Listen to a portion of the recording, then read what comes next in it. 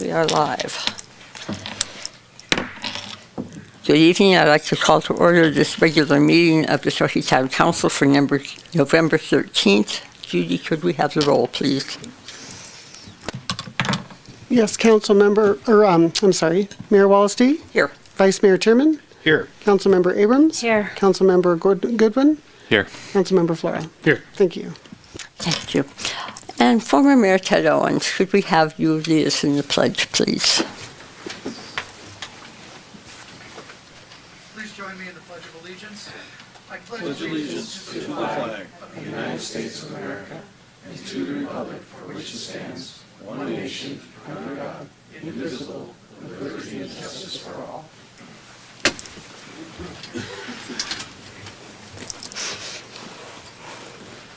Thank you, Ted. This is a time for public comment. Anyone wishing to address this body with any matter not on tonight's agenda, please step to the microphone, state your name, and you have 3 minutes.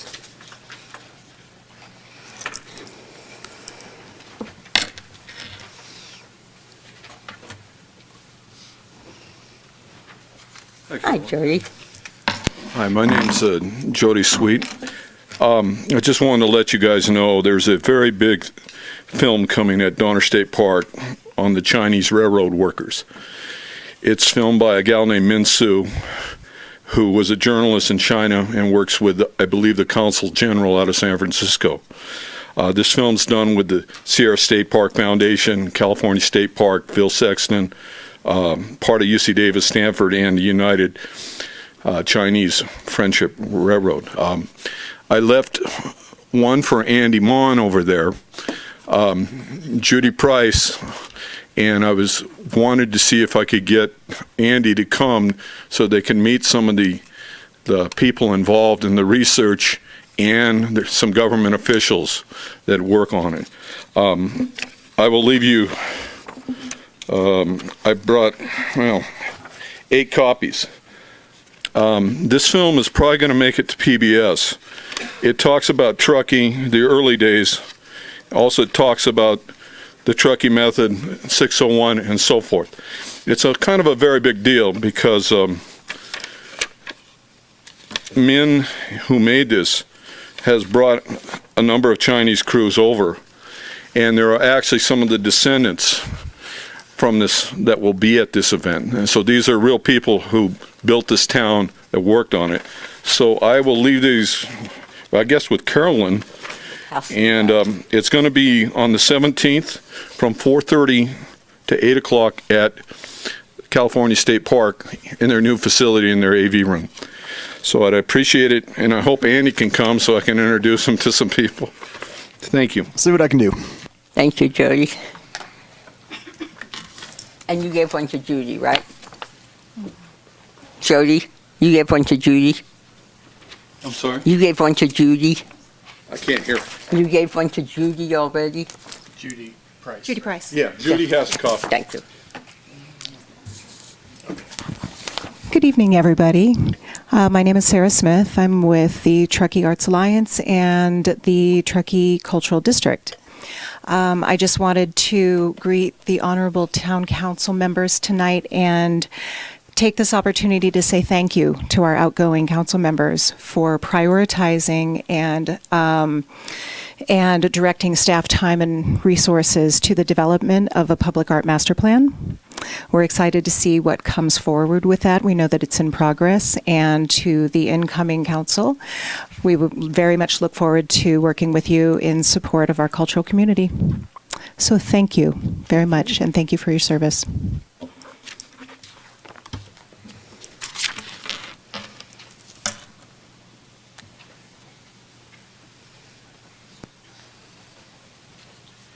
Evening, council members. I'm Rory O'Farrell, Truckee Tahoe Community Television. I'm rising to the issue of a proposed rulemaking at the Federal Communications Commission that would drastically alter the support to public access media centers like Truckee Tahoe Community Television.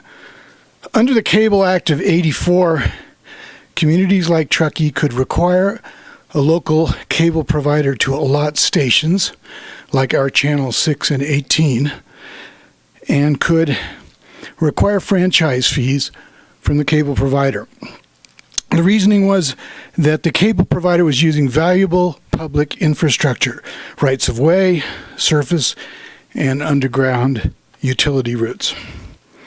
Now the cable providers, with the help of the FCC Commission, would like to assign a value to these channels and to other services like free cable access to schools.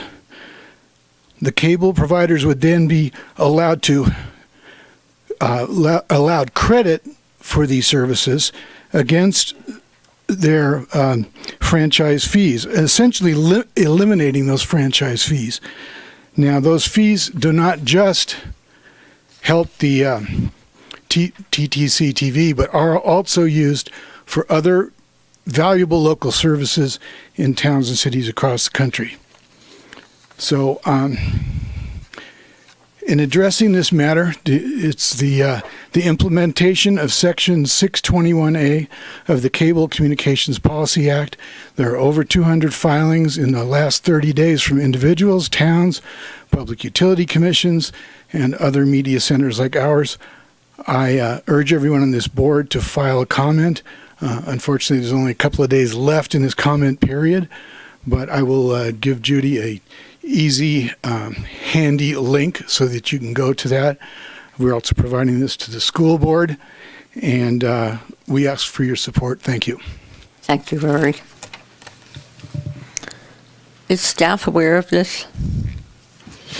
I'm aware of it, and the comment period closes tomorrow. I mean, as Rory said, the idea is that cable companies would be able to assign a value to the provision of a public access channel. Then they would reduce the 5% franchise fee that we get by the value that they've placed on the channel. So what a lot of people are expecting is that municipalities largely will say, never mind, we don't really need the public access channel, so as to preserve the revenue. Alternatively, they could say, yes, please continue to do the public access channel and give us less money. Okay. And tomorrow? Tomorrow. Wow. Okay, thank you. Anyone else? Seeing none, the town has a public comment.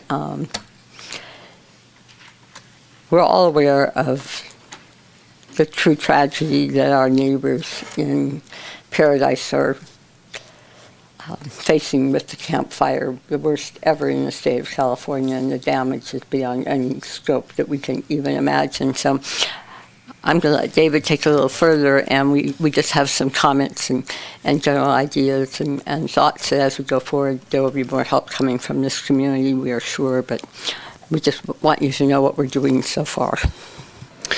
Yeah, we certainly all feel for the town of Paradise, and it's a real sort of reminder of what can happen anywhere. So we are doing some things to assist the town. Our town manager, Jeff Lux, has reached out to the administration of the town of Paradise to see what resources we can offer, resources such as engineers and inspectors to help on the ground. We've done that in the past, and certainly are offering to do that here again. And then Kim Zurich, I think, Morgan, this was your suggestion, reached out to Airbnb and HomeAway and other such organizations to see if we can facilitate having boundaries changed to include Truckee as in a so-called disaster lodging zone, which will help facilitate folks who've been displaced in the town of Paradise in terms of finding lodging relatively close by. So we're working on that front, and then I know our town attorney, Andy Morris, has also reached out to the town attorney of Paradise to see what assistance we can offer on the legal side. So we are doing things, and I think some of the nonprofit organizations, the Tahoe Community Foundation, for example, has a website, has a link, and has reached out to the community offering ways that we can all help as individuals also. So a lot, I think there's a lot we can do, and we certainly, our hearts go out to the families and victims in the town of Paradise. Thank you, David. And I believe the Airbnb did change the parameters today. We are now included in the emergency. So if you have an Airbnb and you would like to offer it up for housing for people who have been hit by this disaster, Tim, maybe you can give them a little more information on that. But I would go on the Community Foundation website. There's a link there. That is only folks who are registered and using Airbnb as their short-term rental facilitator. We are, like I said, reaching out to Home Away, and Host Compliance is helping us with that. So more news as we get it. We also reached out to Paradise because they have the same software that we have, so to see if we could run payroll for them or to do any other back-of-the-house things if they needed it. thank you. So, yes, stay tuned. There will be more opportunities coming up as we get a little further out from this tragic disaster. Okay, with that, we will close public comment and move to presentations. Jeff, I think you're going to do employee awards and incentives. Yep. Thank you, Madam Mayor. This is one of the more enjoyable parts, I think, of the job for me and for council. We have one nomination, but 3 individuals who were selected for an incentive award this year. And for those of you who don't know, we do this every quarter. We have a quarterly kind of all-employee get-together, and we get together and have a lunch or spend some time. And one of the pieces of that are some really looking for some special incentives, and we do offer some modest gift incentives as well. I'm going to read this because I always get it wrong if I don't. So the nomination was from Becky, our engineering manager. And we want to nominate Scott Mathot, Yumi Don, and Drew Jack. Drew and Scott are engineers, Yumi a planner, for employee incentive awards for their work on the rail yard Phase 1 infrastructure. It was a large project. They worked together to review plans, make decisions that ultimately resulted in a great-looking streetscape. They exhibited teamwork as they worked collaboratively to review the plans, also worked collaboratively with the development team and property owners. They had to push to get some of the streetscape improvements designed to their satisfaction. Examples of this are the rail detail in the sidewalk and the bench types where the constructability and long-term maintenance was an issue and had to be worked over a number of times. But in their quest to achieve excellence, they did not back down, and the rail yard is a better place for it, a space the entire community can enjoy. All 3 of them took genuine ownership of the project. Drew and Scott's communication with some of the difficult property owners on Church Street also demonstrated accountability, transparency, openness, and integrity. They both have a knack for having difficult conversations while still maintaining open communication and good working relationships. So congratulations to our 2 engineers and planner and all the other people who've been working on the rail yards. And if you haven't been out to the rail yard, it looks a little different than it did 6 months ago. Very different. Congratulations to all 3 of you.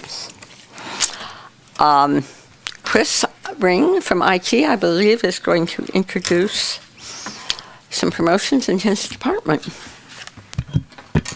Hello, my name is Chris Ring. I'm the Information Technology Supervisor for the town of Truckee. I would like to welcome Drew Jack to his promotion to the newly created position of Geographic Information Systems / Information Technology Specialist for the town of Truckee. It's a mouthful. I'll just refer to it by its acronym. The GIS IT Specialist position was created in order to move the town forward in the area of all things related to mapping and GIS. This position was identified in the recent Information Technology Assessment and Strategic Plan to support the increasing geographic systems needs of all of the different operational departments at the town. Drew's worked for the town of Truckee since March of 2015, working primarily in the engineering division. With this promotion, he will be a part of the administrative services department in the information technology division specifically. Drew is also working through the sleep deprivation that comes with the birth of his second child, Kieran, who is currently 5 weeks old. So please help me congratulate Drew on his new role here at the town, as well as his new addition to his family.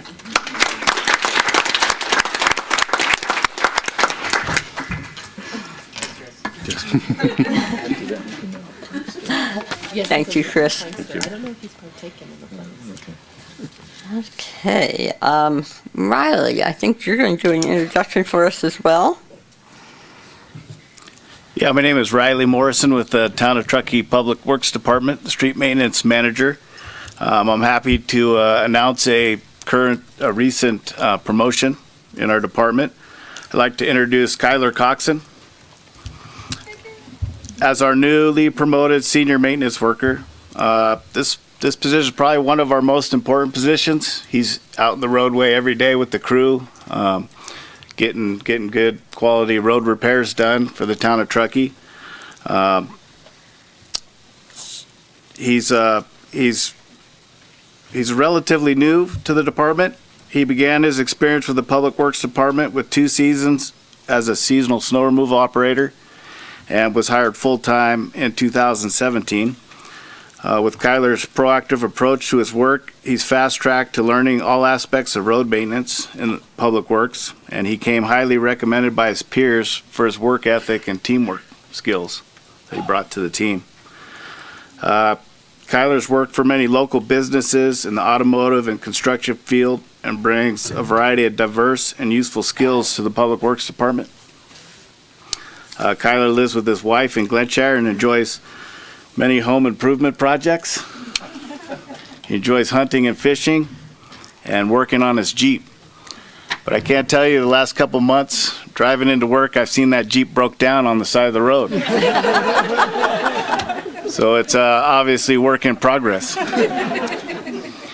He tells me it keeps running out of gas, and it needs a gas gauge. I think we can all relate to keeping our vehicles fueled up at this point. But I think with this promotion might lend a little helping hand for that gas bill. Kyler was born and raised in Truckee, and he appreciates the opportunity to serve our community with high-quality road maintenance projects. And this winter, Kyler will be the lead worker for our night plow operations, and he'll be leading the charge for all the downtown snow cleanup, all the removal of Commercial Row and Brickletown and the new rail yard project. So he'll have his hands full if it decides to snow one of these days. Thank you. Thank you, Riley. Congratulations, Skyler. Okay, our next presentation is Judy Price, who's going to give us an update on the election. But before she does that, I'd like to make a comment in general about this election cycle. 2 very positives, and that was, it was a very full house in candidates and a very civilly and cleanly run race by all participants, which I thought they are to be commended for. And the other item was that I was out very early, like at 7:30 the day after election, and every local campaign sign had already been picked up. The town was clean, and I can assure you that has never happened that quickly before. So thank you for giving us back our landscape and doing it so efficiently and nicely, and that really was an accomplishment. So thank all of you for that. Judy, where do we stand? Mayor, can I make a very quick comment on that? You may. Very timely here. The candidates, I think, generally did not clean up their own signs this year. We had an innovation where we had the Truckee High School Model UN Club decided on fairly short notice to take it upon themselves to sort of create a service project for the town. And they organized themselves, they contacted all the candidates, they got consent from all the races to pick up the signs.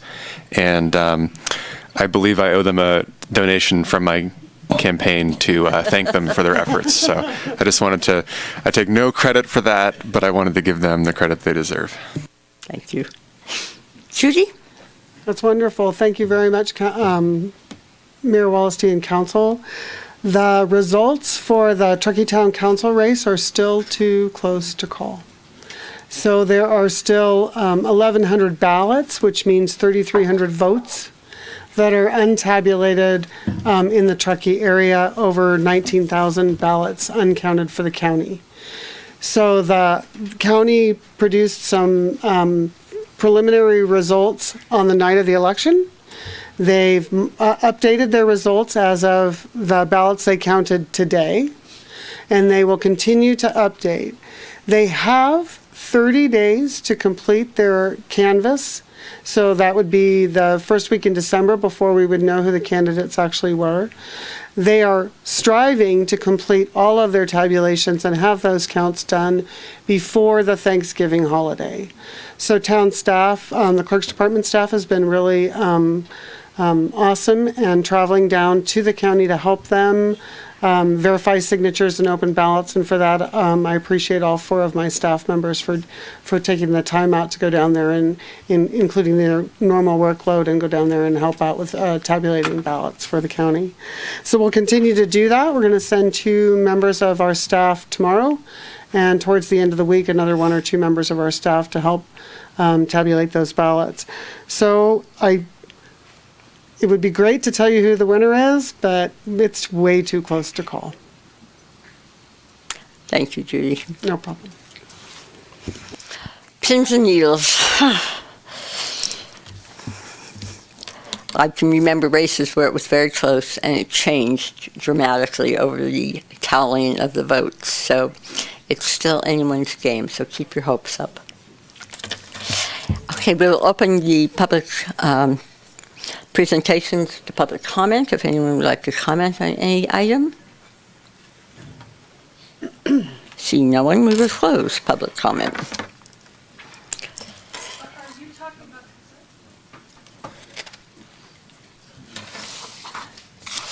And we will move now to the consent calendar.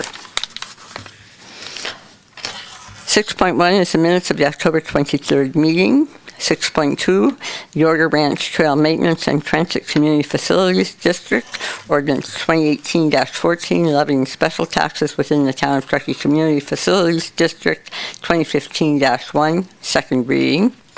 6.3, the Truckee Chamber Integrated Marketing and Communications Plan Quarterly Report. 6.4, Caltrans Transportation Planning Grant Sustainability Community Grant Application. 6.5, second reading of Ordinance 2018-13, 2014-2019 Housing Element Implementation, rezone of the Upper MacGyver Dairy, APN 19-460-42 at 10161 Lavon Avenue. 6.6, Transit Center Relocation Feasibility Study Consultant Contract Award. 6.7, the Solid Waste Ordinance Update. Does any member of the council wish to pull an item? Yes, Mayor D, I'd like to pull item 6.5. Okay. Any member of the staff? Any member of the public? Yes, I would like to pull 6.7, please. Okay, I would entertain a motion on the remaining items. Just one clarification. When we vote on the items, I will be recused from item 6.2. Okay.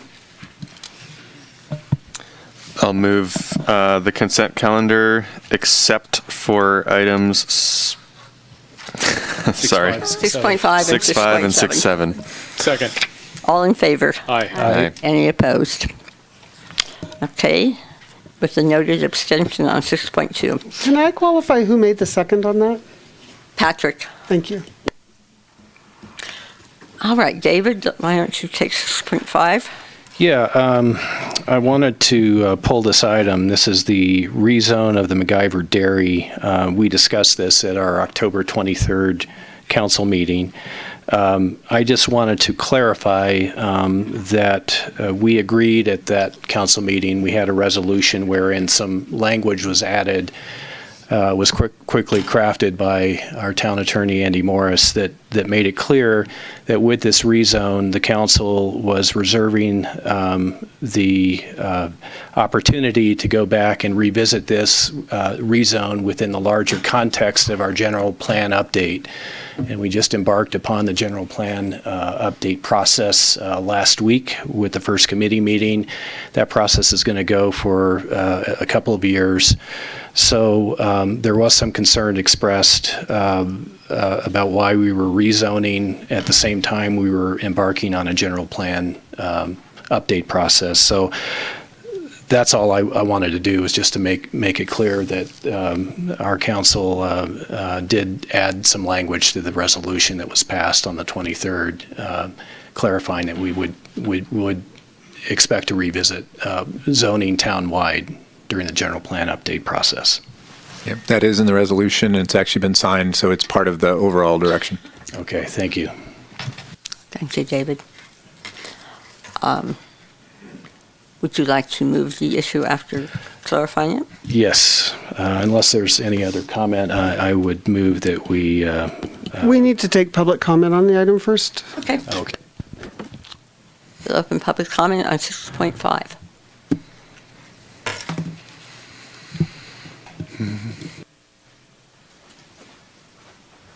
Hi, everybody. Susie Charnay.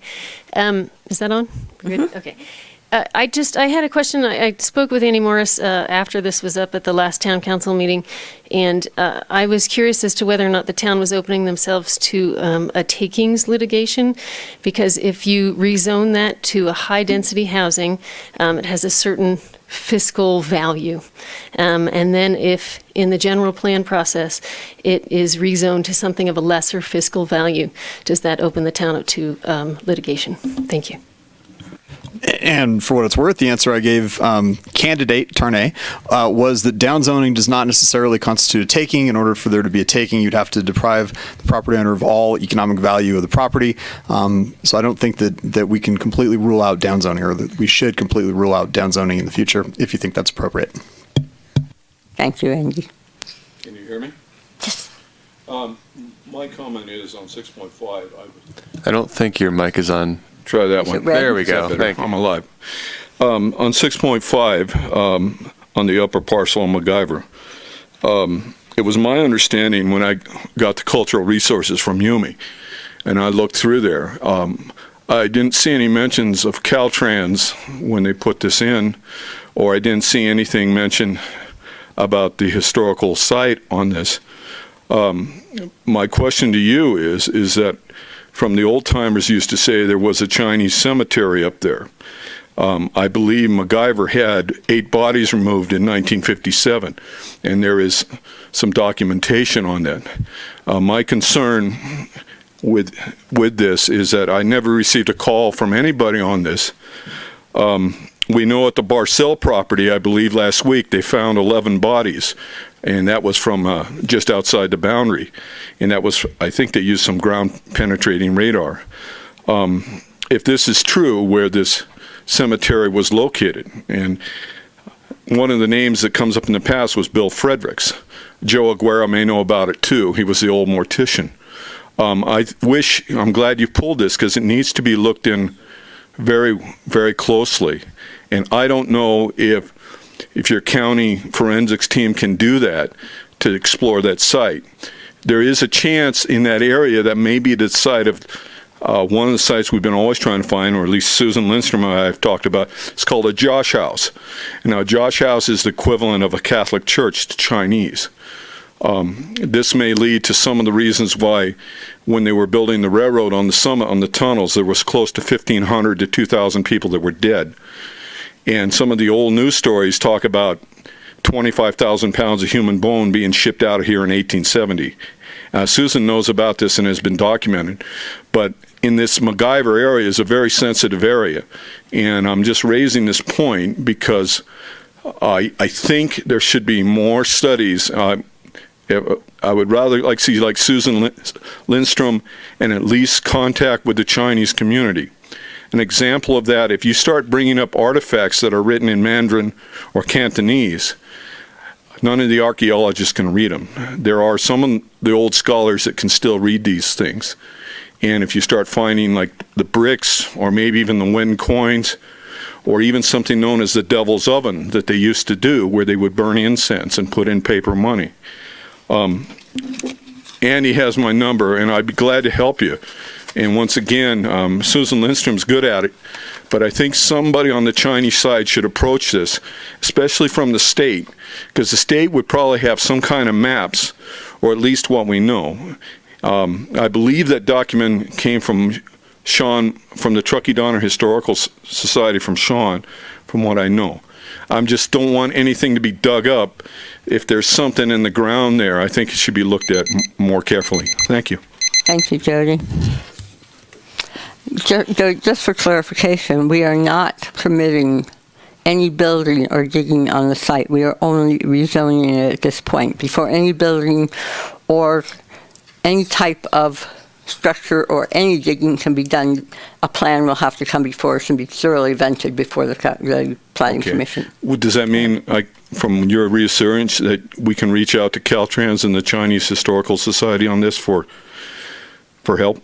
I believe the town can do whatever they want in that context, and you're free to talk to them as well. Yeah, but 80 is right close there. So there was some, I know there was some things with MacGyver on this big time. Thanks. Yeah. Anyone else? We'll close public comment now. Okay, I move that we approve item 6.5. Have a second. Second. All in favor? Aye. Any opposed? Passes unanimously. And 6.7, Emily?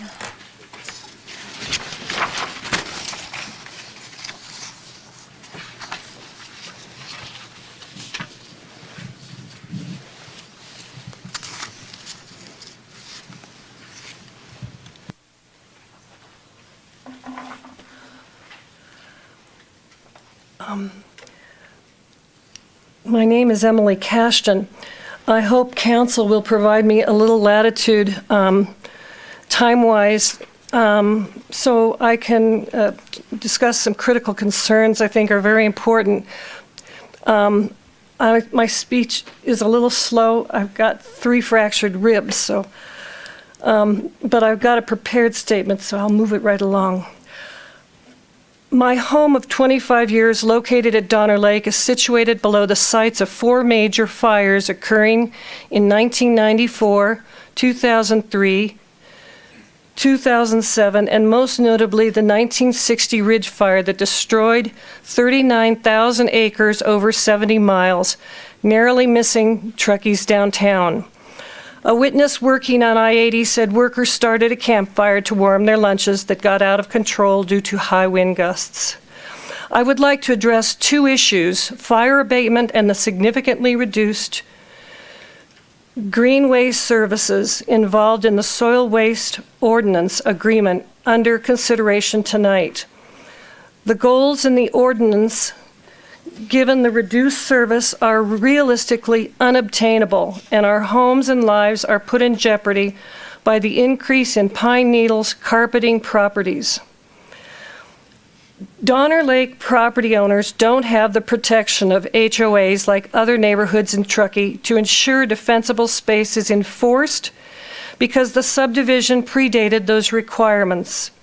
The Donner Lake Property Owners Association, involving 7,000 properties, however, received no outreach from the town regarding the new franchise agreement. My husband attended a September meeting where he felt his input was dismissed. I have written and called TTSD and the town manager starting in September and await responses to my concerns. Donner Lake has the most available and affordable rentals in Truckee because it is largely a second homeowner community with many owners who rent their properties to both short-term tourists and long-term renters who have little incentive to maintain defensible space. And in my experience, they do stupid things like dumping hot coals on my wood steps and throwing lit cigarettes on the absentee owner's ground with pine needles that rarely get raked up. The town negotiated a new franchise deal with the privately owned TTSD that appears problematic for the following reasons. We are afforded 1 can every 2 weeks, extending 4 months only, instead of weekly containers year-round, which was the previous agreement for many years. This is an 80% reduction in yard waste services. Container storages and late container delivery compounded with services terminated in October without proper notice has prevented owners the opportunity to maintain defensible space during this dry, windy season. You need to start wrapping up, Emily. Just a few more things. I'm good. The card we got identifies a start date, not an end date. A lack of oversight from the fire department or town due to a complaint-only policy creates a lack of incentive or compliance from owners or renters. Available help with yard work is essentially non-existent. Dump trips without a truck is a problem, in addition to the carbon footprint caused by owners' dump runs. There appears to be a significant lack of outreach or consideration to the public concerns. I would appreciate the council review of these points and a re-exam of the franchise agreement and related ordinance and better public inclusion. Emily, I need you to wrap up. We've been very Fires generous. occurring statewide can Now. easily happen here in Truckee. Thank you. Thank you very much for your attention.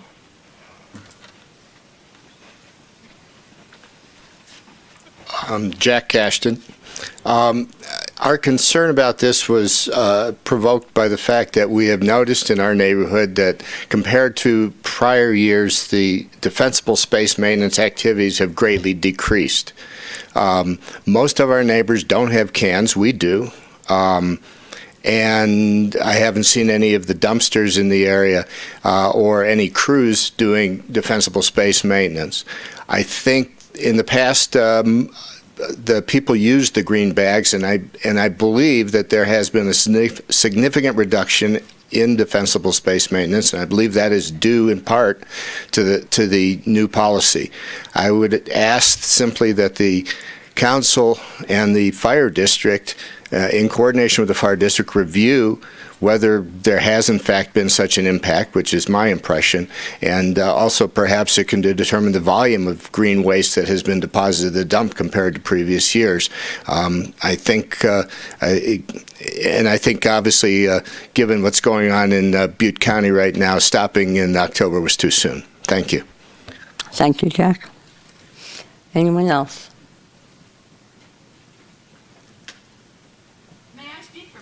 No, we need you to speak into the mic so the people at home can hear you.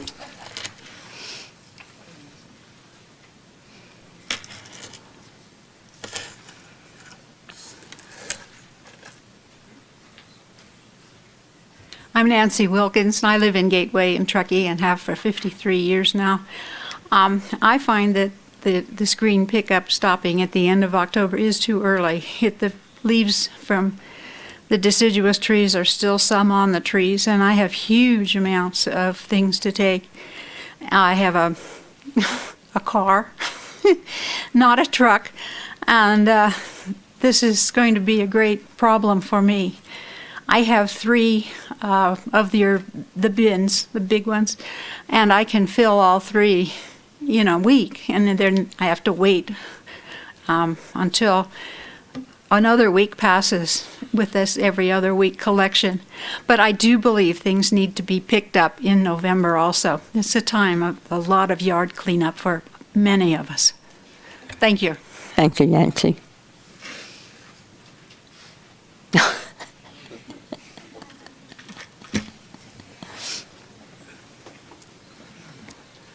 Tom Ballister, Glenshire. Just like to reiterate the previous comments on behalf of all my neighbors. Observation is at least 80% of the trees fell post the last pickup. Thanks.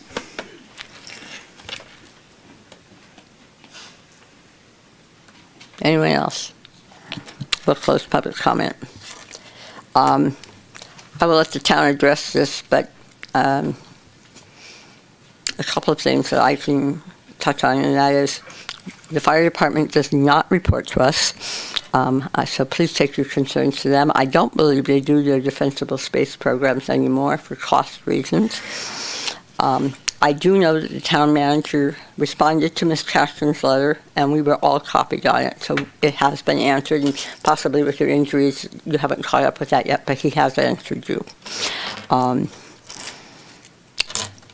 I will let you take over from here, Jim. Thank you. Thank you, Madam Mayor. Yes, we really do wish that we could predict the weather, and as many of us who brought kids up here know, that it almost always snows on Halloween. So we made a decision a year ago when we were looking at this program that it made sense to go until the end of October. We put that on every bit of communication we could think of.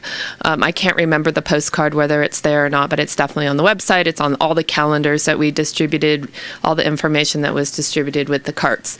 So it would have been great if we had known that it wasn't going to snow, but we didn't. And so we went with what we thought the best information that we had. There are, as we've shared with Ms. Cashton and others who have called us, many alternatives. Folks can fill their regular barrels with their green waste and they will be picked up. They can actually use one of their extra pickups, which would be up to 96 gallons. So everyone gets 4 extra pickups during the year. So you just have to give TTSD notice the night before your pickup that you want to do that. You can put that in bags or whatever you want. They will pick it all up and it will go away. You can also still get a dumpster.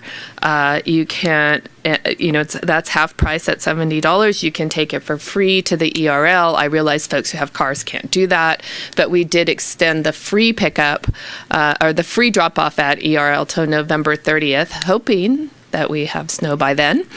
We also did some research on adding an additional route to do the green waste pickup due to the slow arrival of the snow. It was very expensive, and we were running into the Thanksgiving holiday and when people needed their garbage picked up, and then when Glenshire gets their blue carts picked up. But based on it was really price prohibitive. So we did actually listen and look at doing that. So like we've said all along, we're learning as we're going. As far as how we work dates, etc. So I hope people do use the alternatives. Oh, one I did forget to mention is the fire district actually put a $150 rebate out there available for people who had contractors do their green pickup, and I'm not sure if that's expired yet or not, but that was available also. So you just have to have a local contractor do that work. So we're more than happy to help folks who call our Keep Truckee Green line here at the town to find alternatives. Thank you, Kim.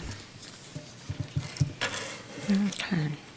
So if I could just add, Yes, being please. the proud owner of 2 currently full bins, because I did not happen to notice which week that stopped on.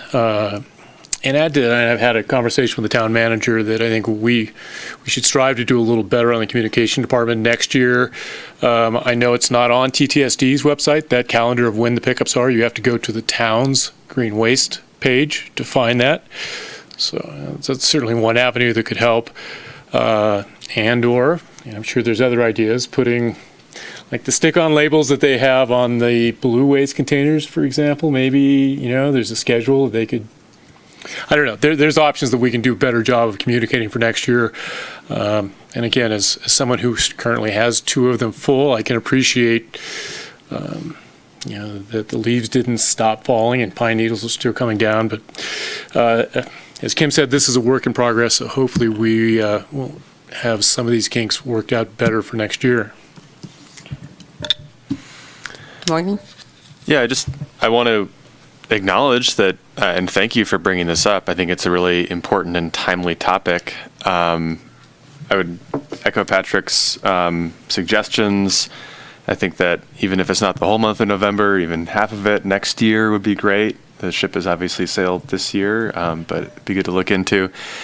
And frankly, I think the idea of seeing how much green waste has been returned to the ERL this year would be great. I'm understanding that record keeping isn't always the best, and Truckee is not the only source of green waste there. I understand that. But I think that the knowing how serious fires are should be an incentive for all of us to look beyond some of those difficulties and stretch a bit further to get green waste picked up. And I think that goes for everyone out here as well. If it means teaming up with neighbors to get a dumpster or finding the friend who has that pickup truck or trailer, I think these are all part of how we all band together to take care of this. I do believe that we will have measurements on how much green waste I'm looking at my experts in the back, was delivered from Truckee. And I want to remind folks, it's not just one can. You can have up to 3 of those very large containers, and they'll be picked up every other week. I just want to be cautious on this year's data because I know I didn't get my cans till partway through the season, and there are a number of people in town that did not get theirs either. So, I think it would be a better gauge if we get through a full summer where all of the cans that people have asked for have been delivered and hopefully used.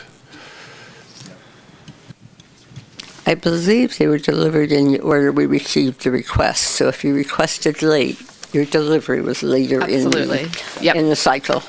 Yes.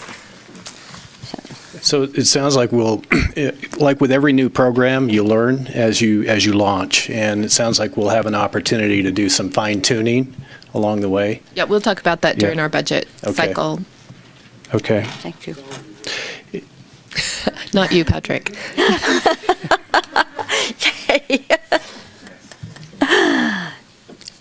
I would entertain a motion on this item. I'll move item 6.7. Second. All in favor? Aye. Aye. Any opposed? Passes unanimously. Okay. We will move to discussion items. Number 1 is a public hearing, the appeal of the grocery outlet development permit. Number 2, development permit sign plan 0.05 floor ratio increase and an alternative workforce housing proposal. Mayor D. It looks like we have a team over there. And yes, you are going to recuse on 7.1 and 7.2. I will recuse myself from 7.1, again, not because of any direct involvement with the grocery outlet, but involvement with another project that includes a grocery store. And then 7.2 as well, there's an overlap with that item with something I am working on in my day job. So I will take leave and I will be back. We'll miss you.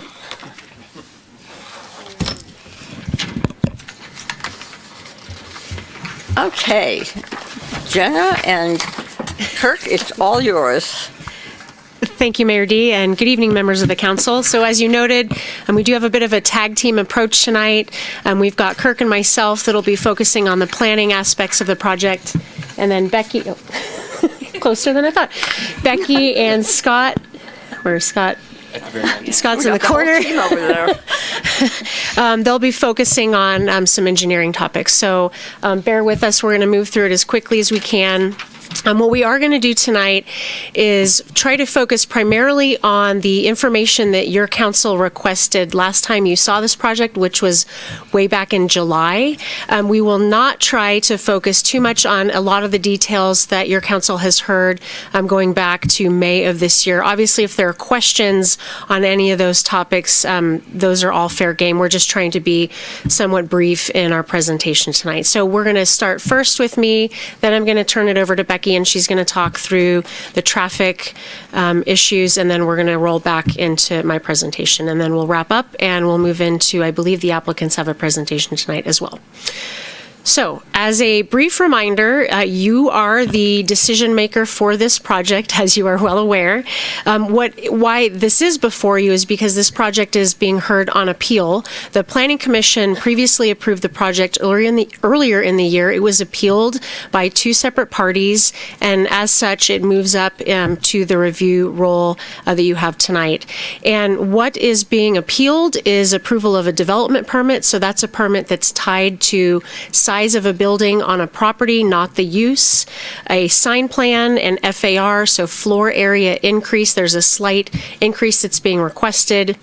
And then what we're calling an alternative workforce housing proposal. And I'll talk about that in a little bit of detail as we move through the presentation. So to refresh your memories, as I mentioned, you last saw this back in July, and you elected to continue your review that night, primarily to allow us to prepare 2 pieces of information for your review, most notably a noise impact analysis and an air quality analysis. And then you also concluded that you wanted the full council to be present to make a final decision on the project, the full council with the exception of Vice Mayor Tierman. Okay, so I'm briefly going to touch on the project details. All of this is in the multiple staff reports that we've forwarded to your attention. What we wanted to highlight are the specific details of the project and then a few other points. So as you may recall, we are reviewing a 16,000 square foot grocery store. This would be for a new grocery outlet located on Donner Pass Road across from the Gateway Shopping Center. What it includes is just under 12,000 square feet of a retail area. So the remainder of that building is for residential uses and storage and sort of back of the house. 3 workforce housing units, and we'll talk about that in a little bit. 57 on-site parking spaces, 6 additional spaces that would be located within the Donner Pass right-of-way, and then what we're calling an improved transit stop. So there is an existing transit stop there. The project proponents are actually proposing to really create a new transit stop in the same location. We are also contemplating a CEQA exemption, and we'll talk about that in a few minutes. And then, as I mentioned, this project was approved previously by the Planning Commission back in April of this year. So these are really just the relevant project details that we wanted to bring to your attention tonight. Okay, so what you see on this slide it's our way of trying to sort of consolidate and group the issues that we have heard going back to May on this project. So the top of the screen here, we focus really on 2 issues that have been raised within the context of the appeals. This would be impacts related to economic impacts and then neighborhood impacts. And what you see down at the bottom are the areas that we have heard raised within our community.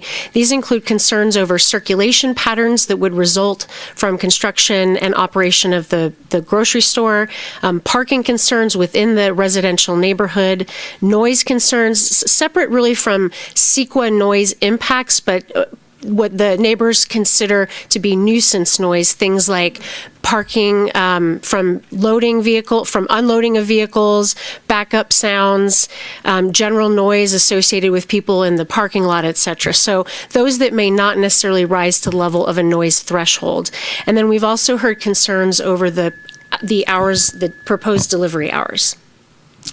And then switching gears, as we discussed last time back in July, there are a number of questions raised about CEQA and the environmental review that is proposed for this project. And in particular, your council asked us to provide 2 pieces of information, like I mentioned, the air quality analysis and noise analysis. And we've included 2 studies that address both of those questions. As we discuss in a fair amount of detail within that staff report, both of those studies have concluded that there are no significant impacts associated with the project, and those are based on studies that were prepared by independent consultants that specialize in each of those topics. Becky, as I mentioned, will talk about the traffic, so I won't go into that at all. And then the bottom of the slide that you see here, these are issues that we've discussed back in May and July. So staff's not intending to address these tonight in our presentation, but certainly if there are questions, we are prepared to answer them. In particular, other questions or concerns that have come up about the project that we talked about earlier were the question of delivery truck movements and how do those work? Are there any interactions that would occur as a result of large trucks pulling into and out of the site? There were questions of, or concerns, I would say, related to police calls for service that are associated with shopping centers or grocery stores. There were a number of concerns raised there. And then there have also been a number of questions and concerns raised about the actual location and is this the right spot or not for a new grocery store? And I'll be talking about that a little bit as we move into the discussion on the findings that your council will need to make.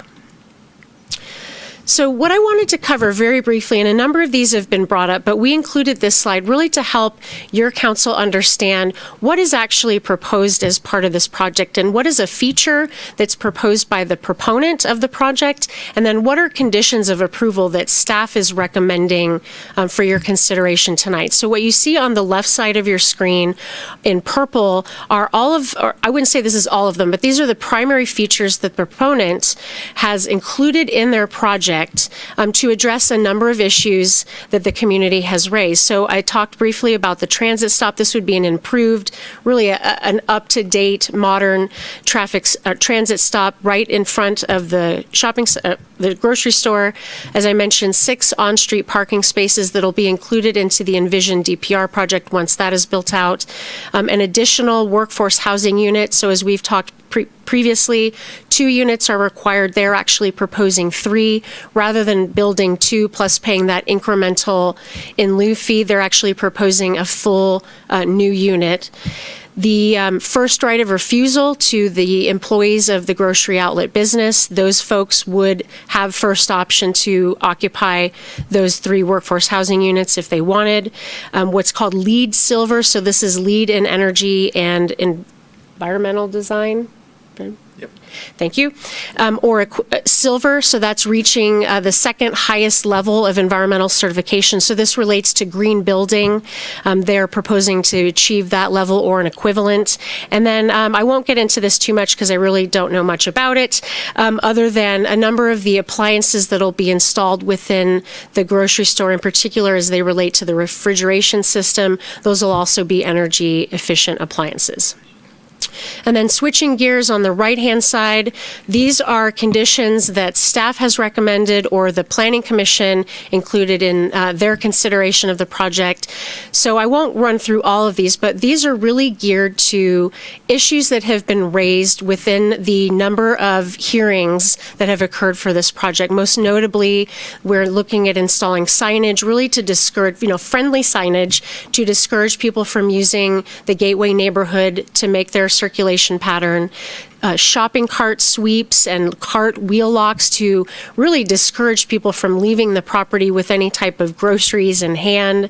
We're also recognizing that the neighborhood will have access to the store's information, so if there are issues that the neighborhood is experiencing, they'll be given the store manager's contact info.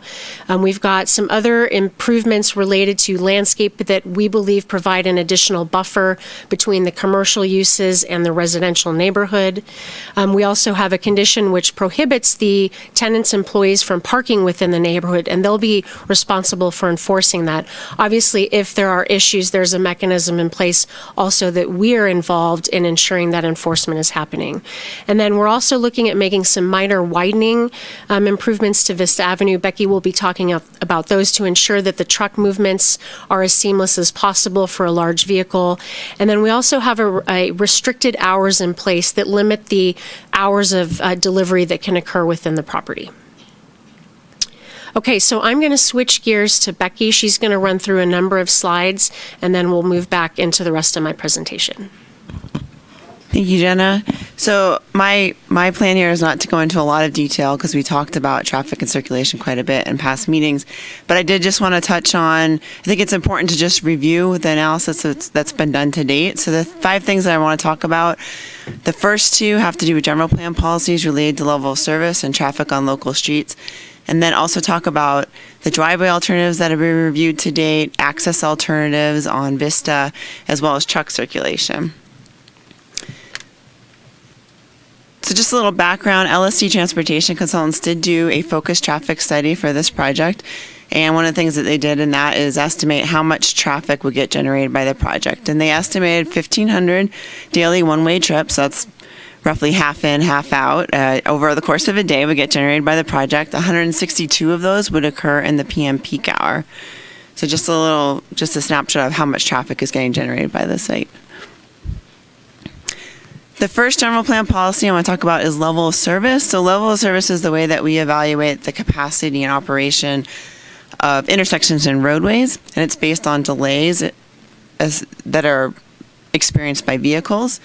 Our general plan policy for areas outside the downtown specific plan area says that we need to maintain a level of service D or better, but it also says that for individual turning movements at unsignalized intersections, so these are stop-controlled intersections, the level of service can reach an F and still meet our standards so long as there's not more than 4 vehicle hours of delay. And we've talked about that a little bit in past meetings, that essentially what that means is you take the number of cars that are making that movement, you multiply it by the average delay that's experienced by each vehicle, and that's, as long as that number doesn't add up to more than 4 vehicle hours of delay, your threshold's not exceeded. And that essentially equates about an average queue of 4 vehicles. So based upon the analysis that LSC did, they looked at the site driveways at Donner Pass Road and the Vista Donner Pass Road intersection and found that the level of service standards were not exceeded with the project. So that threshold's not exceeded. The local street policy, there is a policy in our general plan that says that a project's allowed so long as it doesn't, or one of the thresholds is that it can't increase traffic on a local road by more than 1,000 daily trips. And then there's some other language about if it does, that it can't increase that traffic by 50%.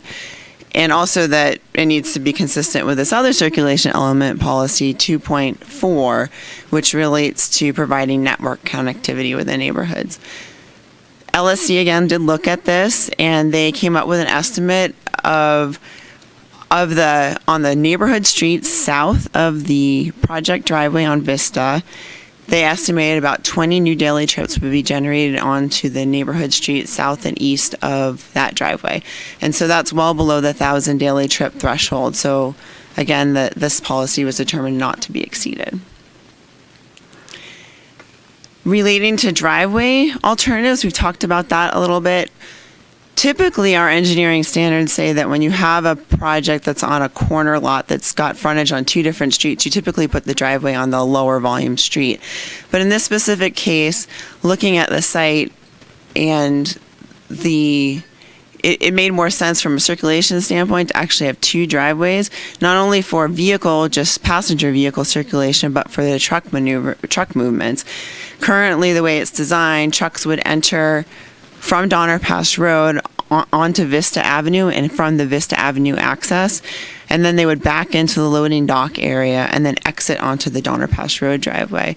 Another reason why there's two driveways is it was a requirement actually of the fire district to provide access on all four sides of the building, and so that's why there's two driveways, and we believe that's the most appropriate to provide good traffic circulation. LSC did look at an alternative that had a one-way access off of Vista Ave, so the trucks could enter off of Vista Ave, and passenger vehicles too, but nobody could exit out that way. And they did do an analysis, and the level of service standards were still met under that alternative. So that's something that could potentially work, but again, it's not it's not the preferred circulation scenario. Another thing that LSC looked at was and this came from a lot of the comments that we got from the neighborhood and a lot of the public comment on what can we do? Can we close Vista Avenue south of the driveway to potentially reduce the amount of traffic that's using Vista? And so LSC did a very qualitative analysis of this, but this graphic, there was a number of different graphics that were developed, but this one, what this is trying to depict is the blue lines are supposed to depict kind of what the current travel route is for vehicles, and the red represents what would happen if you closed Vista. And really, what it comes down to is closing a portion of Vista in either one direction or both directions, while it would reduce the amount of traffic on Vista Drive and entering and exiting on Donner Pass Road. What it essentially does is it requires that traffic to go use other streets in the neighborhood to access Donner Pass Road. So it's really just shifting the traffic to another location. And another thing that happens is, if you look at some of the houses on the southern side of Spring Lane, for example, that might currently use Vista Avenue to access their house, they would be diverted onto Tahoe Drive or Sierra Avenue, and it would be increasing traffic on those residential streets. So it was something that we looked at, but it doesn't seem to be fixing or addressing the issue in a way that we could approve without doing some additional review. It's really just shifting the traffic from one location to the other. And that's why staff had recommended, if it was something that council had wanted to if it was something that council wanted to continue to look at, it would need to be a bigger discussion. It would require a lot of outreach with the neighbors, as well as some of the public agencies like the fire district and the trash company. So the next one. And then the last thing that I just want to talk about is we did have the applicant do a fair amount of analysis on looking at how the trucks would access the site. And we had them look at two major large semi-trailer types of trucks. So what we refer to as a WB50, which is kind of your standard semi-trailer truck, and then a WB62, which is the larger ones, the interstate ones that have the cab over. So those are more significant trucks, but just to kind of look at the worst case scenario. And so there is a condition of approval number 54 currently written in the staff report that requires widening of Vista Avenue by 2 to 5 feet. And we'll figure out the exact width when we do the improvement plan review with engineering staff. But what that basically does is it widens Vista Avenue to be consistent with our current engineering standard for a two-way street, which is 24 feet, and also allows all the truck movements to occur on the pavement without that additional widening. Some of the truck might off the pavement, and so that additional widening would allow all the truck movement to occur on the pavement. So I think that sums up the things that I want to talk about regarding to traffic and truck circulation. We do have LSC in the audience here, so if we do want to get into the details, we can. And with that, I'll turn it back to Jenna. Thanks, Becky. Okay, so switching gears a little bit. So going back to that slide where we had the 3 different boxes. So I'm going to walk the council through the questions that we've talked through on general plan consistency, and then I'll switch gears and talk about CEQA. So the staff reports that we have forwarded to you over the last several months have really focused in on 2 areas where the appellants have raised questions about the project's consistency with our general plan. And in particular, there's a goal in the land use element that's been raised, and then an action item. So what we wanted to do is briefly walk the council through this. There's a lot more information in your staff report, so I'm really just trying to consolidate it for brevity.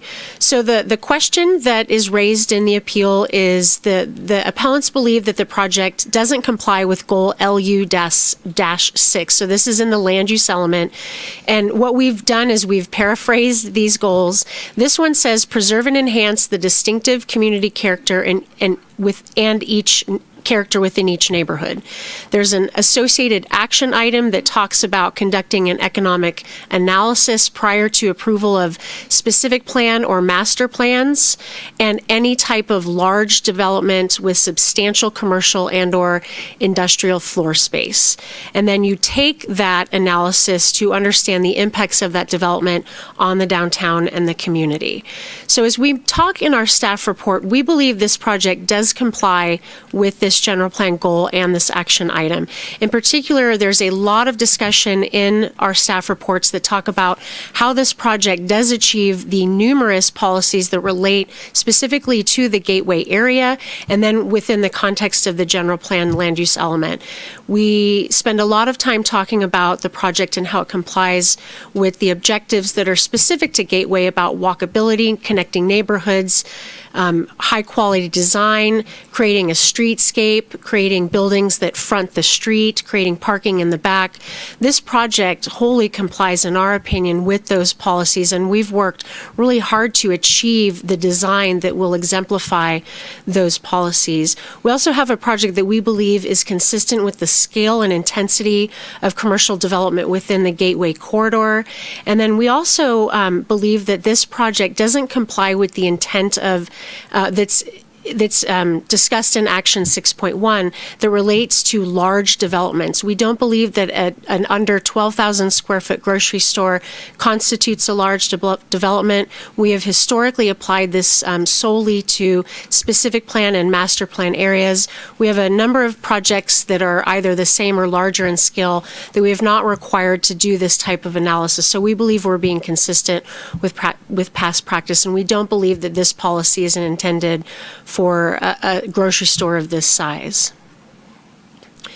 Switching gears, there's also been discussion about a policy and a goal, an action and a goal within the economic development element. So similar to discussion from the last point, this one says that we need to maintain the vitality of downtown Truckee. There's an implementing action item that requires a review of commercial projects outside of the downtown for their potential to draw retail sales away from downtown, and if necessary, we're required to work with the proponent to reconfigure that project so that it complements and doesn't detract from the downtown. As we talk in our staff report, we don't believe that this grocery store will pose a negative impact on our downtown. As we mentioned in the staff report, the downtown generally consists of unique clothing, gifts, jewelry, artists, home decor, household goods. We don't believe that a smaller grocery store will create an impact to that retail landscape that we see within our downtown. We also don't believe that this was intended to apply to a protectionist policy for a grocery store that could be located within the rail yard master plan. That issue has also been discussed earlier in the summer. Okay, so I'm going to switch gears to environmental review, or CEQA. So what we have recommended tonight for your consideration is a CEQA exemption. So this is a process by which we do not conduct environmental review. We determine that the project is exempt from CEQA. There are 32 exemptions within the CEQA guidelines. We believe that the Class 32, which is considered an infill development project, would apply. What you see here are the 5 criteria that a project must meet in order to be eligible for a CEQA exemption. So if we determine that the project doesn't comply with one of these, it automatically does not qualify for an exemption. And what we have done is run through each of the 5 criteria that need to be met. And in order to, once you determine that it is eligible, you then have a project that can receive an exemption. So the first one is the project consistent with both the general plan and development code? As we discuss in length within your multiple staff reports, we believe that the project complies with both the general plan and the development code. Another one relates to, is it located within a city boundary rather than a county? And then, is the site less than 5 acres? Both of those criteria are met by this project. Does the site have any value for habitat, whether it's a rare, or endangered, or threatened species? We have talked at length in the staff report that there, unfortunately, the value for any kind of habitat within the site has been significantly diminished. So we don't believe that that this criteria counts. Would there be a significant traffic, noise, air, or water quality impact? As I discussed briefly earlier, we've done a fair amount of analysis to ensure that no significant thresholds are triggered by this project, so we believe that the project meets this criteria. And then lastly, can it be served by municipal infrastructure, both utilities and public services? And we have confirmed that all of the utility providers are ready to serve this project. So because of this, all of these criteria have been met. We do believe that this project qualifies for an exemption. So what I'm going to do is switch gears and walk the council very briefly through the series of decision points that you will be asked to make in reviewing and considering this project. So what we've done with this slide is we've really tried to boil it down to what are the questions that remain on this project and how do these relate to the findings that the council will need to make. So as I just mentioned, there are no town thresholds that are being triggered by this project, so we do believe an exemption is appropriate. We've had the question of use, and is this an appropriate use at this site? This is actually an allowed use, so one that is allowed by right within our development code. So the use and the location are really not under review tonight because our zoning code has already determined that a grocery store is an allowable use within this zone district. So what that means is the only permit that is required is approval of a development permit, and that is one that focuses on site design and compatibility and the aesthetics of the project as it relates to the surrounding area. And then it's also important to understand that based on our fairly exhaustive review of this process, of this project over the last year and 2 years, we do believe it complies with all of the development code standards, so that's also a finding that you'll be asked to make. And then what we did want to briefly mention is that we have heard quite a bit of comment about the impact that this project will have within the neighborhood and that the neighbors believe it to be character changing. The work that we've done and the analysis that we've looked at and the conditions that we have recommend that be imposed on the project, we don't believe that this will change the character of the neighborhood. Okay, so what I'm going to do is walk you through the 6 relevant findings that your council will need to consider in making a decision either tonight or in the future. First is that the project is allowed and generally complies with all applicable regulations. So talked a fair amount a bit about that. As I mentioned, the use is permitted by right, so it's not a question of is this an allowed use or is this the appropriate location for this grocery store. Our development code, like I said, has essentially already made that decision for us. We also believe the project complies with with all of the development standards. That's an important finding to make. And then we also wanted to note that we believe there's a beneficial modification that's proposed, as I mentioned, as it relates to the workforce housing requirement for the project. Second finding is the project consistent with the general plan? So as I mentioned, we do believe it complies with the general plan. I won't go into a fair amount of detail on how it does. It's all laid out in your staff reports. We mentioned it does meet the design goals for the Gateway area. We don't believe it'll conflict with downtown retail businesses. We believe it is consistent with the surrounding neighborhood in terms of size and intensity. And then we also don't believe that the policy or the action item that relates to conducting an environmental impact analysis on this project applies due to its relatively small scale. So what's important to understand is if your council disagrees with any of these findings with any of staff's recommendations on these findings, the council will need to make findings that are different than the ones that are presented before you in tonight's resolution. So the third finding is the project is consistent with the design guidelines and will not impair the design and character of the surrounding neighborhood. I won't go into much detail here. We make the case in our staff report while we believe the project is wholly consistent with the direction that's set forth within the general plan relating to design, scale, intensity, and neighborhood compatibility. Again, if you disagree with staff's recommendation within your findings, we would suggest that the council state how the project is inconsistent with the design guidelines and or how it may impair the character of the surrounding neighborhood. This is clearly one the neighbors don't believe the project complies with, and that they have made a case within their appeals that the project would impair the character of the neighborhood. And I would suspect that they'll be here tonight to make their case for that as well. Number 4, won't talk much about this. We believe the project is in compliance with CEQA, that an exemption is appropriate. We have determined that none of the town's thresholds are triggered by this project. So again, we don't believe any kind of environmental review beyond an exemption needs to occur. However, if you disagree with that, you can certainly identify the areas where you believe it doesn't meet those 5 criteria that I walked you through. There are adequate provisions to ensure public health and safety. So as I mentioned, there are a number of conditions of approval that have been incorporated into the resolution to ensure that this finding can be made. The fire district has reviewed this project. They've required 2 separate access points to ensure that they have proper circulation. We've determined that the delivery trucks, we don't expect them to conflict with the school bus schedule. That was something I think we talked about back in May or July.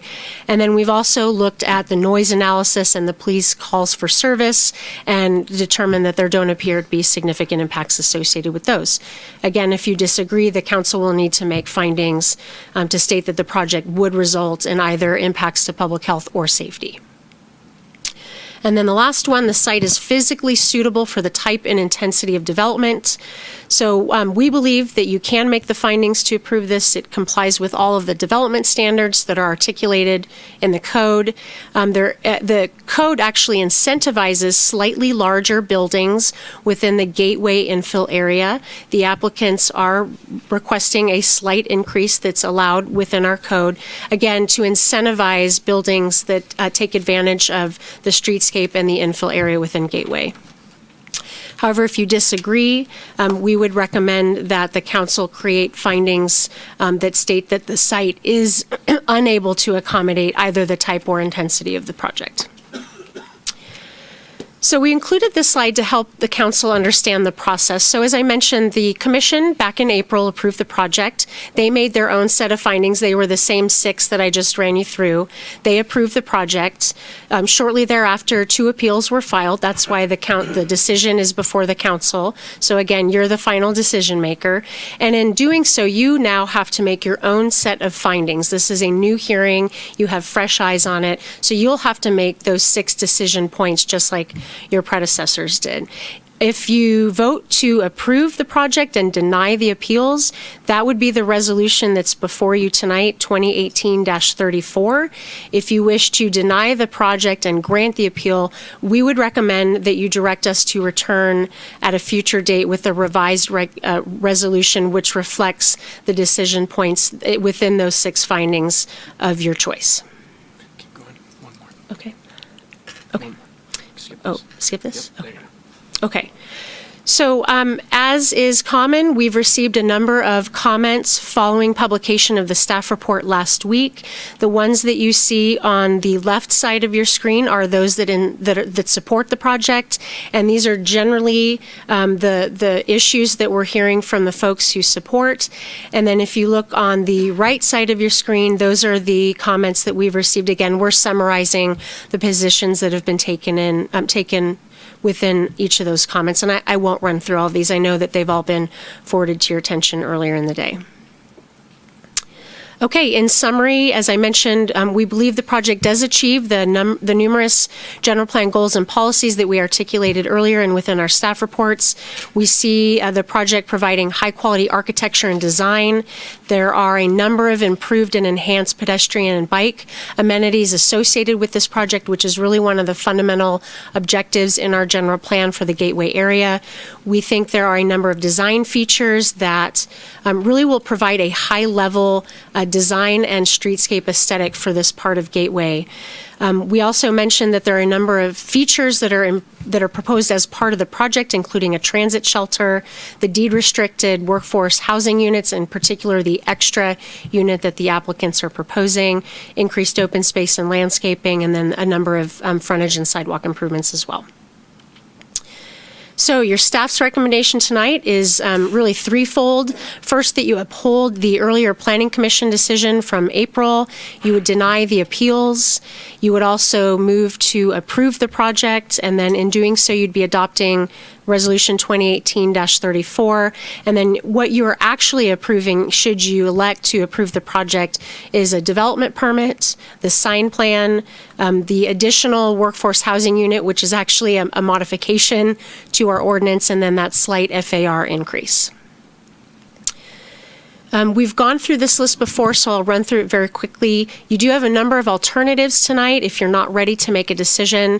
So option one, you've already done 2 times prior. You've continued the hearing. You've requested additional information either from us and or the applicant. There may be questions that are raised tonight that you ask us to provide feedback on. Or if you disagree with staff's determination on your CEQA exemption, then you can direct us to prepare what's called an initial study, and that'll determine what type of environmental document we need to come back with.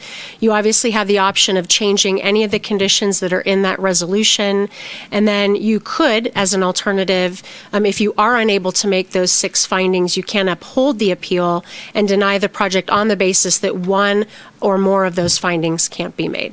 And like I mentioned, if you choose to go that route, we would recommend that you identify those findings that you can't make, the reasons for that decision, and then we'll return with a resolution that reflects that decision.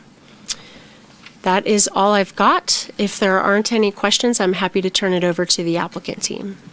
Thank you, Jenna.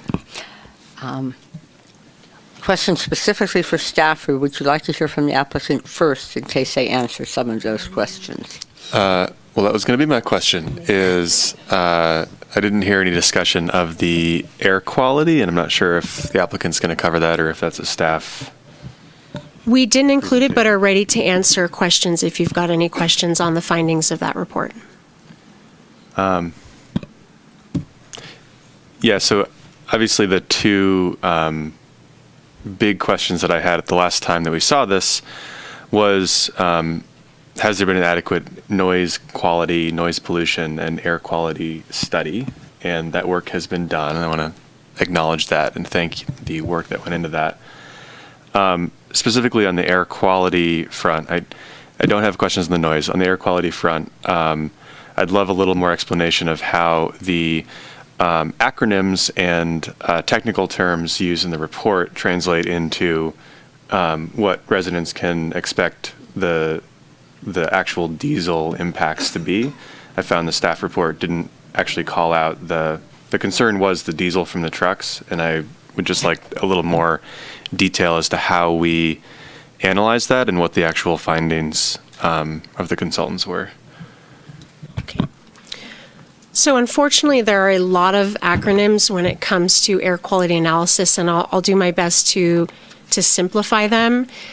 We are in an air basin called the Northern Sierra Air Quality Basin, or Mountain Management, thank you, Wow, first acronym and I botch it.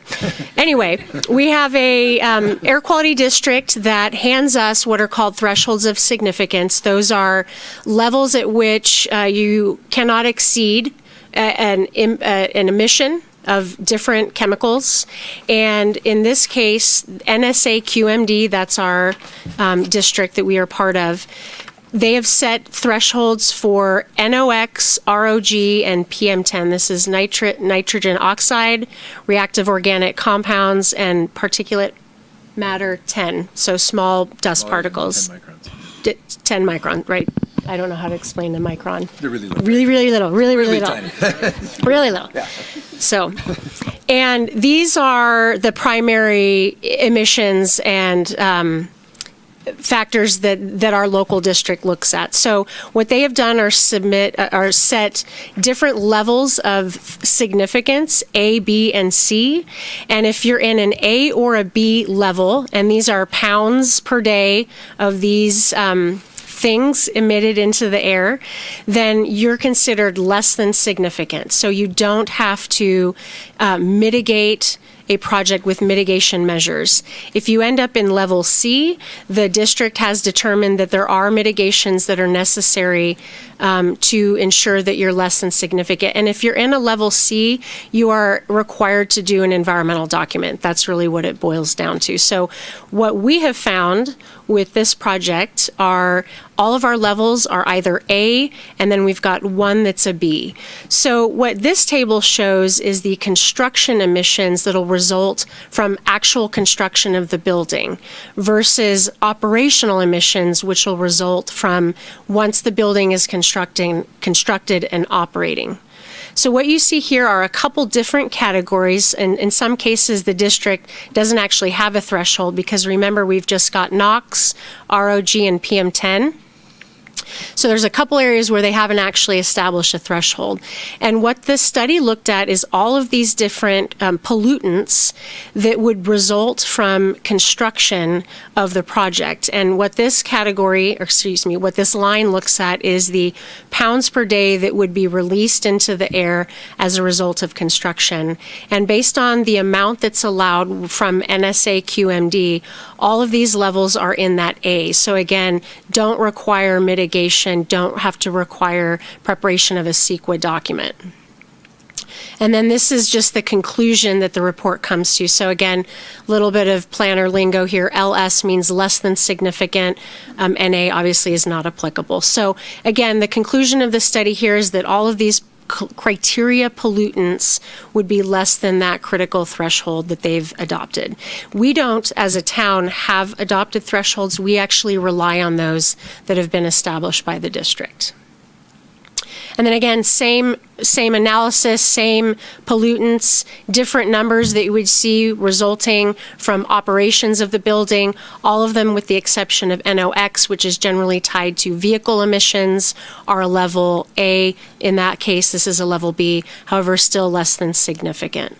So what's hard, Councilmember Goodwin, is how to explain what NOx 32.2 pounds per day, what that means. I'm not sure that I'm probably the best person to explain that. And unfortunately, the firm that prepared this report, they weren't able to attend tonight.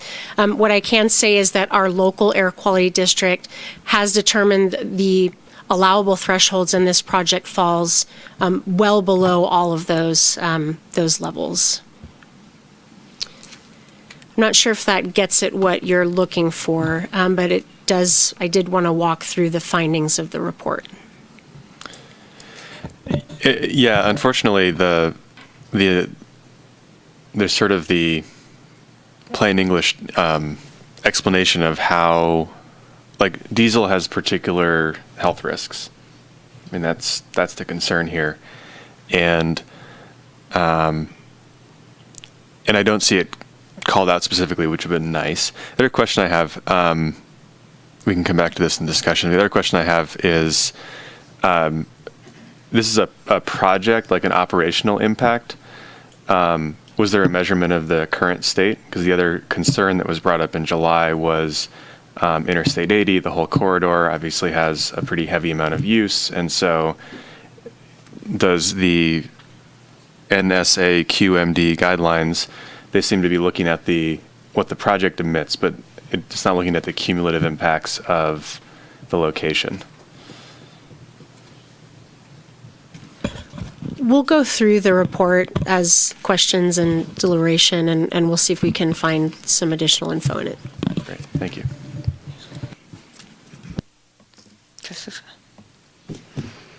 Kind of piggybacking on Morgan's question is also the traffic and the noise impacts and the analysis that's been done. How accurate are these projections, and how often, if this project is to be approved after it's completed, if we find that, for example, the traffic congestion is more than 4 vehicle hours, how do we measure it? How often do we measure it, and how do we enforce it? Does that make sense for these three, for the traffic, air quality, and noise impacts? And I don't know if that's for you or for the development team, but just to ensure that it really is, that these projections really are going to be aligned with what the reality turns to be.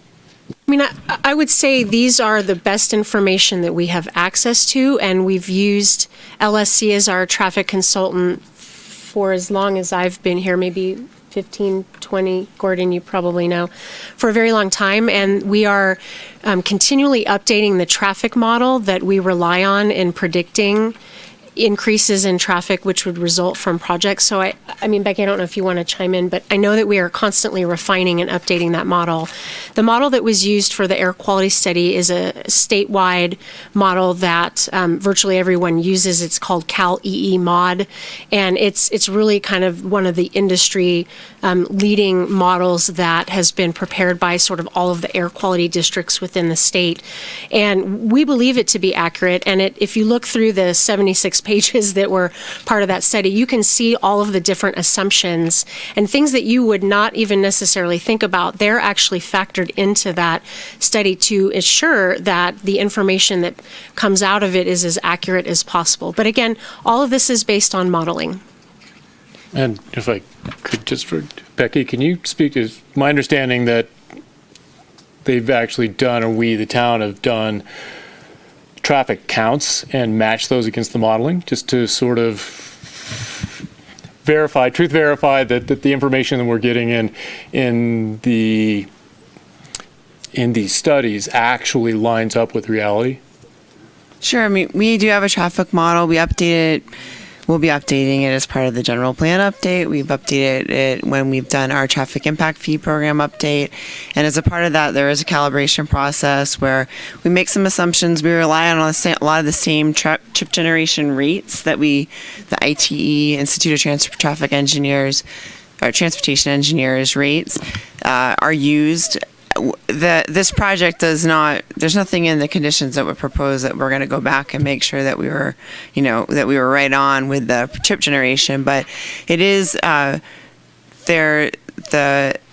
traffic generation is based on a number of different data points that's collected by the Institute of Transportation Engineers for various similar types of project grocery stores, and it's proven to be relatively accurate with our modeling.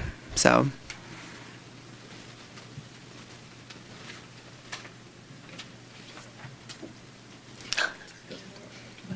Okay. Okay, well, Morgan touched on mine, and that was the cumulative emissions.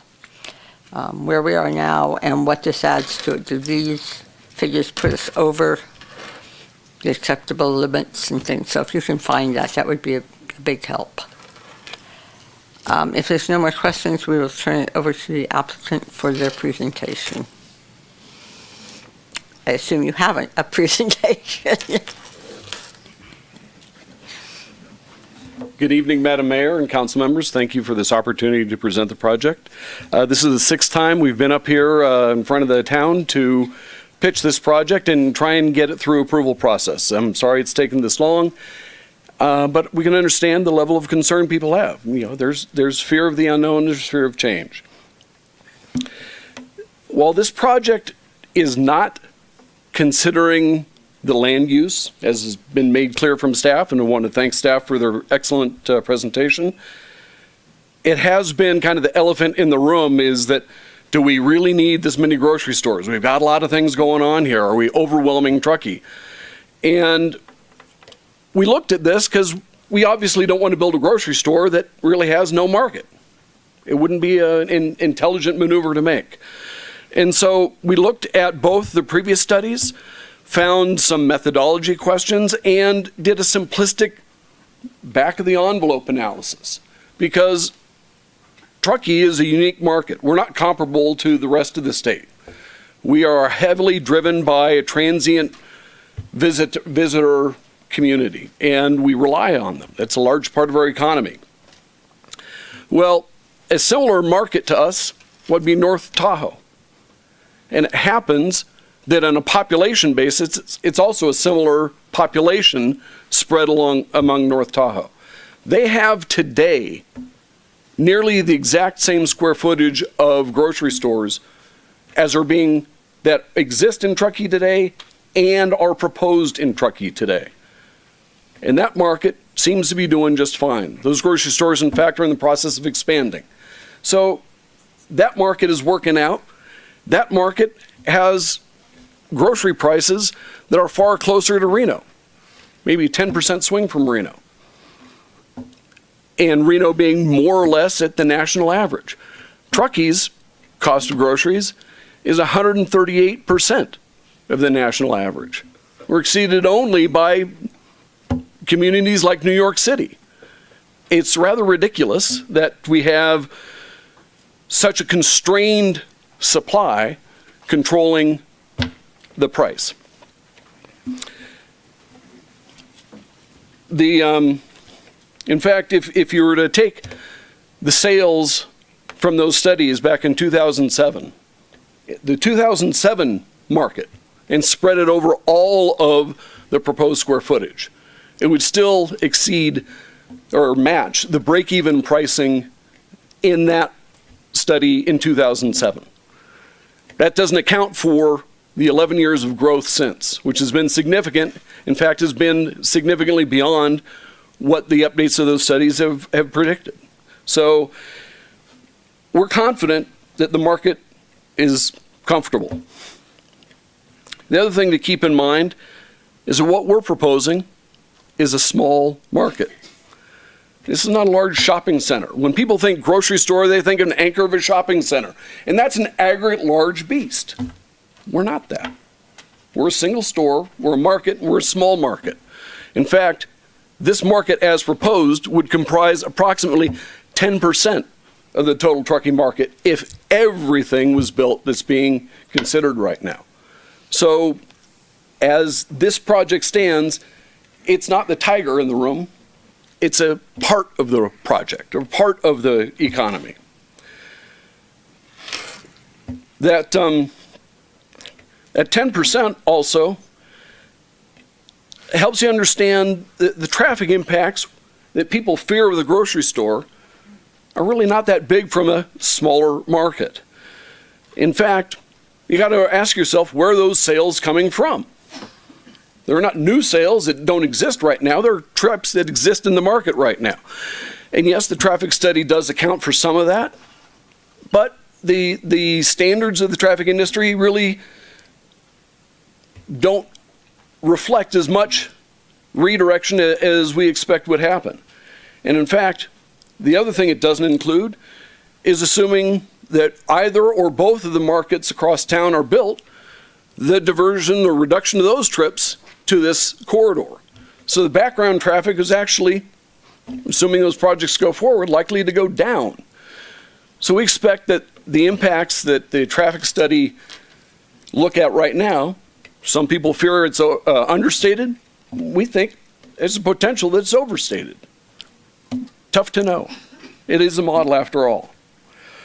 And the other point on the Vista closure, one clarification I'd like to make is the model is talking about 20 trips generated from the project going south on Vista. 20 trips. That closure, which would inconvenience all of the neighbors in that area and force them over at least one street, is to avoid the impact of 20 trips. Then there's concern that this location is not appropriate. We've got too many stores here. Well, it's a commercial corridor. The general plan and the code incentivize development of intensity in this area. The town long ago established their priorities, and this is in line with that and a little bit less than those incentives were laid out to do. So we've kind of followed the rules as been laid out for us. Surprised that there's a reaction that those rules don't actually are not respected by those that fear that development. Beyond that, we've done a tremendous amount to make this project compatible with the neighbors. There's been a series of public meetings. We had a meeting with them before the first application. We've, based on those meetings, the traffic study and concerns, we've modified the plan in several ways. In fact, the traffic study originally looked at us and said, you know, the original plan that had one driveway on DPR, one out, and one on Vista was adequate, was not going to trigger impacts. And the neighbors expressed their concerns, had an idea that we expand the Donner Pass Road driveway to allow 2 exiting lanes, and we did. Even though the impact didn't say we had to, they expressed their concerns, we modified the plan, that's what we're bringing forward. So that and several of the other conditions you've seen really go to the lengths we've gone to make this a compatible project. And to discuss that design and that compatibility to a little bit finer detail, I'd like to introduce Eli Meyer from MWA to go through that. Thank you, Pat. Kirk, if you could put up the presentation. So while he's putting that together, the staff report was so comprehensive.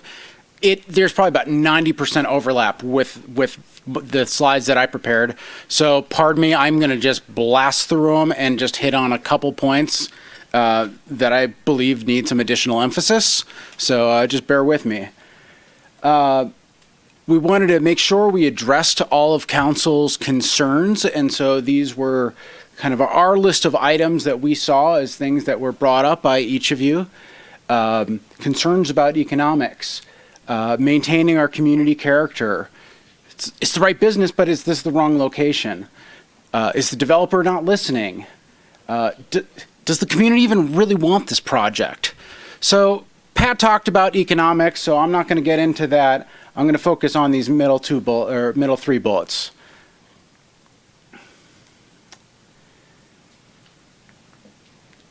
And this little clicker does not seem to work very well. Kirk, could you provide some assistance and just flip when I say next? Oh,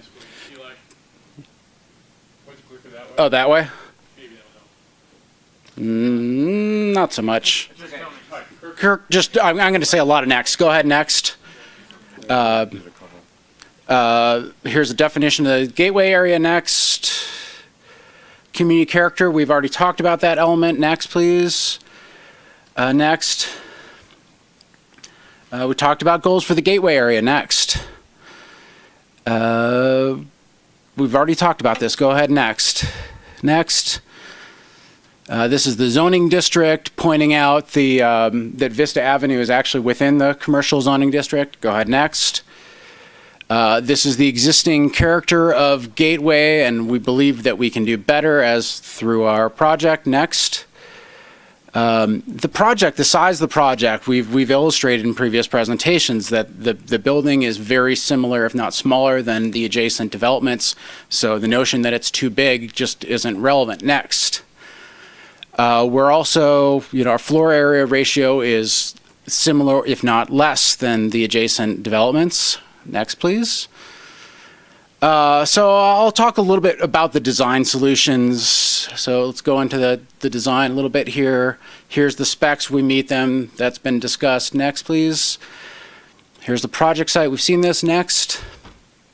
It's a close-up of the workforce housing over parking to increase our density, to reduce our impacts, and provide voluntary covered parking for the residents. Next, please. pedestrian forward design. We put a lot of work as directed and coordinated with staff to achieve a pedestrian friendly design to achieve the goals of the community. So next, please. In the economic policies, there's a statement about improving the quality and character of development along Donner Pass Road in the Gateway area, including improvements that encourage a pedestrian-oriented environment that facilitate walking and bicycle use. This is in the discussion about economics specific to Gateway. Next, please. We talked about the transit stop. Go ahead, next. Okay, so one of the issues that has come up and has driven a lot of political or public discourse was this petition that went around, and staff did not acknowledge it as being a valid process. But Morgan, you've expressed really concern about the passion of the neighbors and of the community, and that you're really inspired by this. And, you know, I really want to point out that, you know, the basis of this public opposition is based on a very short description of the project without much information, but it makes really severe allegations accusing our project of not being sustainable. And so as the petition was written, our community has demonstrated repeatedly in the last year that sustainability is a primary concern. This project is a step backwards for town sustainability. Now, we have done extensive efforts to make this building as environmentally responsible as possible. And I personally have spent the last decade promoting sustainable practices, green building practices in this community. And for someone to come along and allege that our project is somehow not sustainable and just throws that word around without any basis, I'm frankly offended. And so, Susie, when you have your public comment, I encourage you to talk about why this project isn't sustainable. I'd like to hear some clarification on that. Next, please. This is talking about the Green Chill program for the operations. Grocery Outlet has a program to reduce environmental impact from their buildings, specifically with refrigerant management, but also extensive energy efficiency systems. Using the energy that comes, you pull the heat out of the refrigeration cases and use that to heat the building. So instead of wasting the heat and blowing it out the roof, they take the energy and they recycle it in the building, and so it makes it for a very efficient building. Next, please. As mentioned before, we've incorporated all sorts of elements from the LEED system for green building, for location and transportation next, sustainable sites next, energy and atmosphere next, materials and resources next, indoor environmental quality next, innovation and regional priority. So all these things, I'm happy to go into detail, but this would take a lot of time. But we have all these elements that we've incorporated into the building, and we're happy to discuss it if there's any questions. Next, please. So one aspect of the project that we incorporated is a flexible design. This was something we voluntarily took on due to concerns about long-term uses of buildings. And Councilmember Abrams had brought up concerns that our decision to make the building flexible and somehow represented our lack of confidence that there was a demand for groceries, and somehow it weakened the design by incorporating flexible design for future uses. Next, please. So we'll see when the slide toggles that the building is designed to have storefront entrances all along the building in the event that the single-use tenant, the grocery outlet, decides to move on. What I found fascinating when I was reviewing the documents for the rail yard master plan, incorporated in each of the districts is a statement saying buildings should be designed with flexible spaces to support transitional uses that will evolve over time as the market permits, allowing Truckee to grow organically. This is a high level of design that we chose to incorporate into the project, and I just want to acknowledge that, first of all, that the rail yard master plan is really sophisticated, and we're taking those cues and incorporating it voluntarily into this project. Next, please. Here's a storefront entry with a grocery outlet. Next. This is what it would look like if we incorporated multiple tenants. Now, it could be broken down all sorts of different ways: 2 tenants, 6 tenants, 3 tenants. It really just depends. It's flexible. The building is designed so there is very minimal interior supports. Lots of details into it that I don't need to get into. Next, please. So when we talk about sustainability, a lot of us just focus on the environment. How are we minimizing environmental impact?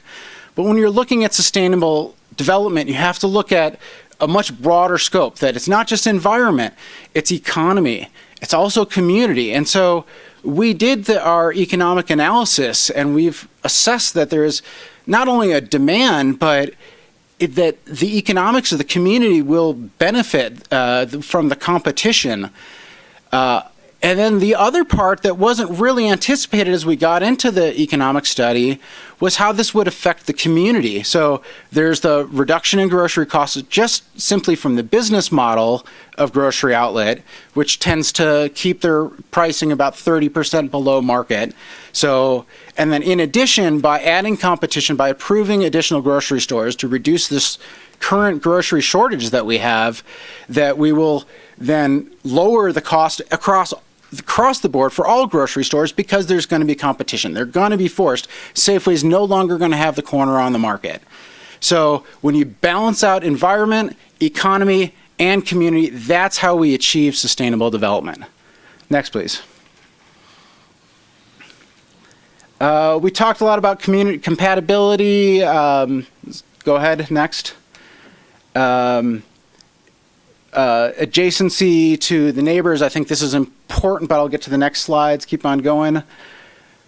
The sensitivity by design that Pat touched on, and also in the previous, in the staff report, that we locate our commercial activities farthest away from Vista because we recognized that was a sensitive area. We put dark finishes on the building to reduce the visual impact to the neighbors. We did not put any windows in the commercial operations that would have lights on late at night that the neighbors would have to look at. We optimized the parking lot for snow removal to minimize noise. Next, please.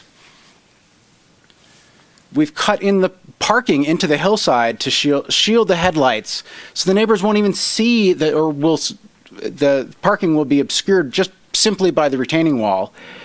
It will also be very effective at blocking noise. In addition, we have a 60-foot open space buffer between the neighbors. We are not directly adjacent to the neighbors. We have a 60-foot open space buffer that's a town-owned right-of-way that will not be developed. Next, please. As mentioned, we added the second lane at Donner Pass Road per the feedback of the neighbors. And then we've also, instead of using this town standard of putting in a fence, we worked through the previous hearings and developed doing landscape screening, because we have that 60-foot natural buffer. The town is going to allow us to go in there and implement additional landscaping within that space. Next, please. This is just listing through all the conditions of approval that we've developed over these past hearings. We don't need to go through these in detail. Next, please. Next. Here's just the site layout showing the open space buffer, and also the open space on the east where we created a natural buffer at Vista. Next, please. This was a graphical study. You can skip through this. Next, next, next.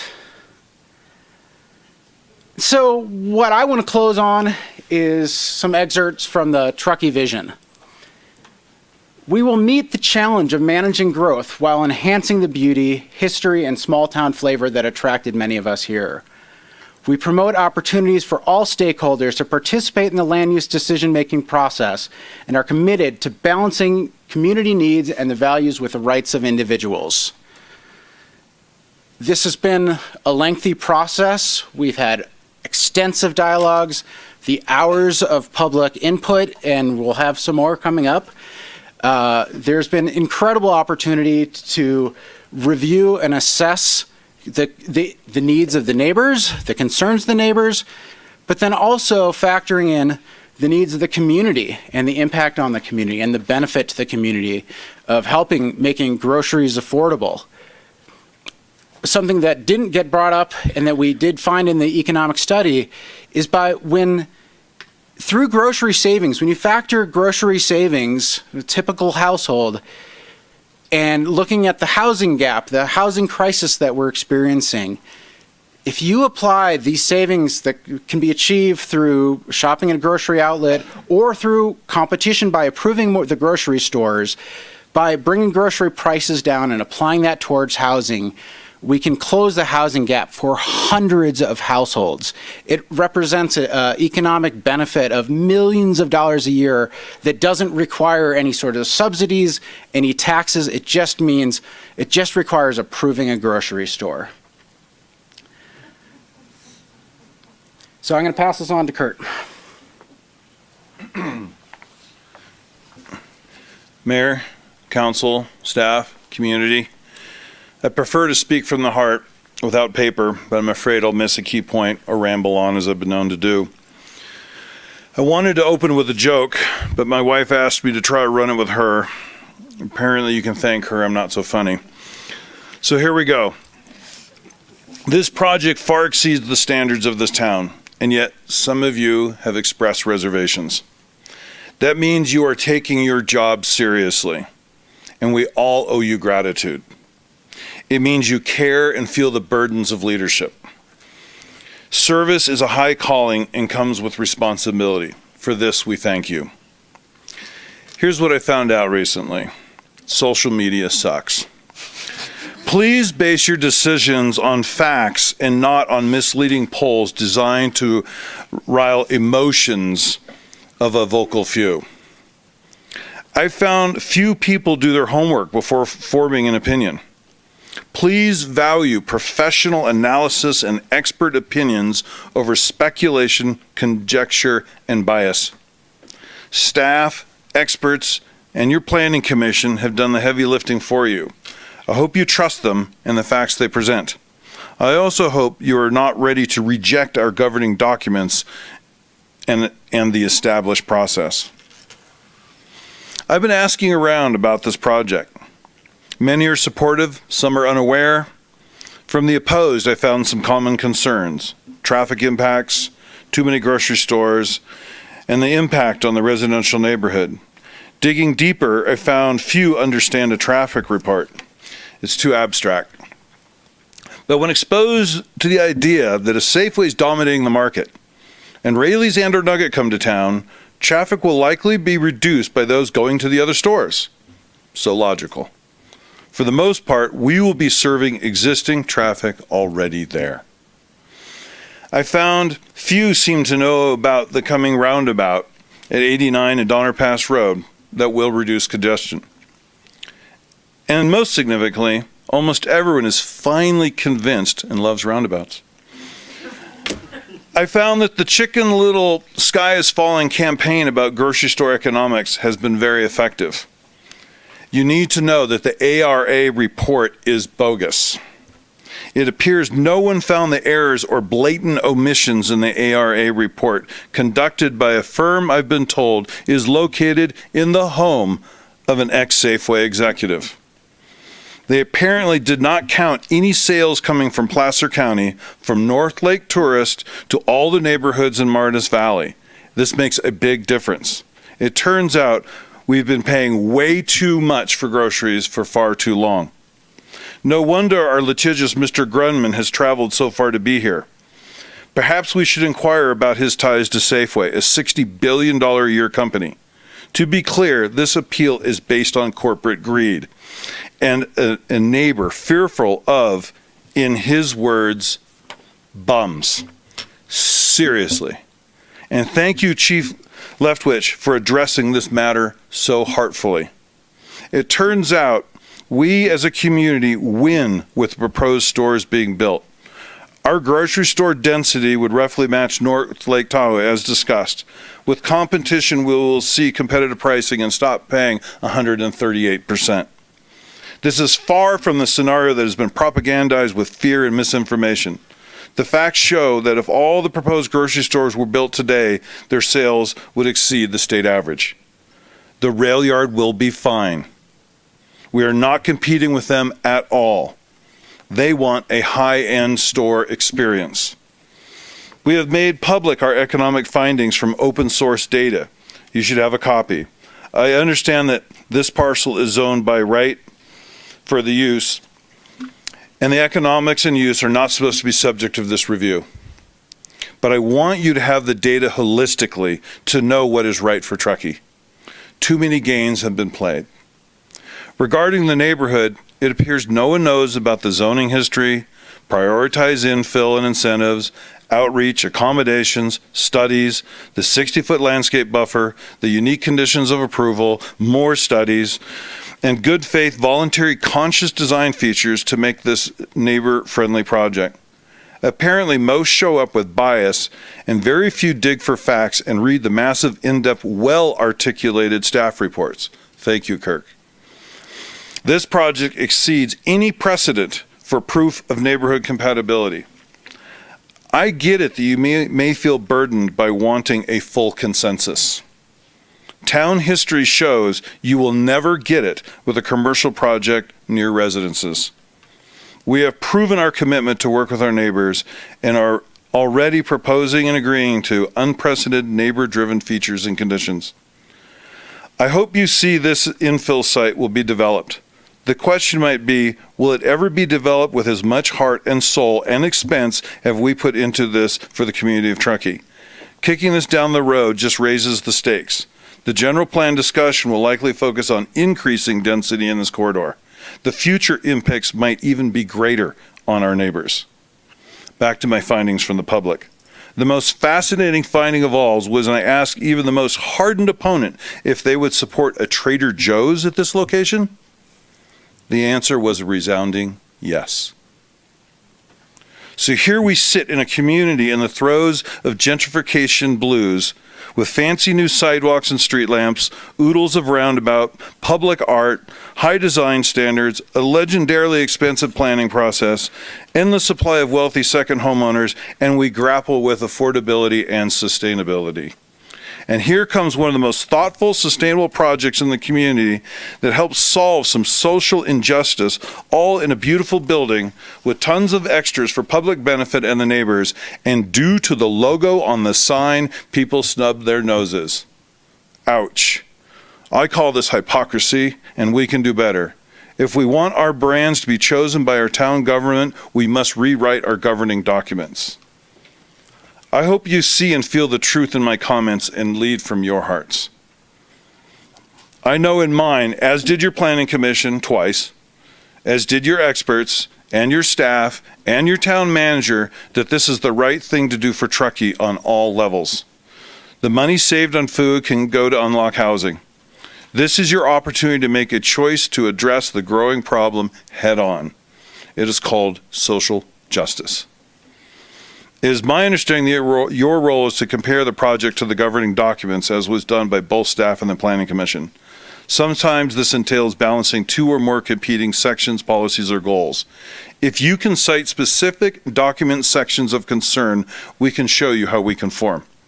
If you're going out of your way to find a reason to vote no, or a game playing an abstention or delay tactic, I question your bias and leadership.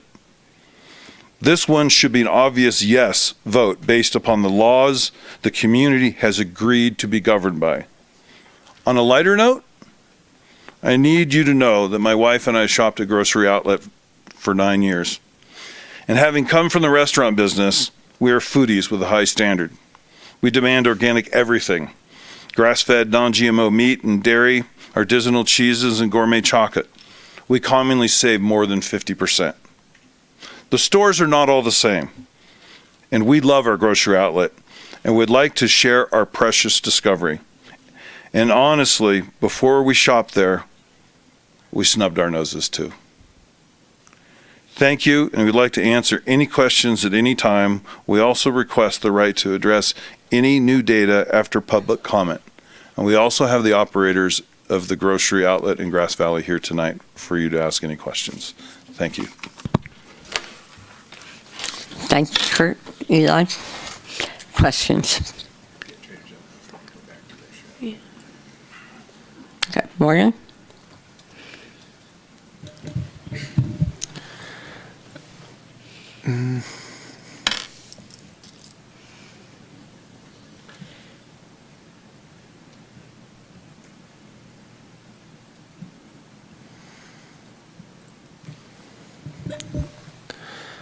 I am seeing that a great many of my questions have been addressed.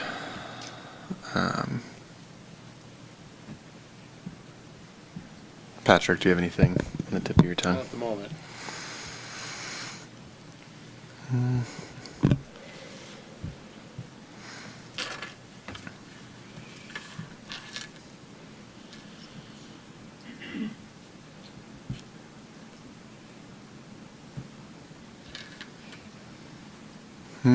Morgan? Sorry. I think they've all been addressed. No, we will. Like Kurt said, there's a lot to process here, and I wanted to make sure we're plumbing the depths. We'll open this for public comment. Mayor, could I make a request for a Yes. personal comfort break before we? If there was only going to Recess, perhaps? 5 minutes, yes. 5 minutes. And we have the appellants, I would suspect, would like to make a presentation as well. I'm not sure if they are prepared to do so or if they'd like to. Yes. They are prepared to do so. I see your hand up. Okay. Back. But Yes. how long do you want? 5 minutes? Let's wait Yeah, let's for them to make their presentation, and then we'll take a comfort break. Thank you, Mayor, Council. I'm going to state for the record, contrary to the applicant's assertion, I am not now, nor have I ever been employed by Safeway, nor have I ever represented Safeway. With that said, had there been an environmental impact study done, we wouldn't be here today. Had an initial study been requested, there's a chance we might not have been too. What I found strangely absent in the staff report and even in the discussion was the mention of fair argument. What the staff report appears to have done was try to bootstrap. I'm sorry, but could you identify I yourself, please, for apologize. the... Andrew Grunman from Protect Sequa. Thank you. I seem fairly well known anyway. Staff seemed to try to bootstrap into the Sequa exemption, the infill exemption. Well, one of those is there a significant impact? Significant impact is not determined whether or not it meets the general plan or whether it's language in there that might be found to be a substantial evidence, but that wasn't discussed. Sequa is state law, California Environmental Quality Act. This is not dependent upon what the city or the town has, because the town could write its own onerous policies that somehow circumvent the purpose of Sequa. So the real test for it, if you have to go to court on it, is can there be a fair argument made that there was a significant impact? I believe we've submitted more than enough information to say that we can make a fair argument. I believe that the other applicants and neighbors have presented more than enough to say that they could make a fair argument there's a significant impact. And I think even the reports themselves show a significant number of increasing just car traffic. So I'm not going to go into every area that I believe a significant impact can be proven, but that's one I think that's pretty clear and easy to look at. And thank you. Thank you.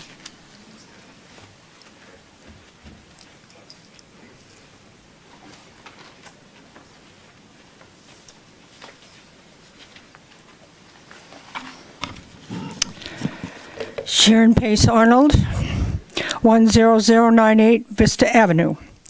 We meet again tonight for the third time to appeal the Planning Commission's approval of the grocery store outlet in a residential neighborhood.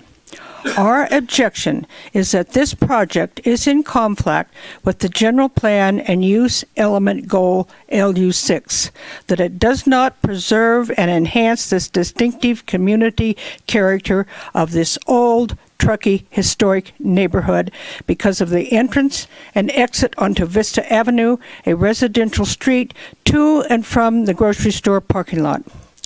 Staff has contracted with consultants for noise, air quality, traffic studies, etc. But why should we, residential homeowners, here in this neighborhood have to put up with dumping all that traffic, autos, semis, snowplows, garbage trucks, box trucks, noise, and vagrants on to Vista Avenue and into our neighborhood. With Tahoe Forest Hospital expanding the cancer center, there will be more traffic coming into our neighborhood. Half of Gateway Park 1 and 2 is residential. The other half is divided between the medical and county facilities and the McIver pasture and dairy. The traffic studies that have been done for the Gateway area, which include Donner Pass Road, leaves a lot to the imagination. This is in failure mode now. Time to hire a different competent traffic consultant. The size of this project, with inadequate parking and using Vista Avenue, a residential street, as an entrance and exit to the grocery store parking lot is not acceptable. Decisions that have been made by the town staff, planning commission, and others, and remarks that have been made during these meetings indicate to me that we, residential homeowners here in Gateway, are of little or no importance, but the developers do. The grocery store outlet needs to move to a different area in Truckee, maybe where the 90 affordable units are planned. In the 2018 Council mission statement, in part it read, Council will continue to protect and improve Truckee's quality of life and enhance the environmental and preservation. I would like to remind you that my grandfather came to Truckee in 1890. My father and I were born and raised in this town. I would like to save some semblance of old Truckee. I ask you to deny the permit for the grocery store outlet because of the character of the neighborhood has not been preserved or enhanced per the general plan land use LU6 by allowing Vista Avenue, a residential street, to be used as an entrance and exit to a grocery store parking lot. I would like to add, we are lucky to have the Truckee Fire District, the United States Forest Service, and CAL FIRE in our backyard. Thank you for listening. Thank you, Sharon.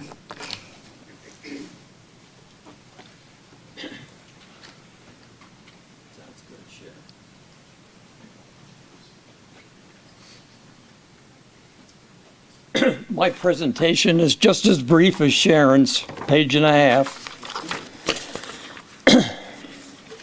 I'm Bud Arnold at 10098 Vista Avenue. I'm going to refer to a recent article in the Sierra Sun to which I agree. With significant reduction in monthly grocery bills, grocery outlet will be one of the solutions to our local housing crisis. By saving hundreds of dollars a month in groceries, hundreds of families will benefit. Families in Truckee that travel to Reno for less expensive groceries result in 25,000 vehicle trips annually. 25,000. So what is the problem? Hundreds of families, that's thousands of people, and thousands of vehicles, that's 25,000 trips, are coming to Vista Avenue and the grocery outlet. All of this with only 57 parking places and 8 employees per shift. We can expect many more cars and many more employees to be parking in the Vista Avenue neighborhood. Many cars will come and go through the neighborhood to the hospital parking lots from the Vista Avenue entry and exit to the grocery outlet parking lot. Beggars and vagrants will come to our neighborhood because of the entry and exit to the grocery outlet parking lot from Vista Avenue. Moving and removing snow in the winter and maintaining the entry and exit to the grocery outlet parking lot in the summer on Vista Avenue will create a lot of truck traffic throughout the Vista Avenue neighborhood, night and day. Remarks have been made at previous Planning Commission meetings. Some of these remarks were extremely disappointing. For example, in regards to our concern of traffic and vagrants in our neighborhood, a staff person said, "The Vista Avenue neighborhood is not a gated community and we will not consider it as such." When staff documented their analysis of the Vista Avenue neighborhood, our neighborhood was referred to as low-income people living in affordable housing. These are family residential homes owned by the people living in them, known as homeowners, and hundreds of thousands of dollars are invested in these homes, not renters living in units on top of a grocery store.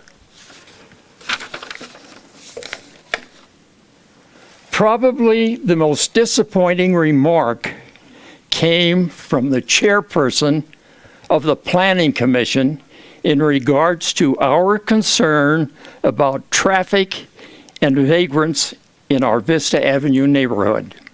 Was, if you buy a home adjacent to commercial property, this is what you should expect. So what should we expect?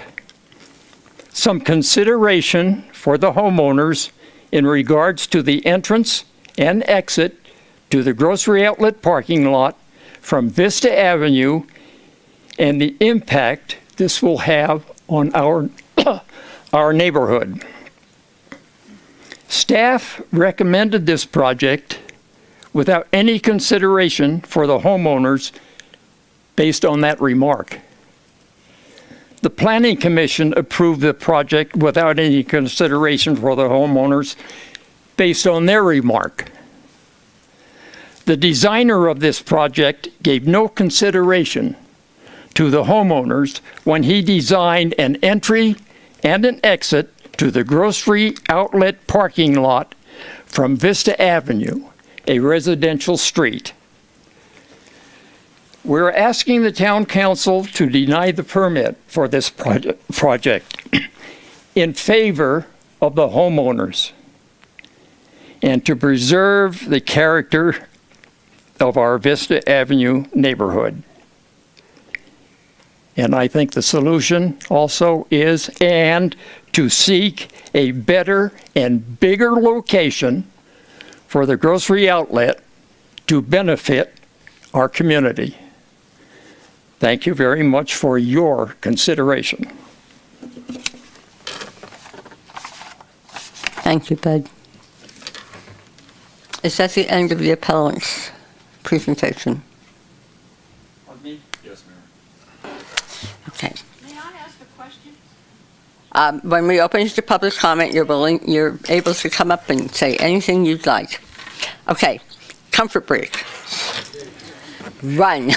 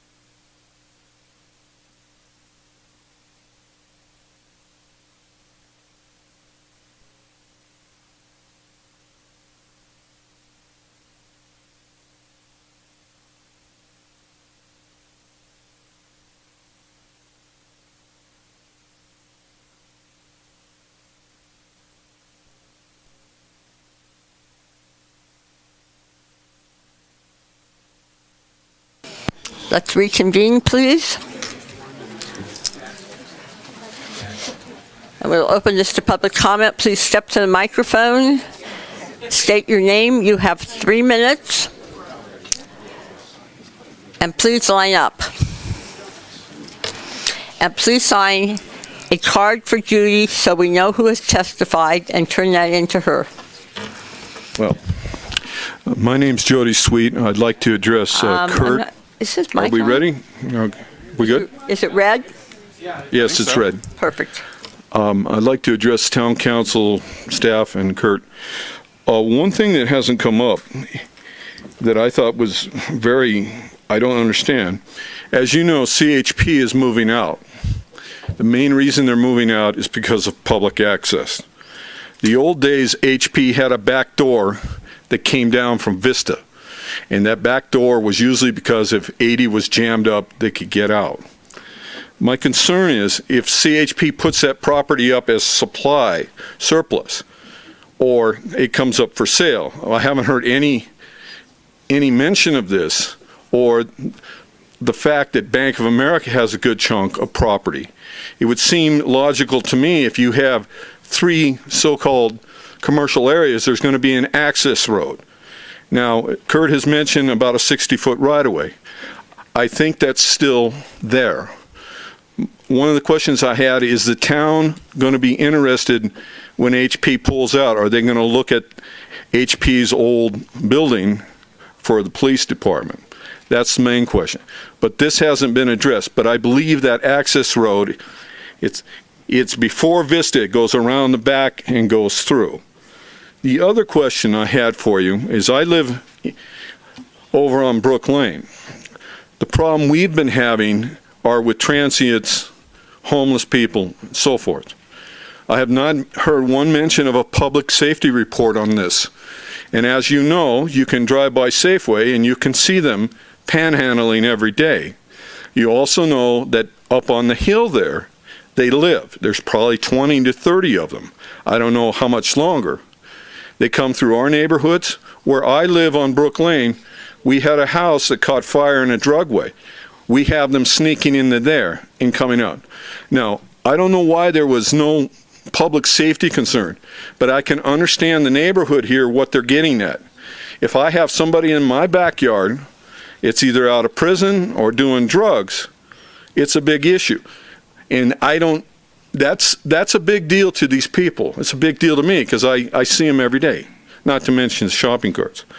But I'm just kind of curious why the town hasn't addressed the issue when, if CHP's pulling out, there's going to be a lot more traffic, especially if DMV goes there or a shopping center, or maybe they reach a deal with B of A to connect together. So I'd like to bring it to your attention. One last thing I wanted to tell you about the Butte fire. That was caused by apparently PG&E.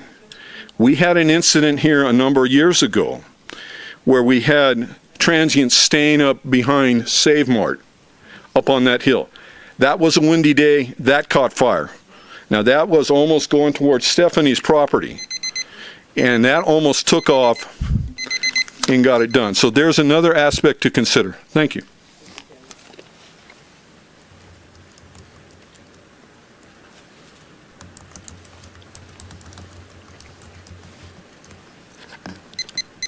Good evening, council members. My name is Gary Waters. I live on the corner of Vista and Tahoe Drive on the east side. I am probably the 3rd most impact resident there. At the last council meeting, when you guys were here, I told you I didn't give a damn about the grocery store. And I truly don't. If you guys want to put in a grocery store, you know, I can't fix stupid. So go ahead and do it. That's fine.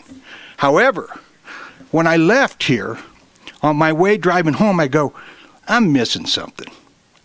There's something I'm missing. You know, I'm not a smart man, but I'm really missing something here.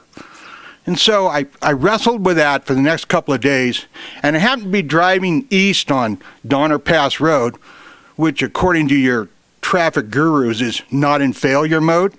Whew. Wow, you guys gotta be way out not to think that. So anyway, as I'm driving, I'm looking up, and here is a 70-foot truck and trailer parked right in front of the bus terminal kiosk.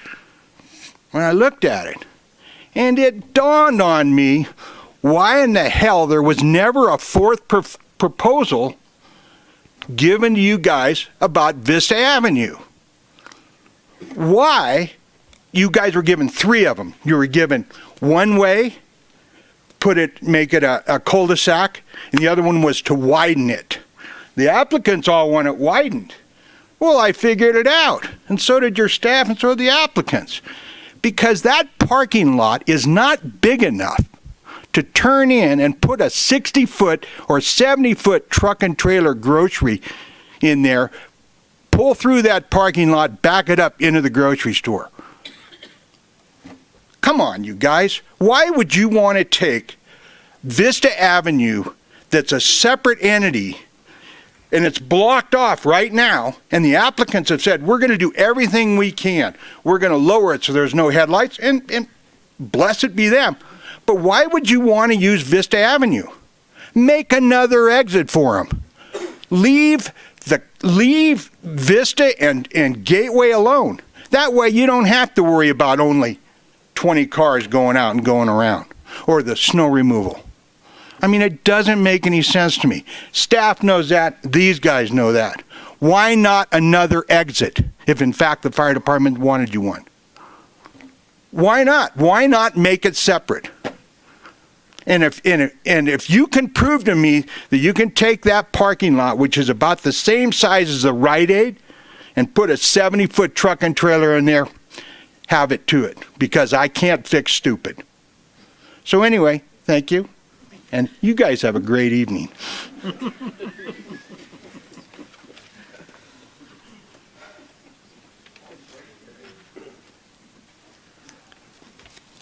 Council members, I'm Greg Beardsley. My wife and I live at 11160 Tahoe. This thing's in our backyard. Something we came up with here. We know the town council is aware of our opinions, but wanted to reiterate again our opposition to this location for the grocery outlet. We're not opposed to the store in Truckee. We're opposed to the location. It's the wrong location. Regardless of the traffic study grade, this use of this parcel would create problems. The applicant has explained that grocery outlet shoppers start there and then finish their shopping at major grocery stores. So you're already increasing more travel times. This will result in many drivers attempting to drive from one side of DPR to the other after most of their stops at the grocery outlet. Just turning out of the Safeway Center, B of A, and Gateway neighborhood is already challenging. This project simply is not a compatible use for the Gateway neighborhood. For this reason alone, we believe the project can and should be denied. Again, we plead with the town council members to restrict hours of the 18-wheeler deliveries if you guys approve it. Every time the applicant is asked about the need for the 6 a.m. delivery, they defer to the traffic consultant stating that this time they recommend, and then the conversation ends. Just because they recommend it doesn't mean that's what it should be. There are deliveries at all hours of the day to Safeway, to New Moon, to Save Mart. What's the difference here? This was written by my wife. She's much more eloquent than I am. I have some bullet points. The traffic studies staff has come up with, they're out of touch with reality. I mean, how much time was spent there? All of us neighbors were coming in and out. The car counts, someone standing there. I didn't see any. I don't know if you guys saw any, guys. 6 a.m. deliveries, way too early. Already touched on that. Weekly sweeps of the carts, daily. Weekly, no way. They'll be stacking up everywhere. The building is way too big for the lot size. If the widening's going to occur, who's paying for the widening of the street? And finally, what conditions were imposed to protect the character of the Gateway neighborhood? Gateway has gone has done a lot for the community throughout the years by providing Halloween. Everyone's kids have gone to Halloween. It's time to take care of Gateway. Thanks.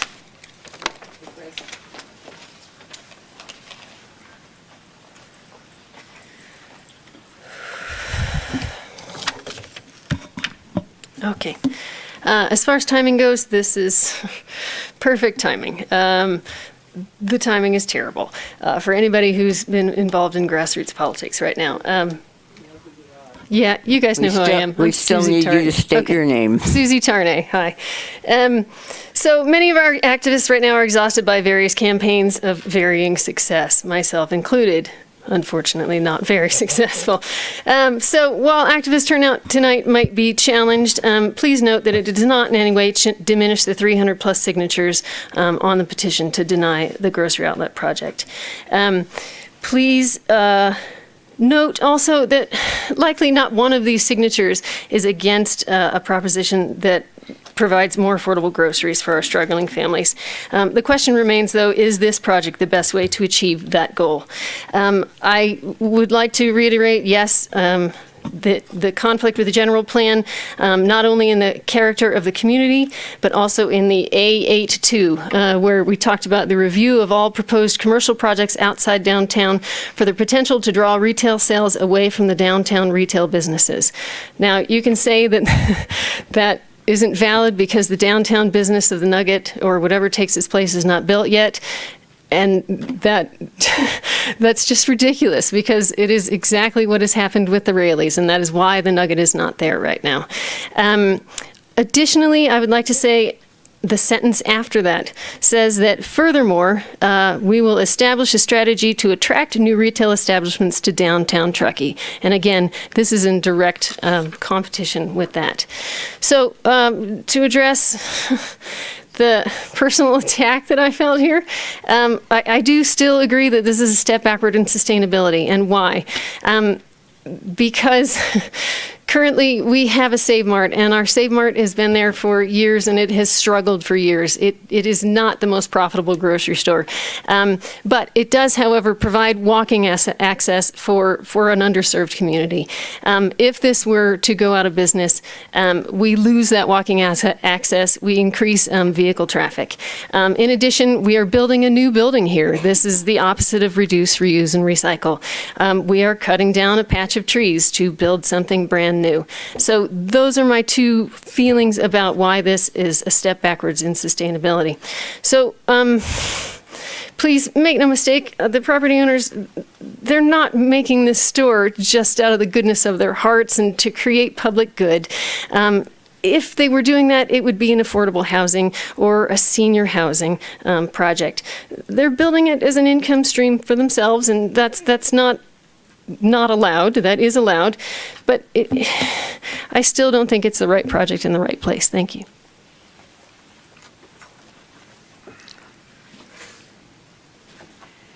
I'm Nancy Wilkins. I live on Vista Avenue also, closer to the freeway. But I have a question about the widening of Vista Avenue, 2 to 5 feet. I'm wondering, to what extent? Does that just go to the driveway so that the trucks can get in, or does it go beyond up by the Waters house or to the first cross street there? Nancy, we'll take your question. We'll answer all questions at the end of public comment. Oh, thank you. Thank you. I might have a follow-up depending on the answer, but no. You only get one shot. So if you have another question, ask it now. I don't know what it is until I know the answer to my first question. We'll get you as complete an answer as we can.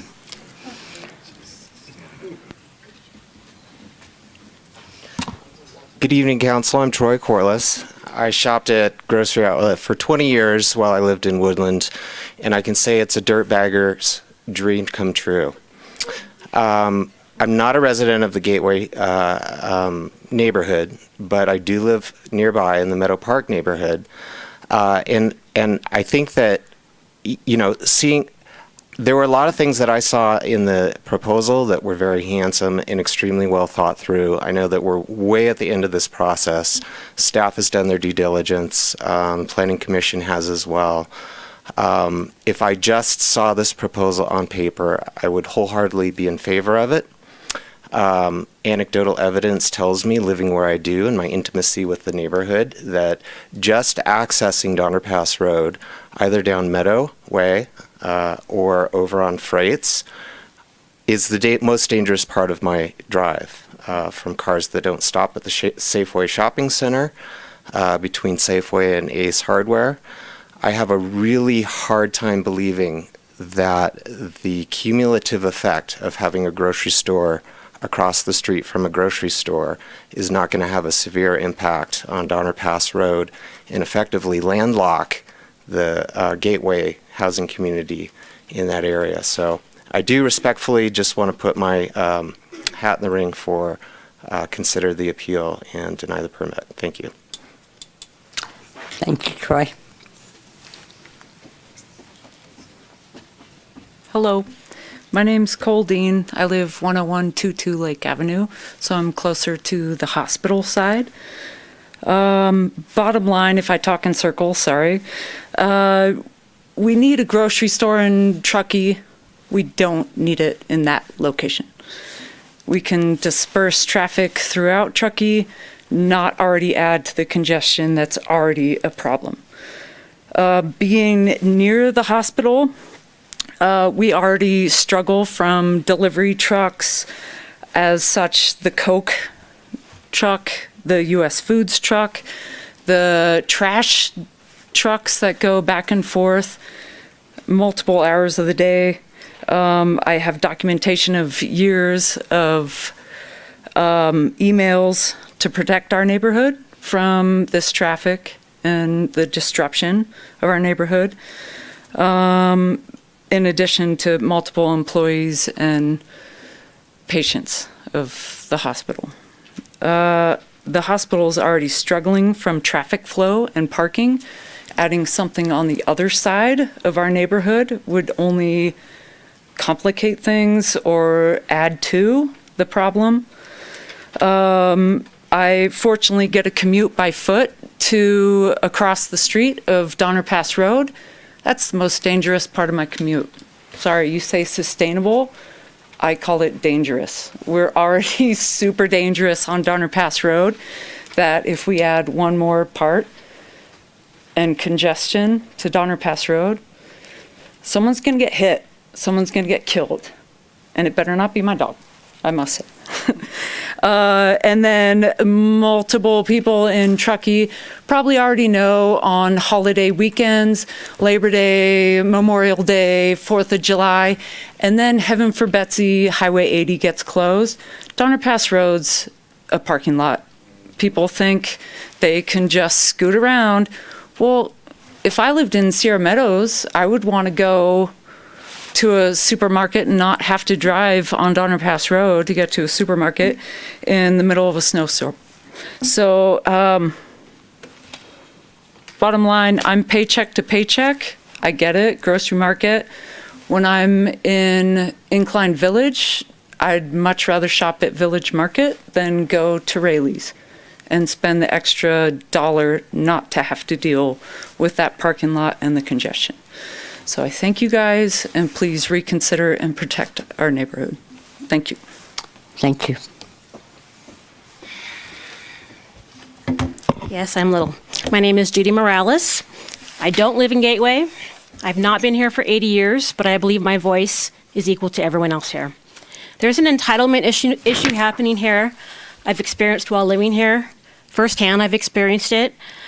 People who grew up here feel like they're more entitled, that they're better than anyone else that lives here, especially renters.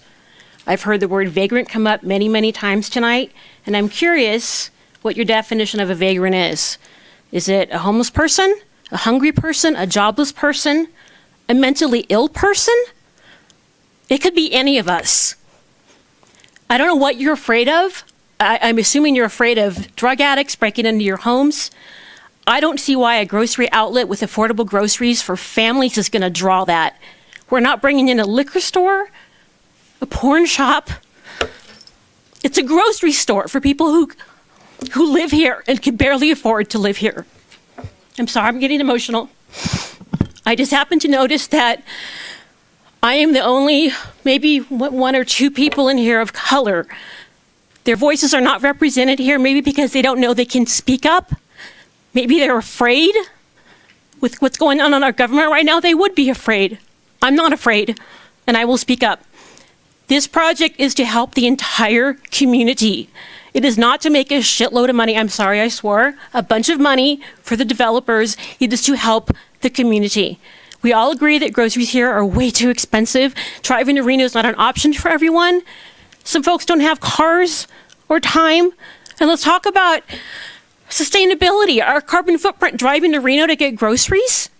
Is that really what we're proposing here? Is that our solution? Does anyone else have a better solution? Sure, there could be a better location for the Gateway residents, but what about the rest of us? How long do we have to wait? How many more years do we have to wait to be able to buy groceries in our neighborhood? I shop at Grocery Outlet. I'm a foodie. I'm a cook. I'm professionally trained. I shopped in Grocery Outlet for 30 years when I lived in the Bay, and it's good quality. It's not crap. Do your homework. I recommend that people go to, there's a site called truckeemarket.com. There's an analysis on there that I think everybody should read. Educate yourself. There are numbers in there and facts, not just emotions and not just not in my backyard. We have to pull together as a community. That's why I moved here. I love this place. But it's voices that talk about vagrants and fear. What are we afraid of? We all deserve to have a good life here. We work hard, all of us. We should all be able to buy groceries in our neighborhood. So I ask that you approve this project. It will benefit everybody. Thank you. Thank you, Judy. Good evening, Town Council members. My name is Alexis Aller, Executive Director of Mountain Area Preservation. We've been weighing in on a project at this location prior to the BevMo back in '06 when office retail use was supported. But I would say that this has been a lengthy year of planning dialogue and community comments and 5 hearings, which I don't know the last project that had 5 hearings. So I do appreciate the staff's diligence to responding to the community, to some of our questions and concerns, the Planning Commission, and of course tonight your role as the council and the final decision maker. I'm not going to go through all of the issues that we've illustrated in our letters, but I really want to focus on one piece, which is Land Use Planning 101, which is site selection. And our organization feels this is not the right site for a grocery outlet. We have no issues with the use or the business. I think a grocery outlet would be great in the town of Truckee. It would serve our community in all facets, but this is not the right location. It's a constrained site with traffic issues and compatibility issues, and it does I believe, impair the land use element and the character element of our general plan. So I really ask you tonight to think hard about this application, about our general plan, and about all of the dialogue that has transpired since the January 11th community meeting that the applicants hosted at the Hampton, which was well attended. I think at this point in the public process, people are tired. They're starting to feel like their voice doesn't matter. And I think in the Truckee way, people's voice does matter, all aspects. But I'd like for you to consider real land use planning dialogue and the true facets of this project. They do not fit the location. The traffic is far greater than the LSC analysis of doing a traffic study of November of 2017, and there's major constraints and compatibility issues with the neighborhood. So I ask that you deny the permit tonight. Thank you.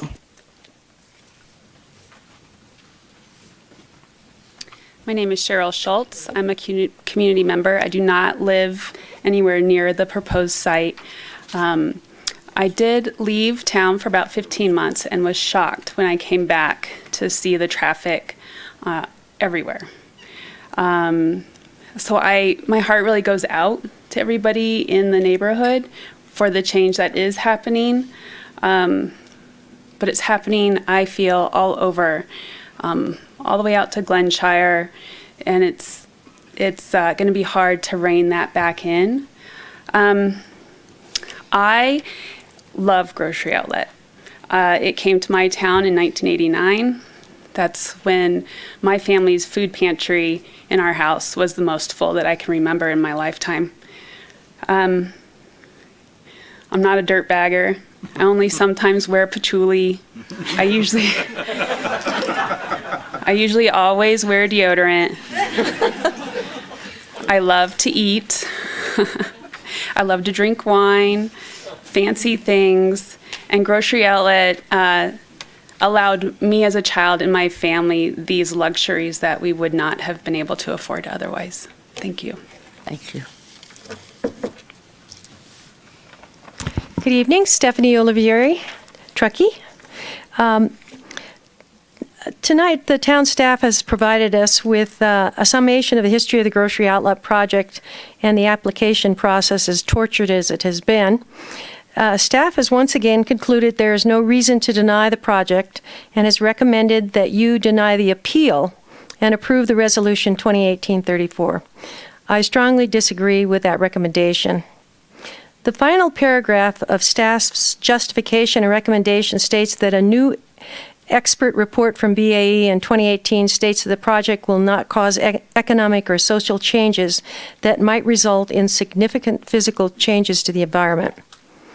Although another detailed report dated December 17, 2017 from Tom Brennan of Area Research Associates, a well-respected expert in analyzing grocery store feasibility, suggests that there may well be economic or social changes as a result of the cumulative impacts of 3 new grocery stores and in the form of potentially closing existing grocery stores for reduced sales.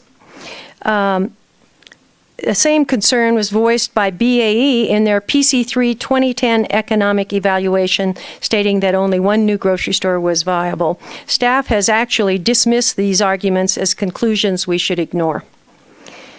And tonight, we have the Grocery Outlet economic evaluation presented to us by Capitol Avenue Development.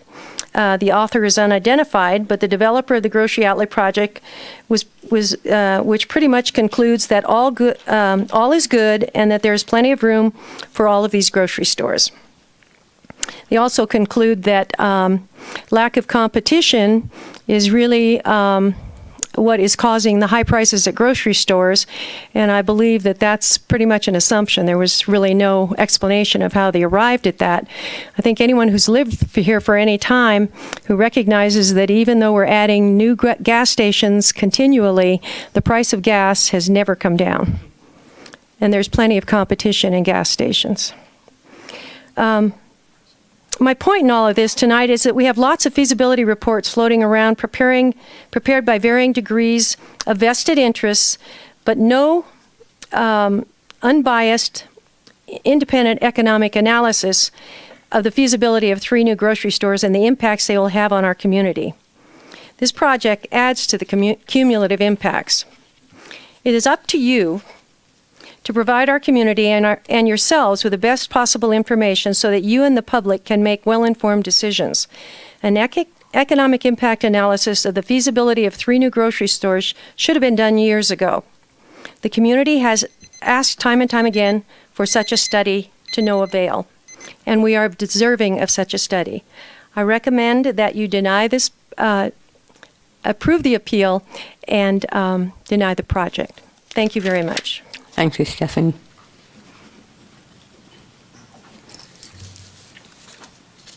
Hello, Council. My name is Kevin Waters, resident of Gateway. I spoke, I believe, back in July.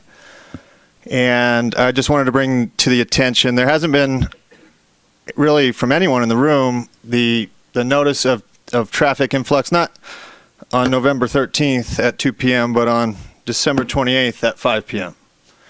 on a Friday afternoon. So I think the traffic studies are probably a little, I think that'd be pretty difficult to gauge accurately. I think it's a more realistic approach that with 57 parking spots, 8 employees, maybe extra employees on the busy days, three homeowners and their friends parking in the Safeway lot, or excuse me, not the Safeway lot, the new residents of the 3 rental units or own units. That leaves, whatever, 40 spots. Where are the additional people going to park on December 28th at 5 p.m.? In my driveway, right in front of my front door. And that's a guarantee. And I don't think anyone, if you deny that, I'm going to call you crazy. So, yes, there is a bias approach in the room. There should be. If you don't have passion for the town that my family grew up in. And that really the reason you all, if you aren't from here, you moved here. So, no, we don't have a problem with people moving here and engaging in maybe lower priced groceries. I don't think anyone's appealing that. It's the fact of there's not room for a grocery store with 57 parking spots in a realistic environment. Okay, this is the quietest time of the year right now. What about the three-week stretch where I'm going to have people in my driveway every single day during the holidays, not to mention the summers? If they do turn in there, they're going to turn around directly in my driveway, possibly park there. There's a good easeway for dirt. I wouldn't blame them. I would probably do the same. So unless there's going to be 6, 7 signs right in front of my house that says no parking, no parking, no parking, good luck with that. And to the staff, I am biased. If this was your house, would you want it? Would you want a grocery store built directly in your point of view that the house has been there for 80 years? I don't think so. I think there's other areas this could be done. I'm not going to get into that. I have no knowledge of any of that. But on a biased note, Gateway will be affected. People are already driving 40 miles an hour up the street. When I pull out in the morning, it's dangerous due to the speed that they're driving. There's no speed limit signs. There's no speed bumps, which is not possible. There's no traffic study. It's going to be an after. Let's react instead of be proactive. So I'm going to leave it at that. Be realistic. Our town is driven by tourism, as we've all explained. Our population doubles. So will the occupancy of your parking lot. But I guess if they want to come park in my driveway, I can start charging them, right?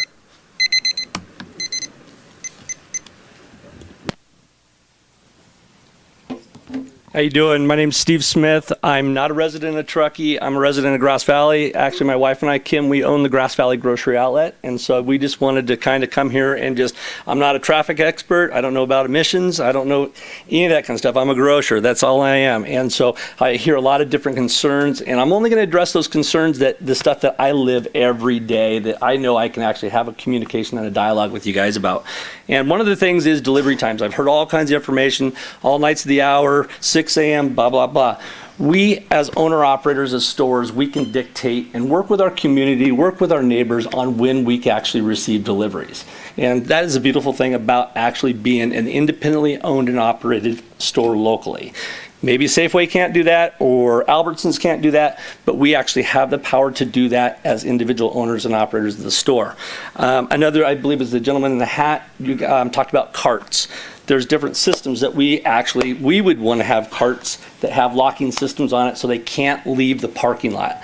It is very costly for us to do cart sweeps. It's a lot of the return on investment in a locking mechanism for carts is to the benefit of not only the operator, but actually to the community, that carts aren't going to be pushed all around your community by different people, okay?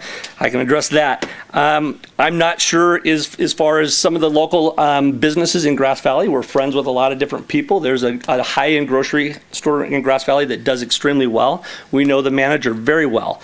What ends up happening, this is what I'm hearing. I have no data to back it up, but you save it here, you spend it there.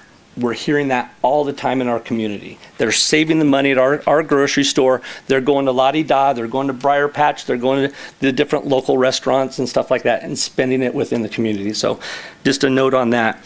And then I don't know where the gentleman from Woodland is at, but I want to personally, anybody in this room that has any questions, see me afterwards. I'll give you my business card. We're located at 616 Sutton Way. Kim and I will personally take you on a tour of our store. We have a 4.7 or 4.8 Google rating. Look it up. Our customers love us. Our brand standards over the years, 20 years ago in Woodland, the standards probably weren't where they are today. I can guarantee you that. But I would love to walk you through our store to show you how clean and safe and great quality of food that we do have on hand. So anybody wants to join that, come take a walk. We're here. We're more than welcome to do a tour at any time you guys would like to. So, and just talk to us if you have any questions. Thank you, guys. Thank you, Steve.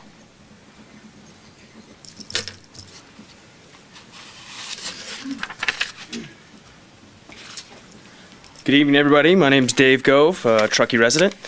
I don't envy you guys right now. I personally would like to have my grocery bills reduced. That's my personal stand on that.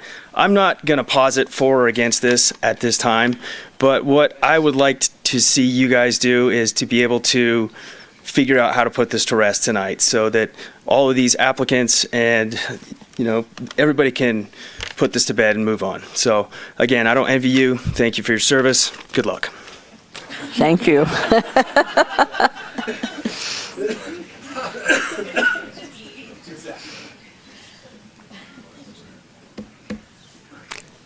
Anyone else? Going once? Going twice? Public comment is closed. Okay, first order of business. We have a question that needs to be answered. What is the plan for widening Vista Avenue and who pays for it? The plan is to widen Vista just to the driveway, so from Donner Pass Road to the Vista Avenue driveway, and that would be done by the applicant. Okay, the Vista Avenue driveway on which side of the road? There are housing driveways and there's driveway into the commercial space. If you have a map, maybe it would be easier to show people. Our recommendation to have it be on the east. So widen Vista to the east on the opposite side of the road from the development, just because there's room, there's right of way to do it, and it wouldn't require that it would encroach on the sidewalk that's being proposed as part of grocery outlet. So does that answer your? And who owns the land? It would be within the right of way. The right of way should be wide enough to be able to accommodate that. Town right of way. Could I ask a follow-up on that? Yes, of course. Becky, so will that adjust center line? There isn't a center line there currently, is there, on Vista? There's not a line. It's not striped. So it would just provide some additional, it wouldn't adjust the center line. It would just widen really just that short section between the driveway, the site driveway, and Donner Pass Road, just to allow the trucks to remain on the pavement. Thank you. And it says 2 to 5 feet. That's a rather broad spectrum. What we would recommend is that we would fine tune that number as part of the improvement plan review. So, assuming that the project moves forward, one of the requirements is that they submit more detailed construction plans for the engineering department to review. And as part of that, we would just make sure that it's widened enough to adequately accommodate the trucks. Okay, thank you. Morgan. The other traffic question that was brought up a number of times is the timing that the traffic count was done and how that relates to busier times of the year, which, Gordon, I know you also live in North Lake Tahoe. You know that mid-November is not our busiest traffic season, but can you explain to us how that works and how you make that calculation?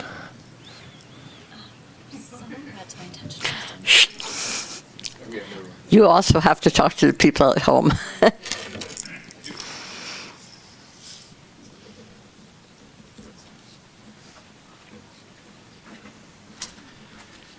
Gordon Shaw, Principal, LSC Transportation Consultants. And yes, it's been about 25 years that I've been doing this. We got a little backed into when we had to do the traffic counts because the original request came to us in fall. And so, okay, we did these counts in November.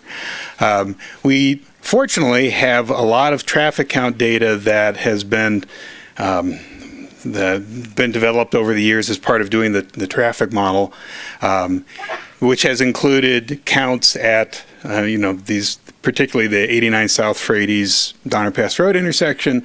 We've had a radar counter in front of 7-Eleven over on the west side of that intersection on Donner Pass Road. So we have a lot of data to be able to factor up the counts we see at any one particular location to what our design period is, which is the peak summer period. I try and be on the conservative side on our numbers, so we factored that up, and that was something we did last fall. I guess the good news in purposes of this traffic study is that we went back out this summer and did the counts again as part of the general plan update. And the factored up numbers that we had used in this study were actually 5% higher than the actual busy summer traffic counts at that key intersection. So we have been like 5% on the conservative side in terms of the numbers that we've used in this study. So just to make sure I got that right, so there was a study done in November, and there was verification done last summer during the peak season? There was a study done in November that we took the count, we factored it up to say, here's our design period. We thank you very much for paying for the general plan update, because that allowed us to do all these new traffic counts, and we found that the actual count was lower than what we had estimated with the factoring process. Yeah. So we are on the conservative side in terms of the existing no project conditions. Thank you.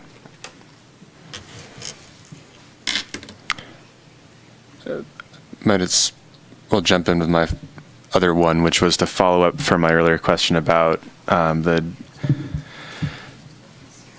diesel air quality and whether the current conditions were taken into account in that report. I'll take a partial stab. It may not be an adequate answer, but diesel wasn't referred to directly, but the pollutants of concern are in fact the pollutants of concern in diesel. There are other pollutants in diesel, but those are the ones we have standards for. So while I didn't say diesel, it was looking at diesel, it was looking at regular gasoline, it was looking at heating systems. If you look at the modeling, there's all kinds of things in there that are factored in, but diesel was certainly one of them. The cumulative question, from everything we can see from the report, was not dealt with directly in this analysis. This was a project analysis. Mm-hmm.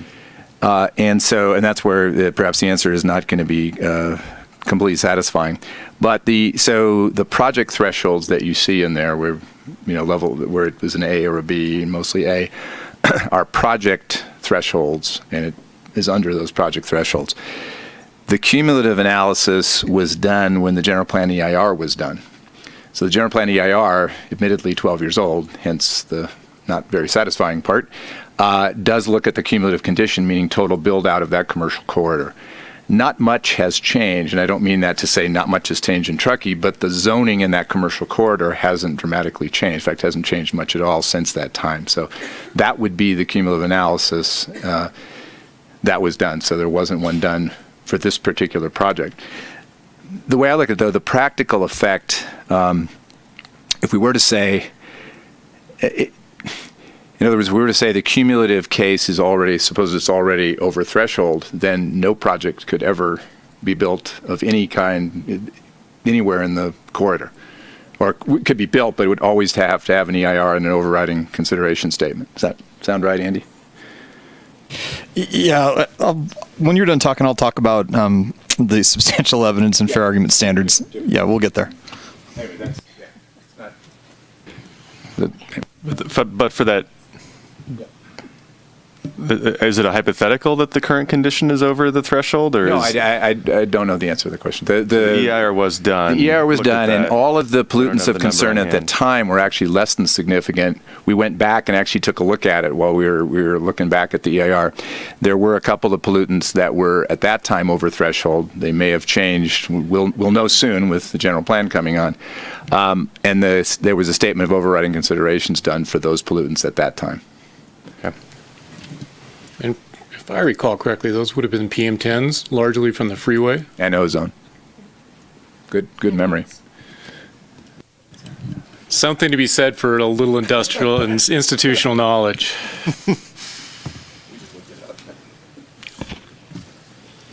I've been here a while. Okay. Andy, you had something you wanted to add.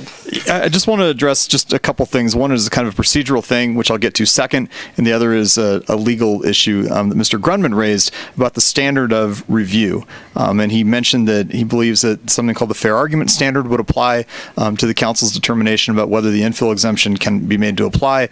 It's not quite right. I mean, it could have been right, maybe, arguably, until 2015 when the California Supreme Court, in a case involving the city of Berkeley, said that's not how it works. So how it works is we're trying to rely on a categorical exemption, which CEQA allows. It's the infill exemption, where you don't have to do additional review if you're doing a small project that is in an urban area. That's mostly surrounded by developed areas. And what CEQA says is that you can use these categorical exemptions as long as there's not an exception that says that you can't.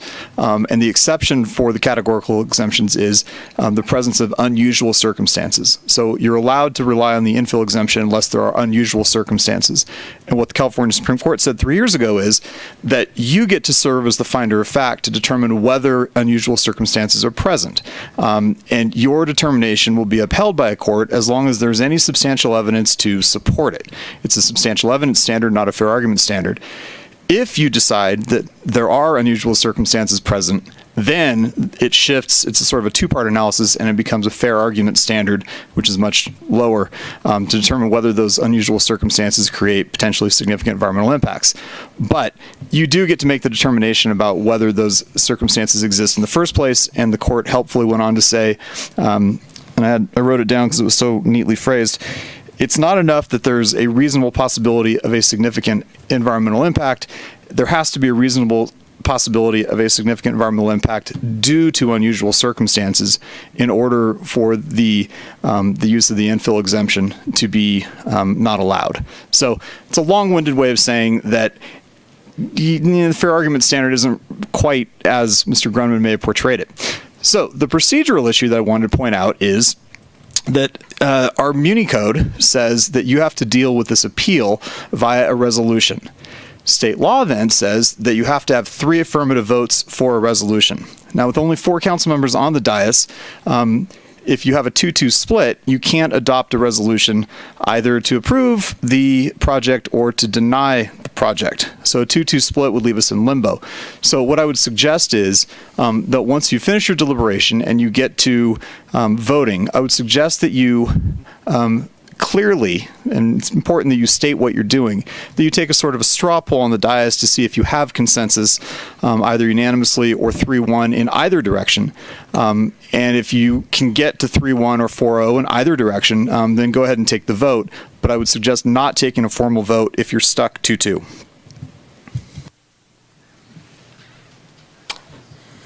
Okay. That's a new wrinkle. Not really. So, deliberations.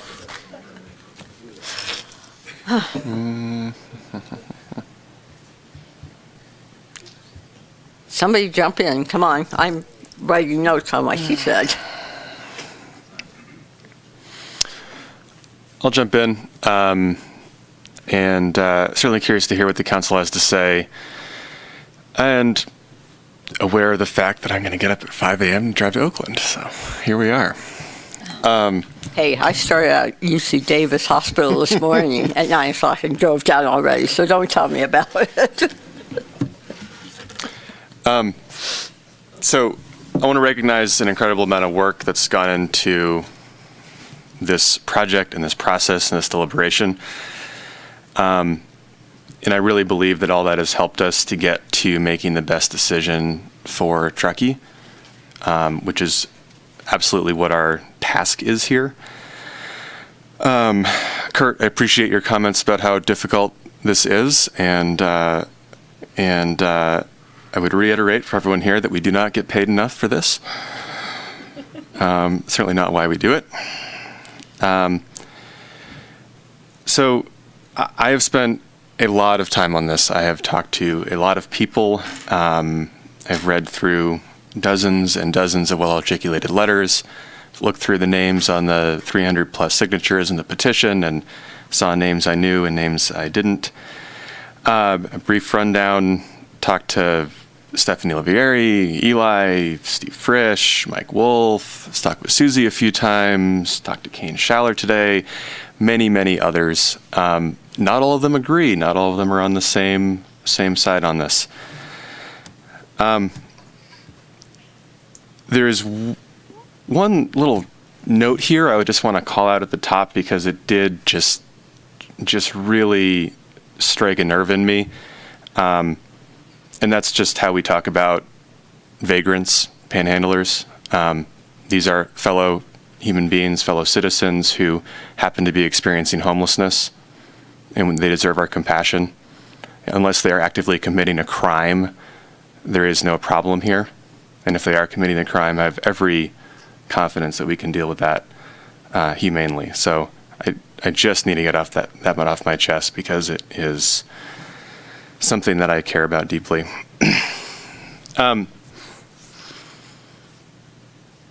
The principles, look, I know that this decision tonight is not going to make everyone happy. It's going to make some people upset, no matter what we do. So, the principles that are important to me in this is that it's Truckee first. Justice, everyone who lives here, everyone who's part of this community has a voice. How we build Truckee, infill, density, mixed use, pedestrian facing, investing in our downtown core, climate change, sustainability are incredibly important. I don't think that the character of Truckee is particularly served by big box stores and national chains.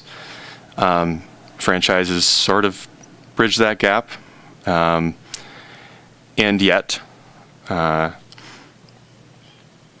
obviously following our general plan and our town code is important, and our task is not to make up those kinds of rulings on the fly.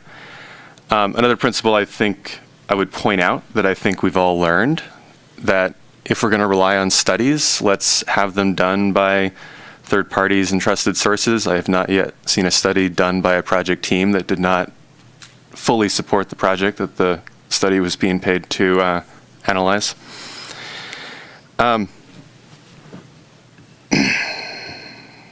So here's what I think about this. If we were going to deny the project, we would have to find certain CEQA findings exempt, that there is a reasonable possibility that the project will have a significant effect on the environment due to unusual circumstances.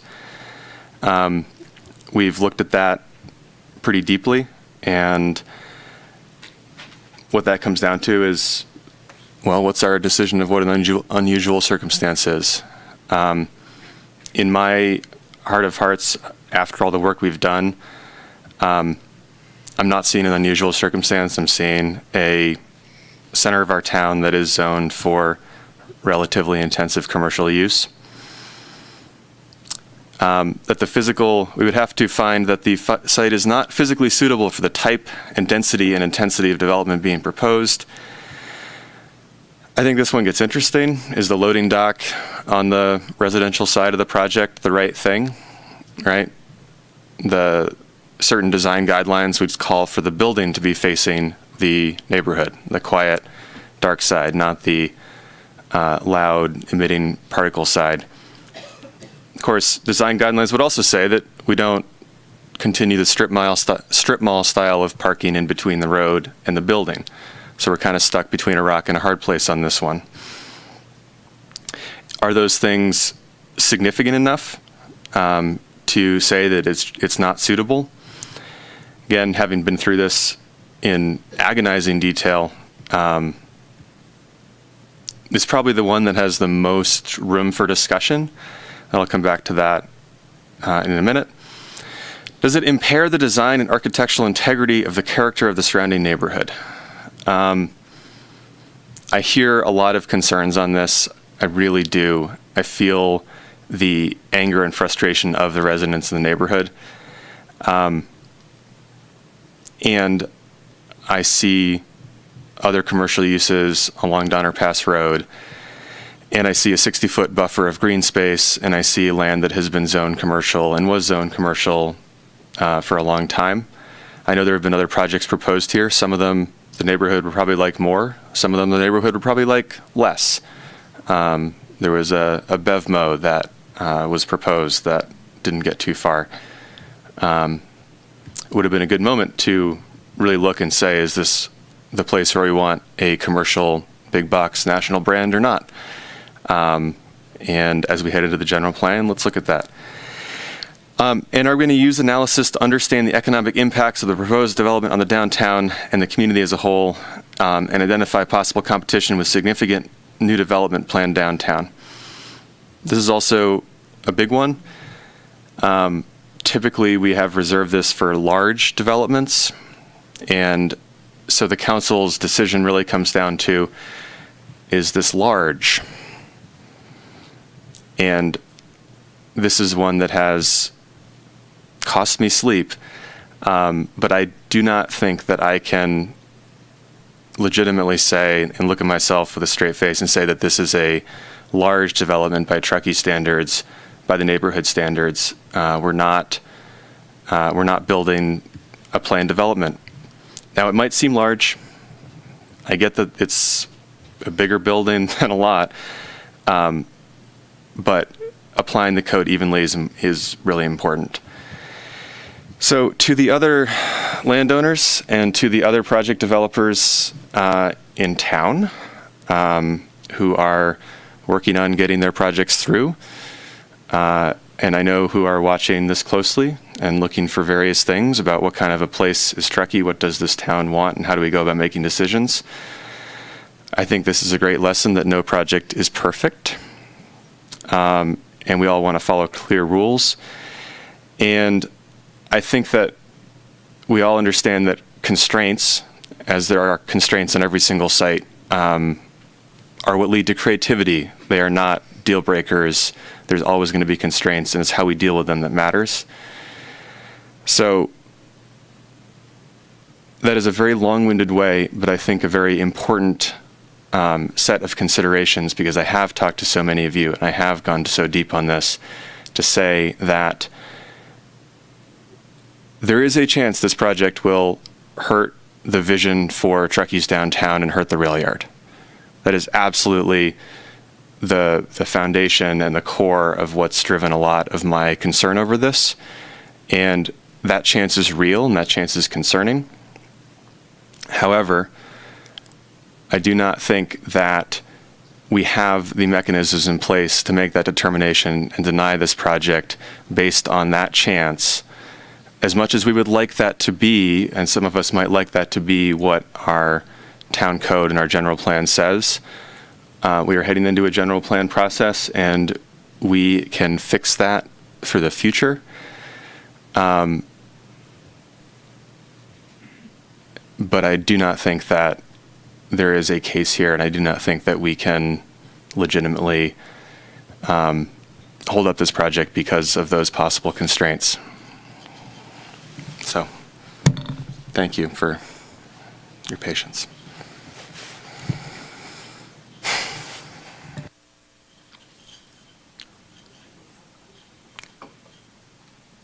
Patrick?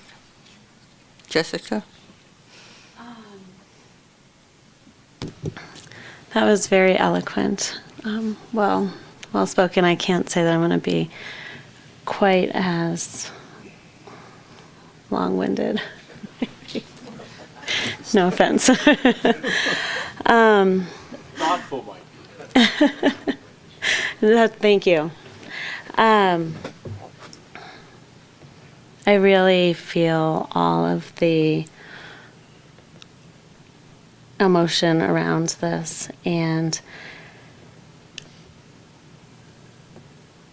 it is tough to be up here. Thanks, Dave, for your empathy. It's not easy, because there is some fear. There's fear around what if it doesn't go like you want it to go, or what if there is an impact on one or two small, unique mom and pop shops that really make up what Truckee is. That's our character, and it's not a specific name on a big box, but it is the fear of changing our Truckee with our unique little stores. With that being said, I have to agree that I've spent some time speaking to some people who have a lot more knowledge than I do on these land use subjects, and I can only make the best decision that I can make with the information that I have available to me. And I also believe that in hindsight, it may have been a good idea to revisit the zoning of this location upon BevMo not being approved, if it was going to be an issue. That didn't happen, and the application has gone through, and as far as I'm able to determine our governing documents, they've met those thresholds. I'm unable to find a strong argument that says that this should not be approved. So, in doing what is a really difficult job that we don't get paid enough for. 5% more next year. Right? I'm aligned with you, Morgan, too. I feel like this has been presented and has been put through the process that we as a community have determined want our process to be and want our community to look like. So I can't, in good conscience, go against what our town has determined they wanted.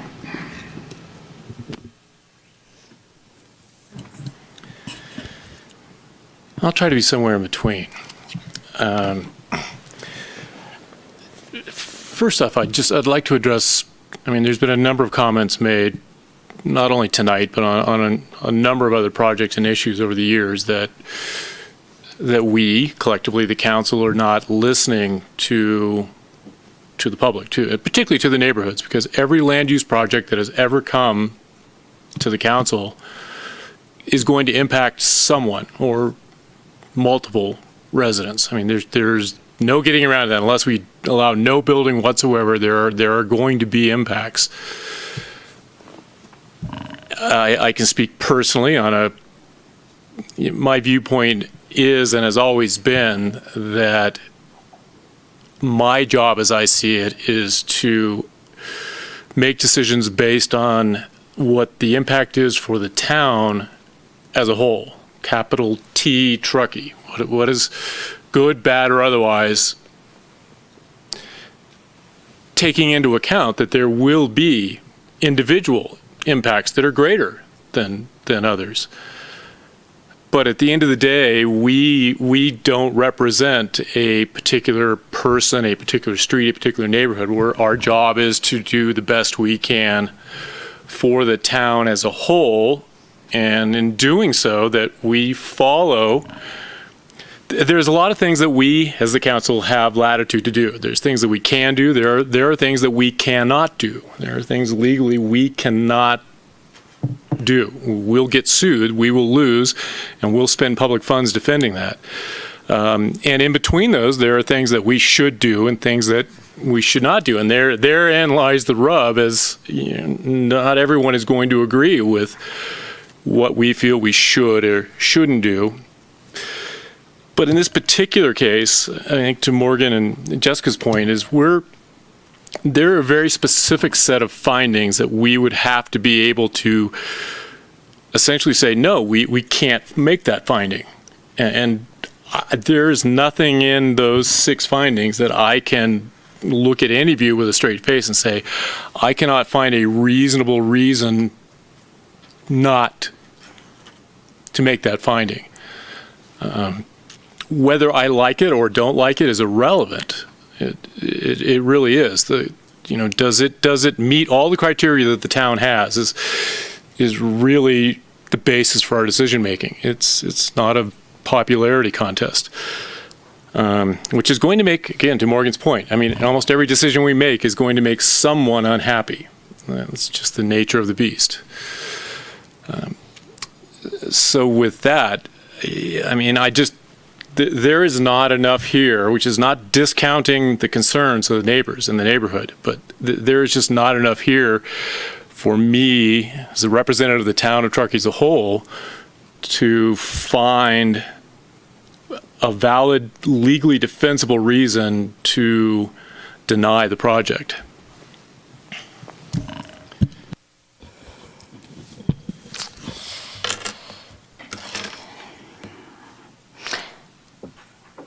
As hard as this has been, I agree with everything that's been said. But I think what it points out to us is that we do need to make changes in our development codes, in our level of service for our streets, particularly Donner Pass Road. It is impacted, and I know Gordon's worked on it for a long time, and it's getting worse. And we need to look at that and say, are we happy with this level, or does this type of impact change it significantly? But that's not a reason to deny the project. It's under what is acceptable now. The project is allowed. Under the laws we have, the project is allowed.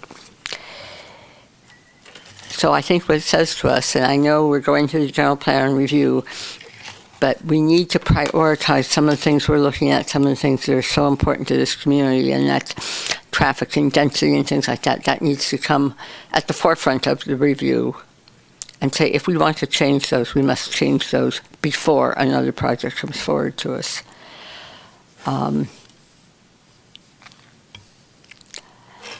I think it's also incumbent on the town, this is a challenge for all of you over there, that this project has agreed to certain parameters of light, noise, traffic impact, and I think we need to monitor that closely. And if it's not being adhered to as agreed, the town will need to take action to change that. So I see Jeff taking notes, thank you. But we are the guardians, we are the guardians of this town and the overall encompassing wishes of the town. And so we need to be the stewards and be sure that it's being adhered to the way that we've agreed to. As Patrick said, like it or not, is not the issue. It's under the current rules, the applicant is entitled to this project. And it's up to us to watch it. I would like to see them maybe not take deliveries at 6 in the morning. Well, you're right, I wouldn't like that. It's funny you mentioned that, because I was actually going to make sure before we got too far along, unless if you've got some other thoughts. I'm hoping there's a way we could get to this somewhere sort of along the parking management where it's revisited. If it's, I don't know for a fact whether or not 6 a.m. deliveries are mandatory, whether that would really materially impact or not the business. If we move that to, 7 o'clock in the morning, no deliveries. I would like to see, I don't know, a year from this, do we, do we have the ability to take a look at that and see, has it really been an impact on an undue impact on the neighborhood that we can do something about? Is it not a big deal? I'm not sure exactly what the mechanism might be through condition of approval to just come back and monitor that. We can change the condition if their applicants agree. Yeah, I just, to me, I'm up at 6 in the morning. Not everybody is. I'm up before 6, but I'm not. Absolutely, not everyone is. But that's kind of an egregious time of the morning. Same thing with as trucks pull in and they're doing their deliveries. Turn off your engines. Take into consideration the pleasantries for the neighborhood, and we need to look at that and mitigate in all ways that we can any impact like that. But as far as the rules, that's things can address in the conditions of approval and the development plan, but as far as denying the project, I don't see that we have any reason to do that. Mayor, may I make a comment just on I think one of the reasons that the discussion about the 6 a.m. versus the 7 a.m., one of the reasons why it was the 6 a.m., the earlier time was allowed is because that would avoid any potential, the trucks arriving the same time as the school buses. Right. So I just wanted to remind folks of that trade-off. But the school buses, or the trucks, should not be going up into the neighborhoods. I mean, we've been very clear about that. The bus stops are away from where right. the site. So I think that... So, Mayor, with your permission, Yes, Kurt clearly looks like he would like to respond to this. Well, I just wanted to offer a reminder of the previous discussion, is that there was discussions that traffic picks up on Donner Pass Road around 7 in the morning. So we were trying to get the truck maneuvers to not be impacting Donner Pass Road at that time period. What's that? As the truck leaves, yeah. Right. I think you need to look at that. 6 a.m. is very early. I mean, would you be opposed to, if there's something other than anecdotal evidence that comes up a year from now that, I don't know, would you have any real opposition to reviewing this? I have no real opposition. I'm just mostly curious. We're being held to a different standard that's ever been held to any other store in town. I'm just kind of curious. I know we've imposed delivery limits on hours on other operations. Well, most other operations do not back up directly into a residential area. So this would not be the first development that we would have. We've set hours of operation and deliveries. Yeah, I mean, we've definitely looked at that with a variety of projects. We don't obviously have another recent grocery store example to look at, but we've done it with things like the Lodge at Tahoe Donner, which has the golf condos right next door, where the delivery impacts are pretty significant for them also. So it's very similar. And I'm not proposing that this be prescriptive change. I want to float to see what the rest of the council thinks about whether this is something that should be looked at along with parking or not. I think for me the question is, yeah, we'd all love to do it right the first time, but I would want to know what's the mechanism for revisiting. I think the parking in the neighborhood is probably going to cause consternation as well. And what's the mechanism to kind of revisit that in a year and do it fairly so that it's actually focused on addressing, are there vehicles in the wrong places at the wrong times, and not just an excuse to say we don't like having a Does staff have any thoughts on that? Well, I think the way that it could work is that we report back to you with an assessment of how it's going and whether we need to change the enforcement. It's a little bit hard to change conditions after a year, but so I think the goal would be to get the condition right now and then rely on staff, on the police department, code enforcement staff, on anybody else to make sure the condition's being complied with and to check in with you to let you know how it's going. And of course, always to be willing to have an open dialogue with the neighbors and be willing to listen to their concerns and their experiences. So clear as mud. The plan is to check in and keep an open dialogue. Well, I think Andy's point is we change the condition tonight, right? Because it would be difficult to go back and change a condition after the fact. I mean, difficult but not impossible. Well, I mean, if the at that point no longer the applicant, but if the operator is willing to change the condition, yeah. But if the operator says no, we have our conditions, we don't want to change them. Yeah, difficult to change them. Okay. So, Patrick, if I may interrupt. Absolutely. You were talking about a possible parking management plan where if there were issues to come up, the applicants would be required to formulate a parking management plan.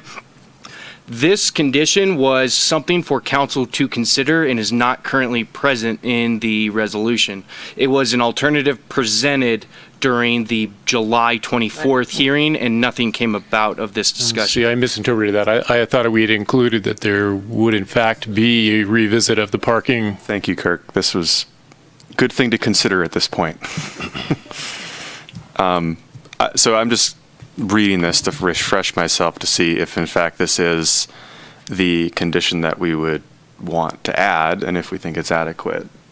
But I think that's the right step for us to be taking. I don't know.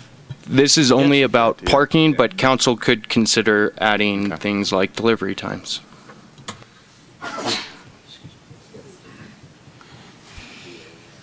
Okay. Well, thoughts? I mean, I personally, I think it would be, I don't see a downside to doing the parking management, at least to do a review and see, is it working, is it not working? And if not, what can we do to help mitigate any issues that come up? Inclusion of this would give us that flexibility, or other councils down the road. I think inclusion of this, and I wonder if you could just add parking and delivery management plan. Yes. Because basically this is, we're going to assess it and come up with a better plan if it's not working. You could do that and just add the phrase delivery times, and that there's a long list there of things that may come up.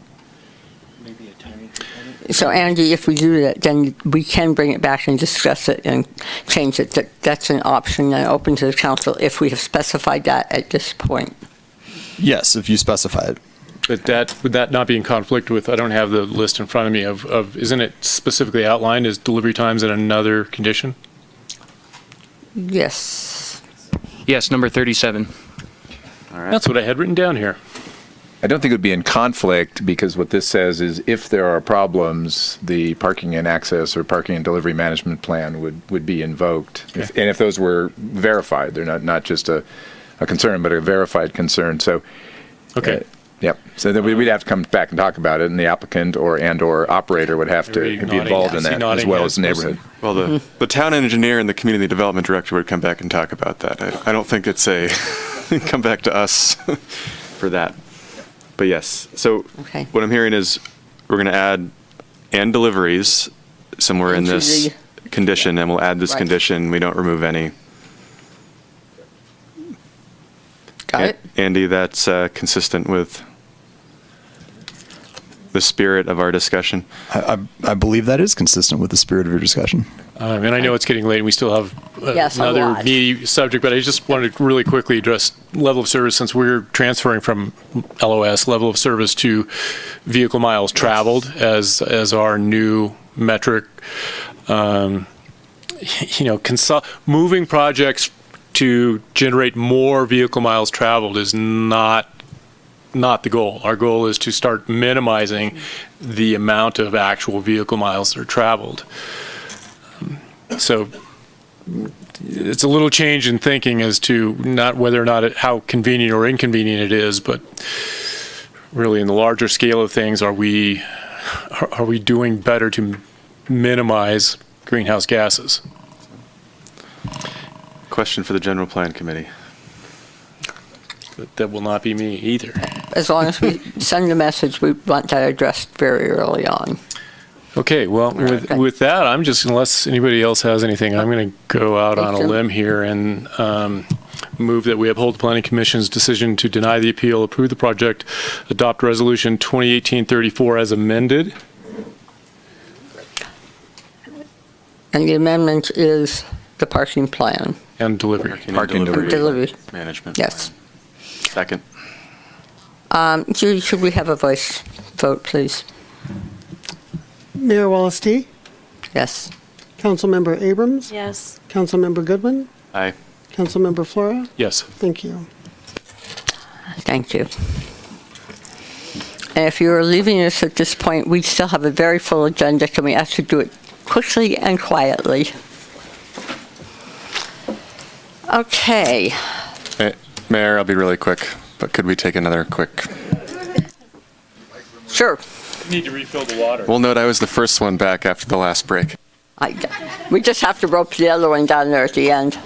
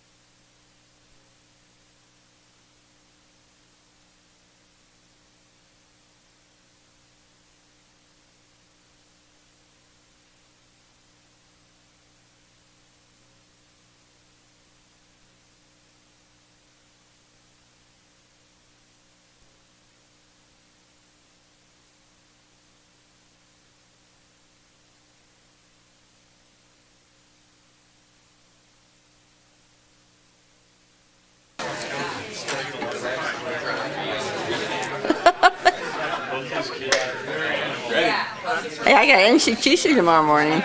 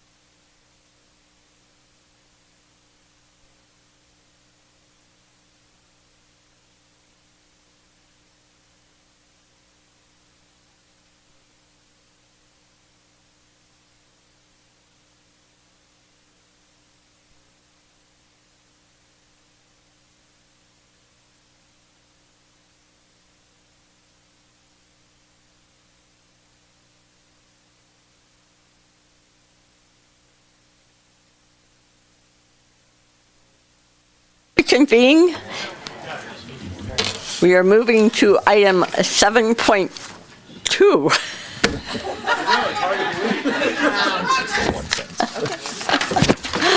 Oh boy. It's only 48. The approval of local public infrastructure financing policies for the Melrose Community Facilities District 1913-1950 Assessment District Developer Requested Financing. And Kim?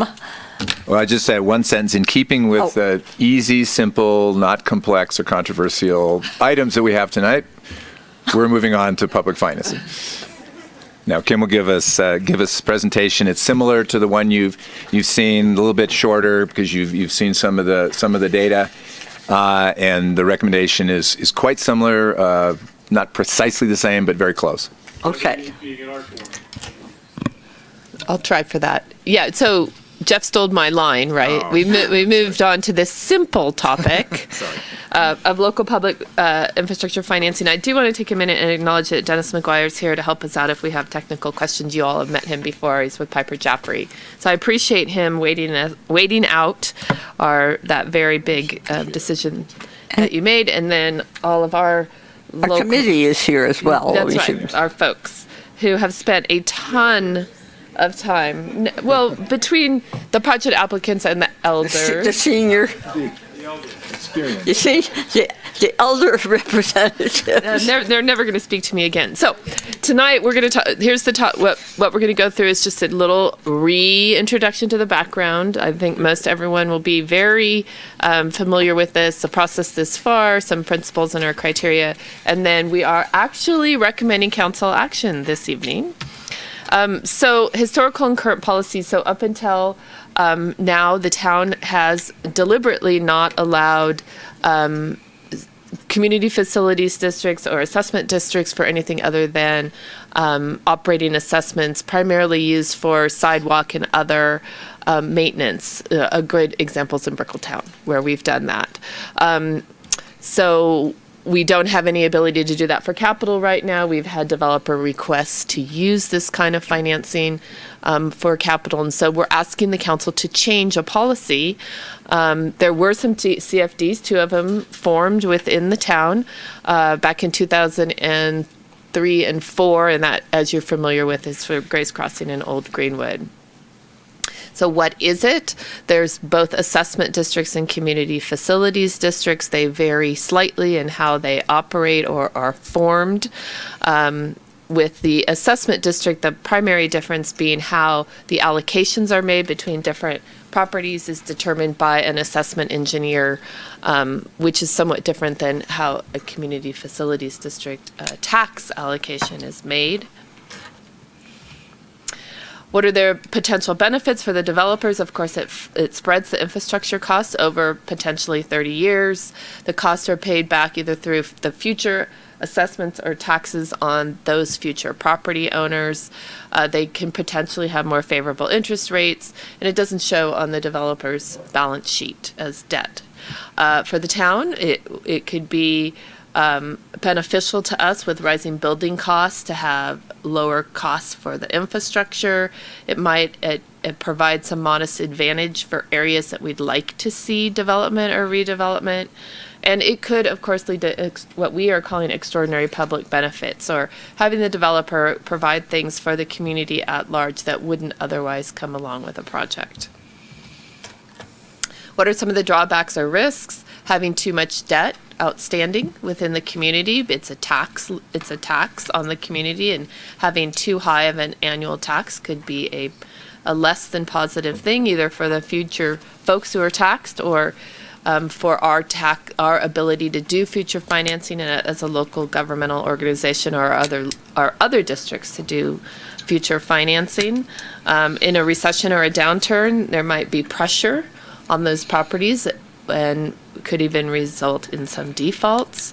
And then there's some unevenness in the tax rates within the community. Some folks may have an assessment or a community facilities district tax, and others may not.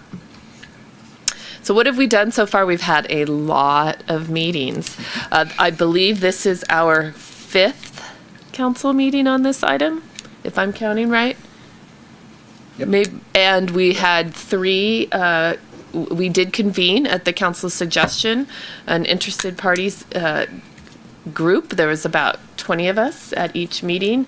We probably spent at least 2 hours at each meeting talking through these issues, and really brainstorming on the solution that we are presenting to you here this evening. So I do really, again, appreciate everyone's involvement in that.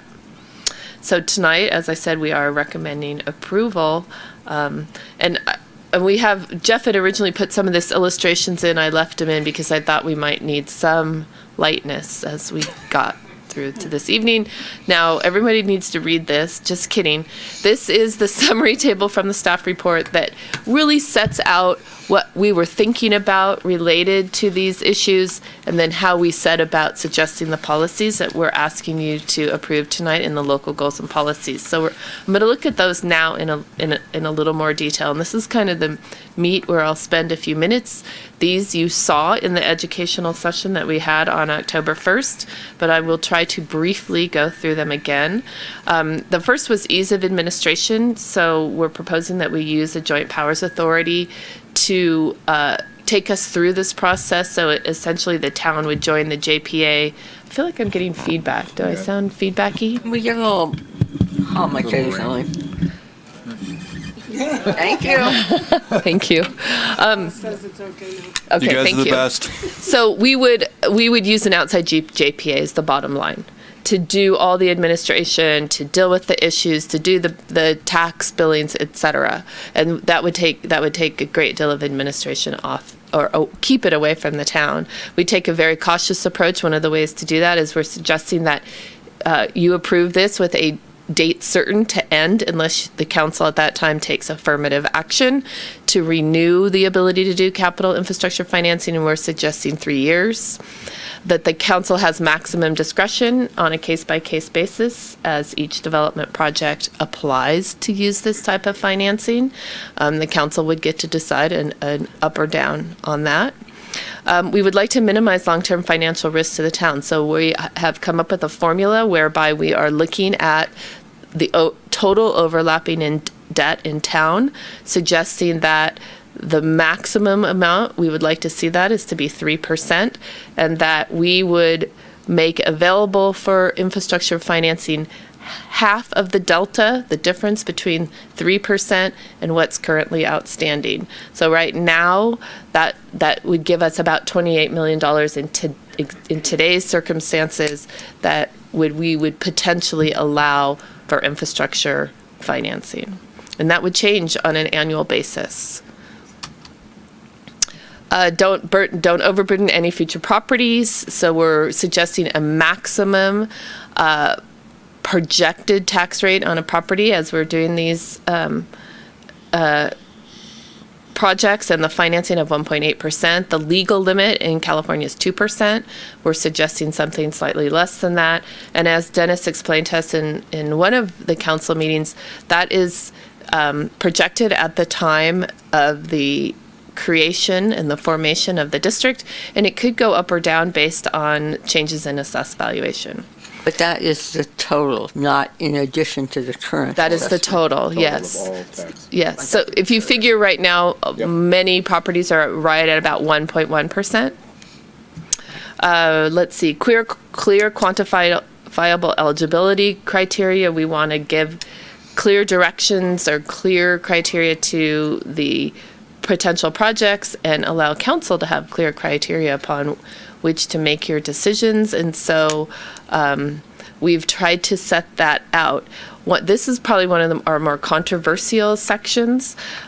We are suggesting that, first of all, projects should be within the former redevelopment area. And we as a team, as part of the group that we put together to discuss this, I'm avoiding that term, thought that this was a very well-defined area within the town, and it was an area in which developers who have been in this for a while had some expectation of financial support, of a fiscal mechanism to have some support of their projects, and of course that went away with the dissolution of redevelopment. So this would, in a small way, affect that. And so we were suggesting that those folks still needed to provide 20% of the value of the infrastructure financing as extraordinary public benefit, and suggesting that those outside of that very well-defined boundary would need to provide 40%. Developer has to have skin in the game, funding in the game. So we're suggesting that public financing can account for no more than 50% of the total infrastructure, and other funding needs to come from, the rest of that funding needs to come from other sources. To be eligible, the project has to provide the community with extraordinary public benefit. And so I will go over that on another slide, what we're suggesting that may look like. And it has to be significant, at a significant amount of the total public infrastructure. And like I said, 20% within that agency boundaries, and we're suggesting 40% outside of the agency boundaries. And it must be a substantial project.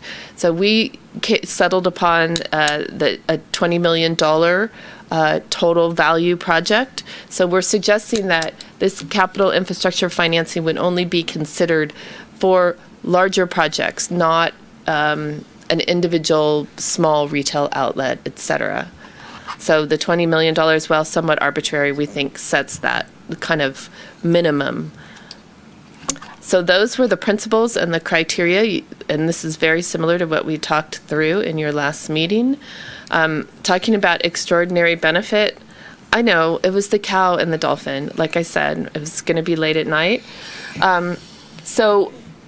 All of these, I missed putting the most important sentences in here in red. So what we're suggesting is this list that I have here, which is public infrastructure, offsite improvements, locals or affordable housing, regional transportation, dedication of land, or projects that bring in other monies.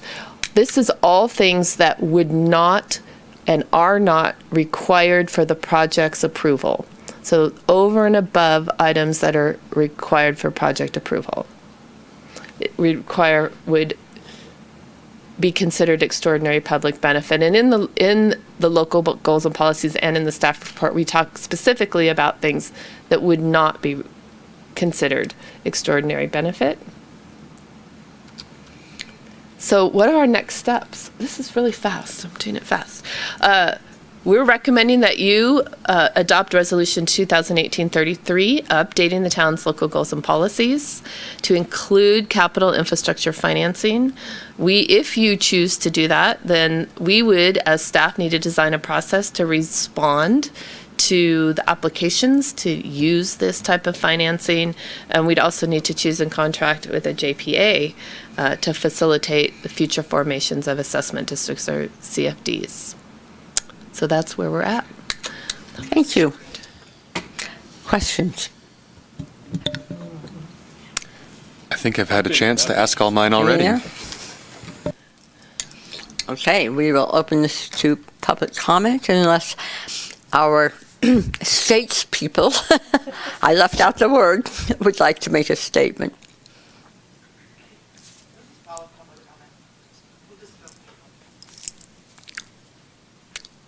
Public comment's open, yes? Yeah, It is.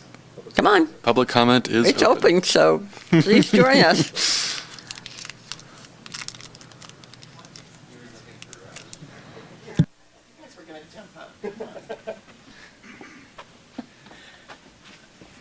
Thank you, Mayor and council members. And I know this has been a long night and difficult one, but I come tonight as part of the team that worked on this issue, and I became interested in this. Oh, I'm sorry. My name is Joan Jones, and I'm a citizen of the town of Truckee and former council member. And mayor. And mayor, thank you. But I came to this process as one that was involved in the drafting of the current policy, which had no public financing, and was concerned about opening this door because of the discussions we had when that document was drafted. And I became much more comfortable to the whole concept throughout the discussions we had. There have been numerous changes to the laws and the way these public financing are put together that really the way the bonds are issued, the way that the bonds are not released until the infrastructure is installed and accepted by the town engineer, all gives much more comfort to the process that the funds won't be subject to as much of a risk that and that really what you're worried about in this is that the bond rating for the town of Truckee would be adversely affected, and I think that has been much alleviated by the standards put in place. So I am supportive. I think it gives the council a tool to work with developers in projects that you see have great benefit and will promote the goals and objectives of the town, a way to reward that project or work with them to make that project possible, since redevelopment funds are no longer available and the only other option you really have is general funds. So I believe my last concern is just that the savings that are gained to the developer that are passed along to the purchaser of the project do result in a savings to that purchaser and aren't doubled. You know, that the actual savings that the town is providing do get passed through to the purchaser of the development, and we don't have an inflation in the cost of our projects, so that we don't need higher prices for projects in town. So those are my comments. Thank you very much. Thank you, Joan. Don't everybody run. Oh, yes, line up, please. Come on. Thank you for the opportunity to be here before you tonight. Jason Hansford, Truckee Rail Yard. This has been a very collaborative process. Speaking on behalf of the rail yard, we are endeavoring, we're going to spend almost $22 million to clean up a site that has been neglected and not very well utilized for the last 150 years, although I can't take credit for that. But when I look at that as a resident, we've really transformed that.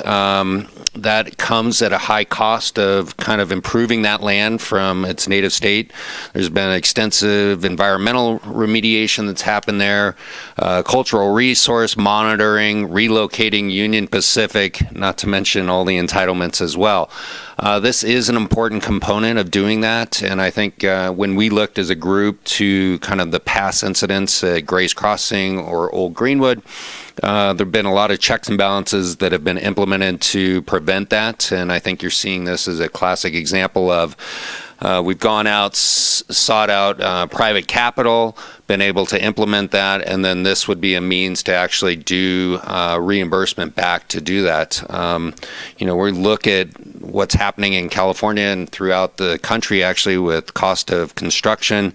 Really land is at a premium right now, and how do you underwrite that so that you actually can get something built? And we're looking forward to building some more affordable housing next summer, hopefully get a theater going and other components of the rail yard, and this is an important element, and I think we've struck a pretty good conservative stance that will meet our needs as far as redevelopment of the rail yard.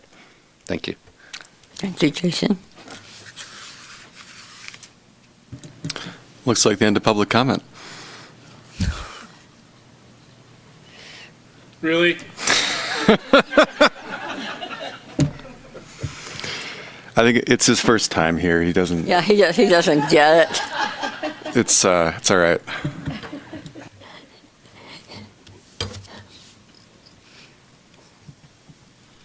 Mayor D, council members, Ted Owens, Elder Owens, and I just wanted to speak a little bit to the process. I'm not going to belabor a lot of the things that have already been said.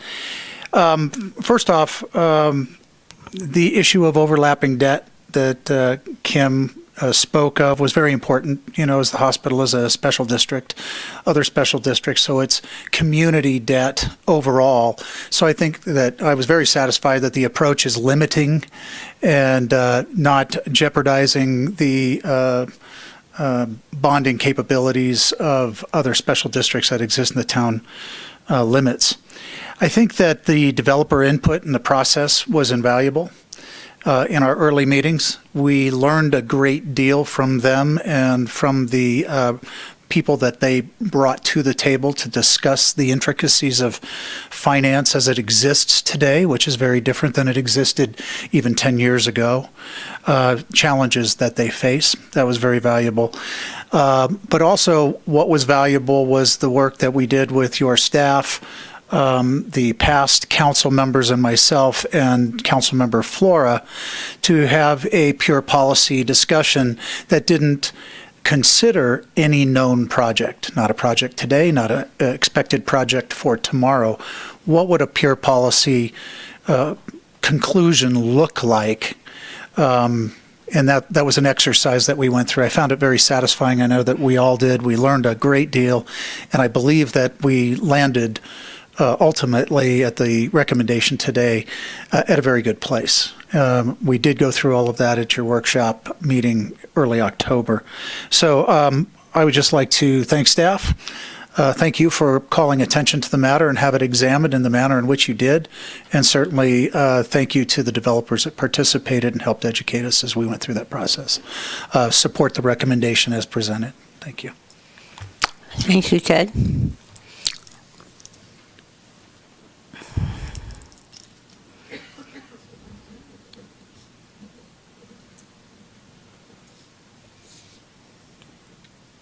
Mayor D and council members, my name is Kathleen Egan. I'm the elder of the elders. And our first mayor. And I'm proud of it. I'm proud of it. I would like to say that I support this and remind you that I actually made comments on this to the council on the 22nd of May and then in July. And I started out on the 22nd saying, I really don't think this is a good idea at all. And asked you to really exercise some extreme caution in doing this because I felt there were a lot of moving parts that none of us had a grasp of. And I think through this process, as Ted was saying, we have come to have a grasp and our arms are around this process. A couple of things I'd like to highlight, and some of this comes from listening to the council discussion when we had the information meeting. When we met and really staff did an outstanding job of saying, okay, what are the principles here? And Ted is saying we're trying to design a policy that's independent of projects in front of us. And we know we have a finite resource. And we know that the redevelopment area, those are disadvantaged properties. They've been through a lot. And so the ability to actually develop those is a much taller hill to climb for most developers than elsewhere, touched land. So we felt their redevelopment boundaries, that was important, 20%. And then we had a long discussion about saying, but geez, what if there's really a fantastic project? And we said, well, we don't want to make it really easy, because if you have no difference, then you have no priorities. So we don't want to make it super easy, but let's do a higher bar, and that's where we got to the 40%, saying there are going to be times when there's going to be something this town's going to want to do, and let's go for 40% there. So I'm really asking you to strongly consider recognizing that these are disadvantaged properties in that redevelopment agency. It's a taller hill for them to climb, and that's the reason for the difference between the 20 and 40. We've had discussions about fairness and what's equitable, all those kinds of things. I understand that, yet I think fair and equitable has to take into account this disadvantaged properties. I noted the letter from CAT. I'm going to throw a ringer in here.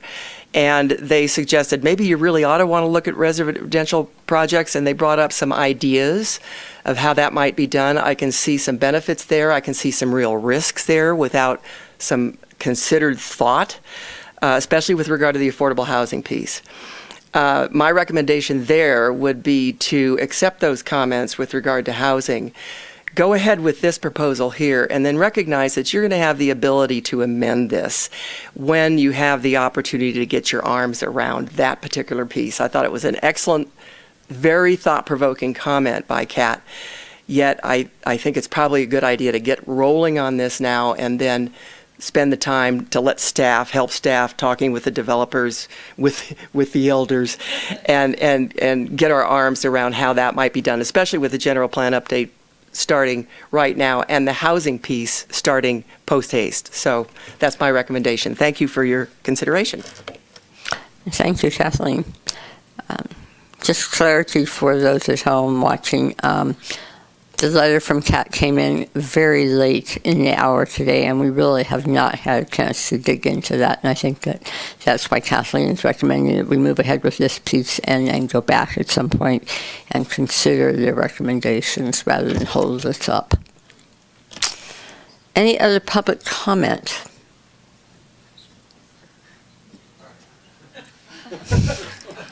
Now I'm feeling guilty. I'm like the only one from the working group. So real quick, Mike Isle from Tykert.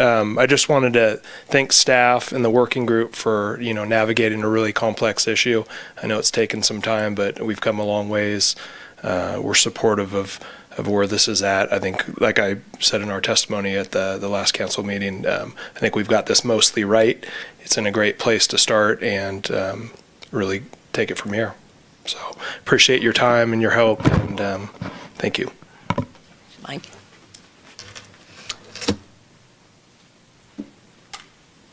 Public comment is closed. Conversation, deliberations.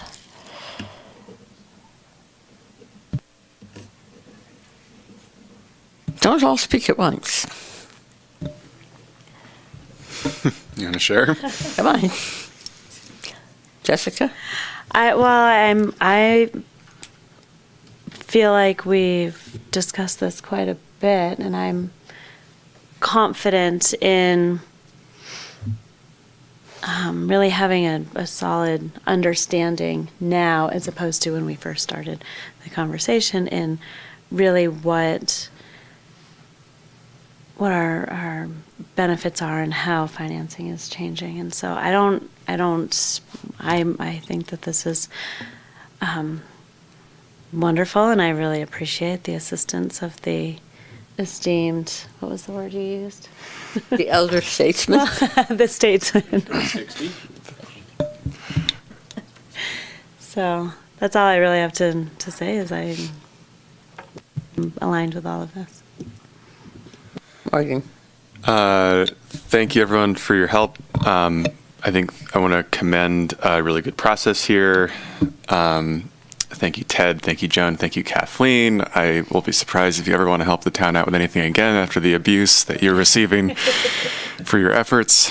And then I guess the only comment I would add is I think that you've done a really good job of coming up with a tool that helps the town achieve its goals. And one of those goals is clearly our revitalize the downtown and the Truckee River corridor, and I think that the advantage and the energy that this gives to those disadvantaged areas is significant and something that's really important to me.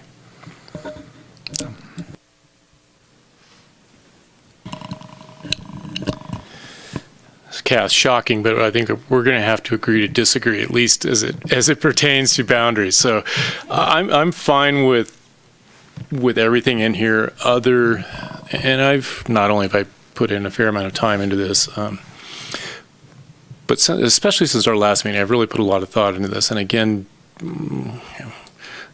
apparently my wildly overdeveloped sense of equity and fairness, I just really have struggled with the policy concept of exclude or having a different set of rules for one of arguably the four biggest, longest public process projects in the town being treated differently than the others. And I get the nuance of redevelopment and why redevelopment was there. And I don't really want to speak to specifics, but I mean, that we've put $10 million of town money into the rail yard, or, Tykert has owned that property and mined it for 50, 60 years. So, but regardless, my point is, I really feel it. I really feel strongly that it's very unfair that we're taking one of our few large public plan communities, specific plans, and treating them differently than all the others. And it bothers me. It bothers me quite a bit. And I understand the argument for why redevelopment was the boundaries that we discussed, and I would say the majority are in favor of. I just find, from a level playing field, I've not heard a compelling argument against it, because ultimately the council decides who gets what based on the merits of their application.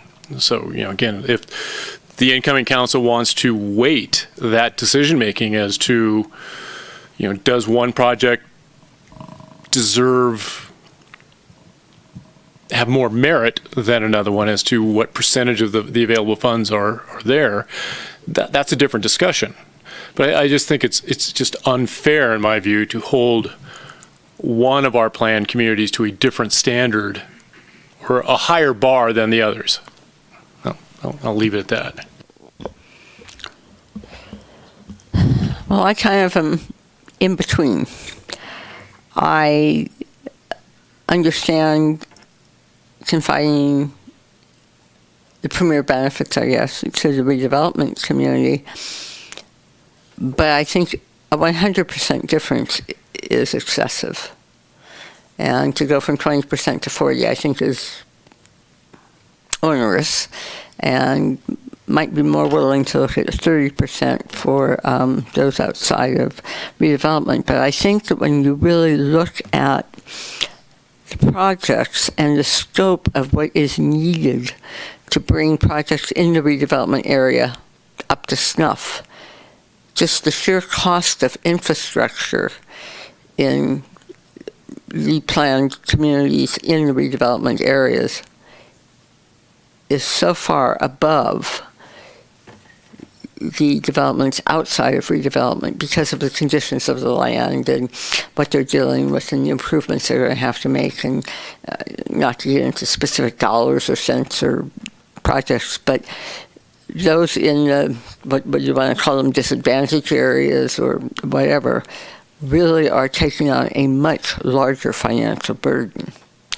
So I can see where maybe there could be a little differential. I just think that going from 20 to 40% is really excessive.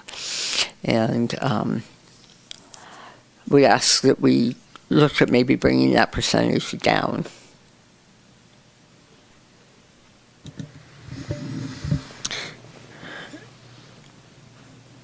I feel strongly that the goals of this community have been very deeply aligned around the downtown. So I agree with a differential. I think most of us are agreed that there should be a difference. But I would defend the 40%. I think that the redevelopment agency, based on my understanding, I don't know how you could calculate this, but I think that what the redevelopment agency offered us and offered the properties in that was at least as great of a benefit. It offered at least as much power and financing to move projects forward. And outside of that, there was zero of that. And we drew that boundary for a reason. And I think that since we created a redevelopment agency boundary, which presumably happened in the 90s, our understanding of how our downtown community character, economics, development, et cetera, works and how important that is and its place in the council goals has only increased. And so that's my basis for saying, yeah, these are different I things. understand that. Also, to Patrick's point, the millions of dollars this town has already put in to one of those projects because it is a redevelopment project. And we have committed, actually, I think it's more than 10 million.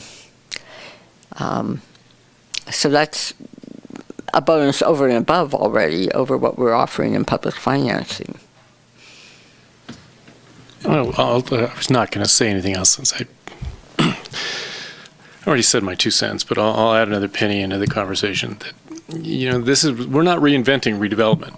That is not what this is about. That was a basis, and it was sort of one of the arguments of, well, that's one of the boxes. That's one of the pros to this, is that a tool is taken away. This is another potential tool, but this is not meant as a replacement for redevelopment. So essentially penalizing another, large, long public process. I just, to hold them to a different standard just up front as a policy decision is, I won't vote no against it, but I can't tell you how strongly I feel that's just an unfair assessment on one part of town relative to this discussion. Now, again, what the council in the future does with who comes in and applies and who gets what, you have substantially more latitude to do that. But back to our previous discussion, if you have a set of rules, but if someone else has to play by a different set, that just doesn't strike me as the Truckee way.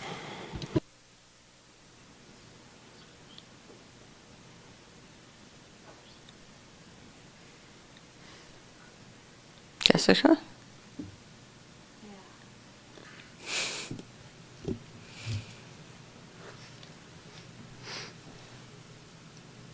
I feel like sometimes there is a different set of rules based on what we're looking at, and if we're really trying to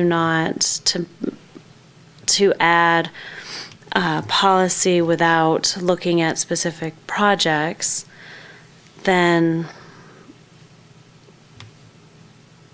it's equals it out more by saying there's just different areas as opposed to different projects. Does that make sense? And I also feel like if we have this established to sunset in 3 years, that's our opportunity to take a look and regroup. And if we need to make changes and maybe revisit and change it to 30%, that would be a great opportunity. But to maybe start at this more conservative difference, it works for me. I just feels like this is not committing for future councils, because obviously we can't do that, but if someone brought a project forward and we put this in as 2040 right now, and they're offering a really extraordinary benefit at 30%, 25% even, but it's something extraordinary for the town, will the council have the flexibility to make that change even though the policy has been set higher? In short, yes, the local goals and policies say that ultimately the council can make decisions. Okay. Yeah, the 2 points I would make, you sort of made one of them, which is that if we set it at, say, 30% now, then we get projects that are still going to come in and say, well, would you lower it a little bit for this project? I think that discretion is important to set the bar high in keeping with the principle. My second point is just that this is one of those cases where we get to make a policy. We get to decide what we want this policy to be and how we want to use this tool. And I think that the reasoning is sound. And despite the fact that we have put a great deal of public money into the rail yard project, we are also,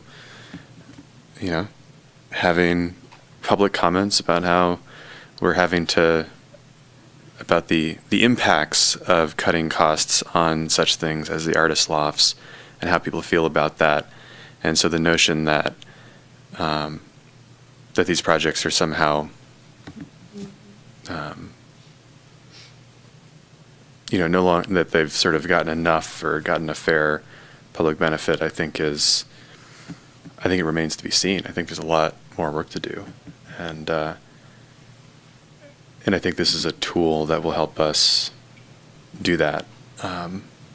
So I would support 40%, and with the obviously acknowledgement that future councils can decide whether something is important, yet maybe monetarily not as high.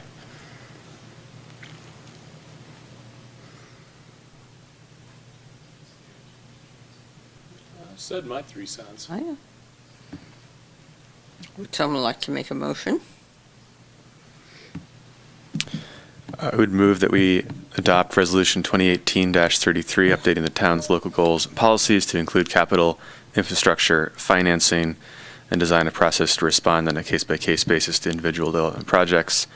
Discretion as the type of district, details of financing, allocation, tax assessment, and that we choose and contract with a JPA to facilitate formation. Second.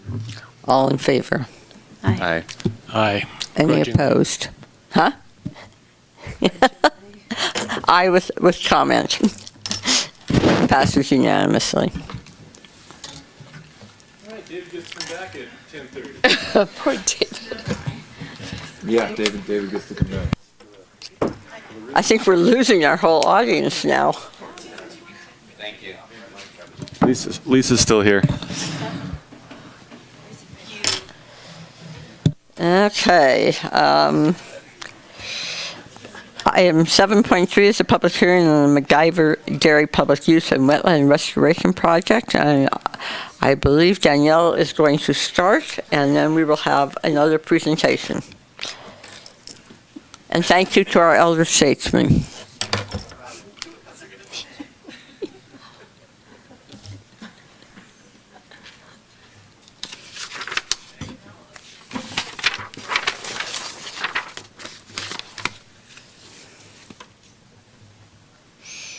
Oh, David, are you still alive?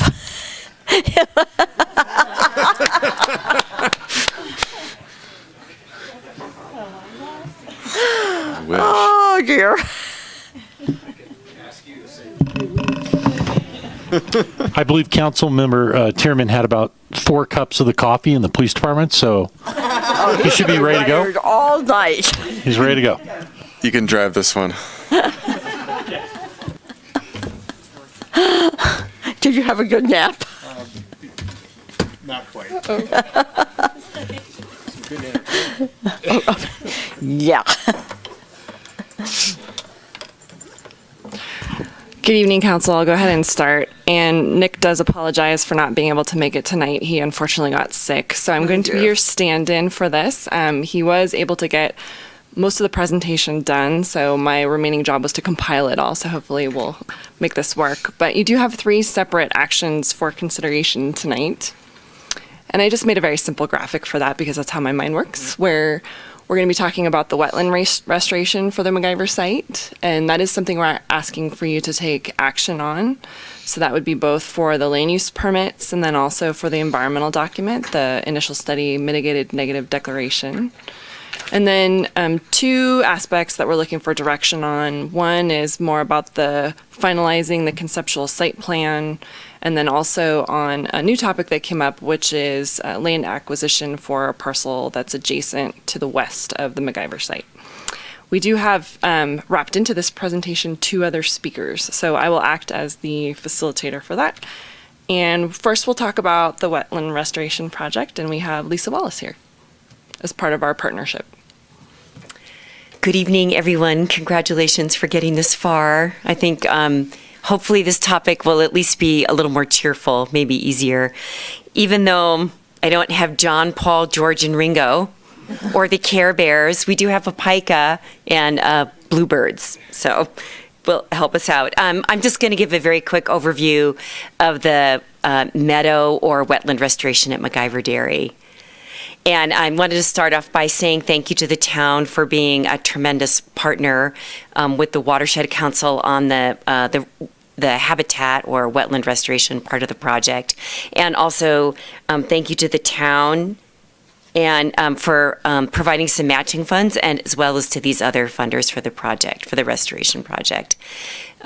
This is the preferred concept site plan, and I just wanted to briefly reference it to say that it's really our point of view that the wetland restoration project can be complementary with public access and public use.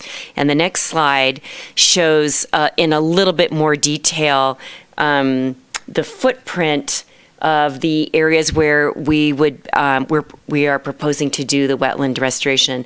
So Donner Pass Road is the road that's running across the screen.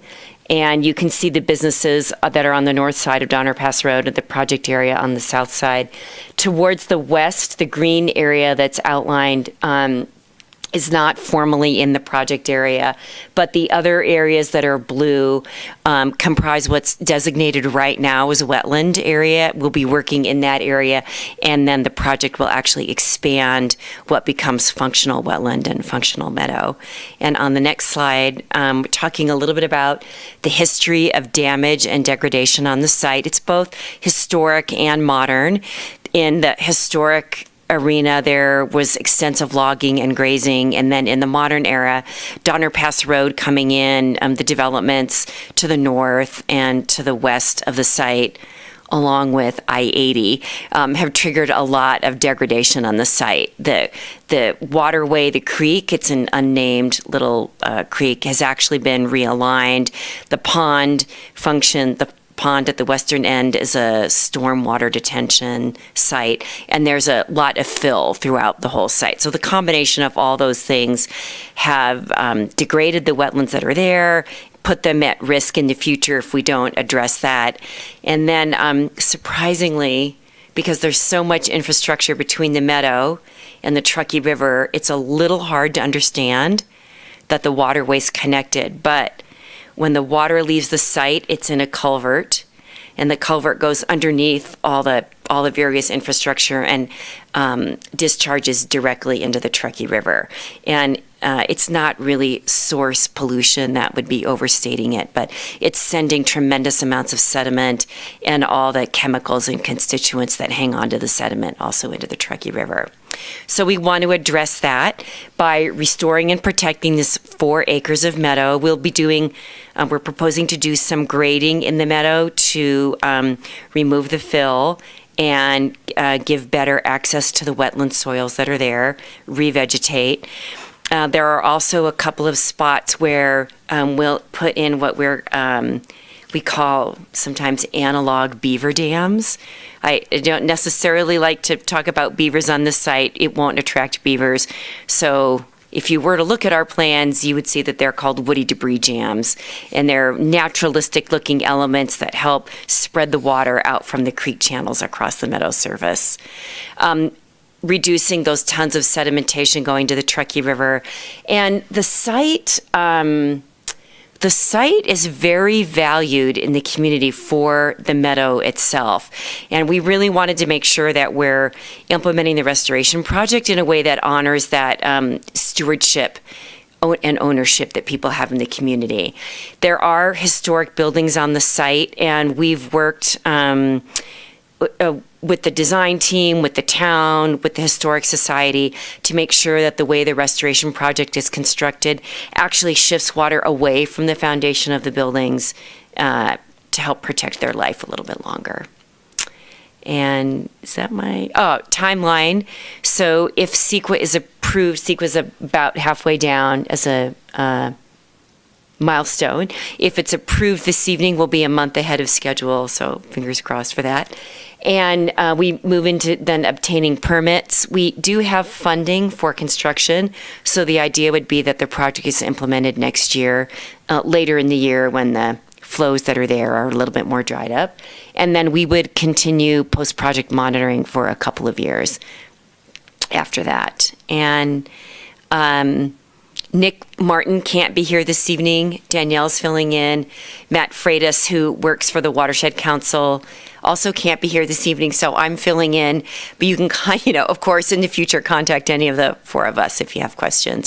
And I'm happy to answer any questions now if that's appropriate. Thank you, Lisa.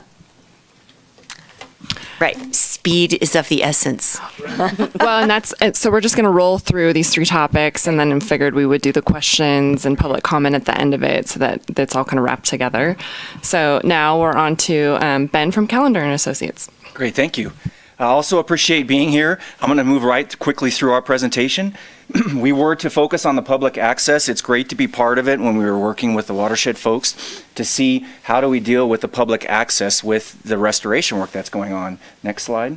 So through our process, we do the site analysis, we worked on design alternatives, went through 4 different steps of public input, both at public workshops and surveys, and even Nick was out there at Truckee Thursday taking surveys.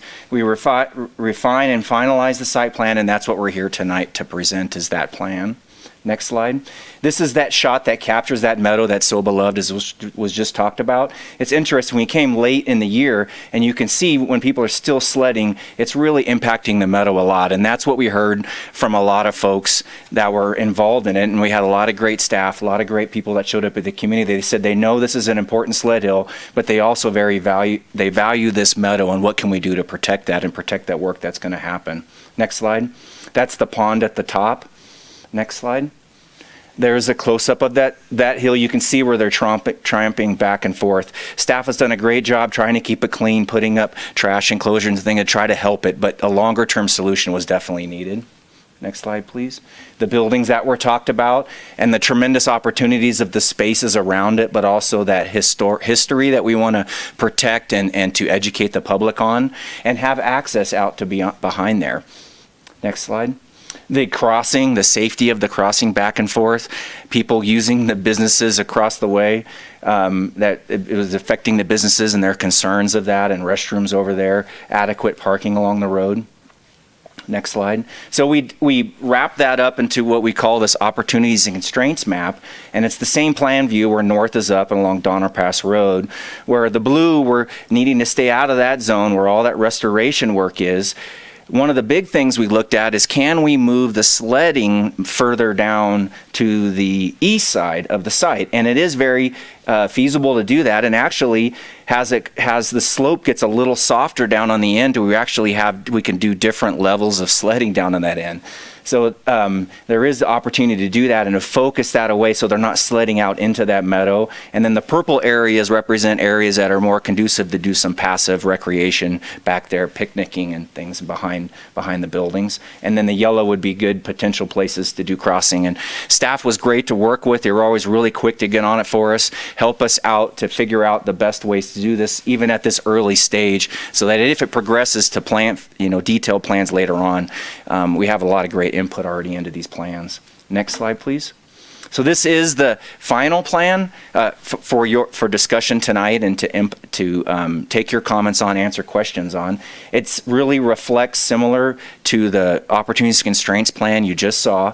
It does have the crossings It has a new walkway along Donner Pass Road with 20 on-street parking. We explored with the public, do we want off-street or on-street, and it was pretty clear, let's have a light touch on this site. So let's just do parking along the edge. If we're doing some trails, let them be soft trails, so we just have some simple trails to get across over into that passive recreation area and over to those potential sled hills.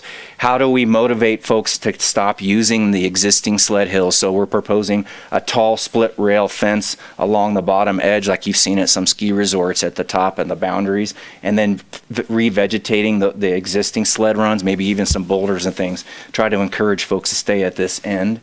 And then the purple stars would represent potential interpretive sign areas. And then we're also showing potential future restroom location so that they're not impacting the residents across the way. So I went through that pretty quickly and pretty briefly, but that covers the majority of it. I'm happy to answer any questions you have. Or we're happy to answer any questions.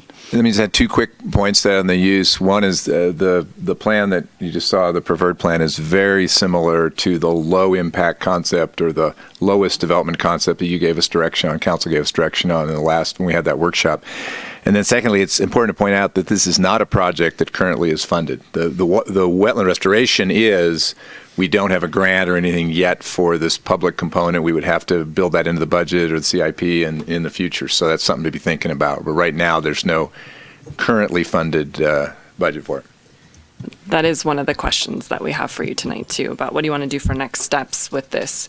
And I think we called the previous version of this plan the minimalist, if that kind of rings a bell. Something like that. Yeah. So the third topic tonight is about land acquisition. And I think Nick explained last time that we were approached by the adjacent property owner and just kind of doing some reassessment of his own property and wondering if the town had interest in taking over sort of the wetland portion of the site. Sounds like, obviously would have some concerns about what sort of use activity would happen in that area, and there aren't very many details that we have at this point, but we wanted to ask the question as part of this project review to see if council's interested in us talking further with this property owner, trying to get some sense of what portion of the property and sort of what expectations this owner may have as part of some additional diligence on our part.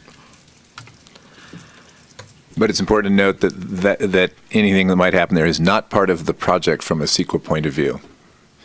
So it would be in the future we could add something to the project. So the CEQA analysis that you're being asked to agree to does not include anything on that project, that little piece of property. That would be an adjunct to it or later. Yeah, and that concept too of having that connected area within the wetland is something that we would look at as part of a much more detailed plan. That, there could be opportunity to have some sort of soft surface trail or something like that in the future, but like Jeff said, we would have to kind of take that to the next step. So as far as council's direction tonight, we're asking for you to adopt resolution 2018-75. So this would be for the initial study, mitigated negative declaration, and approving the 2 requested land use permits. So the first, a development permit for the disturbance of the site, and the minor use permit for disturbance within 200 feet of a wetland. And then the 2 points of direction. So the first is, now that we have this concept plan for possibilities for use for the MacGyver site, there's no budget. What do we want to do as sort of a next step, and what is the timing of that? And then also, thirdly, about the acquisition of the land adjacent. And that's what I have tonight. Thank you, Danielle. The gentleman with the land actually approached me first, and I was unclear whether he was donating it or selling it. Have we gotten far enough to kind of determine what his intent is? I think in our initial discussions it was donate, but I think because he's never done something like this before, he's interested in getting some additional information about what that would look like. I think, there is a management aspect of it that he would rather not have. I believe the property he just recently purchased it, so I think it's, he sees some opportunity in it and is interested in having those discussions, but as far as we've talked to him so far, it's about donation. Kind of what the impression I got, and then I walked away and I thought, did I hear that right? Thank you. Any other questions? David? I'm wondering if the Truckee River Watershed Council can own land, or do you own property We do not own property. We work, for example, very closely, very often with the Truckee Donner Land Trust. They'll hold an easement or hold fee title, and we'll cooperate with them to restore a project. Same with the town, but we don't hold land. Just a couple of brief questions. What's the importance of that site? Is that the one that could potentially be acquired? What value is there in terms of the wetland? Lisa, do you have an opinion on that? Danielle or Jeff? I'll let Lisa speak to the wetlands specifically, but I think there is a connectivity aspect of this that we could gain, especially that you've got hospital employees who potentially in the future would be using this for like a walking loop for either patients or themselves. And we don't have that access as of right now. And then Lisa can kind of talk to the wetland benefit. Yeah, I would really echo in the same way that there's connectivity for walking and access, there's connectivity for the waterway as well. So it would be great. I mean, none of us have been on the land, so there's a lot we don't know, right? But the opportunity to connect a little bit further in the waterway, we would love to look at and love to consider. And yeah, it does provide a little bit more access, public use as well.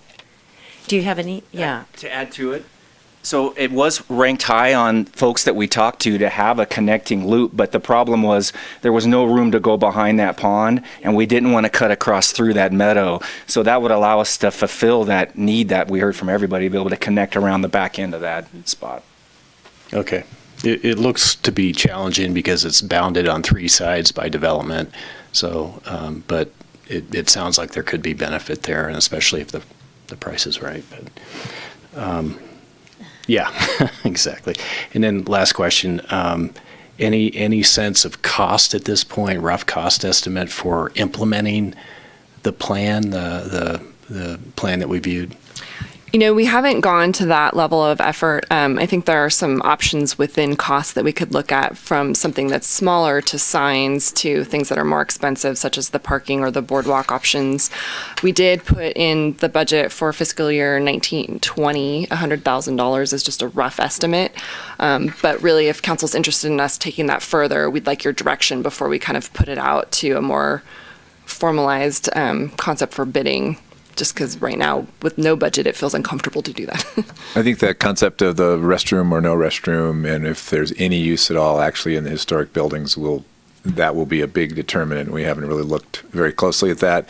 The second thing we need to be aware of, there's a capital cost, but then there'll also be a maintenance cost. We aren't a park district. Even this would be a park, even though it would be a very minimally used one. That's a kind of a slightly new thing for us. We're in the trail business and bike business now, so I think we won't have any problem doing it, but it is a slightly different service, so we'll need to make sure we have the costs of maintenance and cleanup and all of that taken care of as well. As part of that exploration, would you be willing to talk about a collaboration with the Park District on? Absolutely.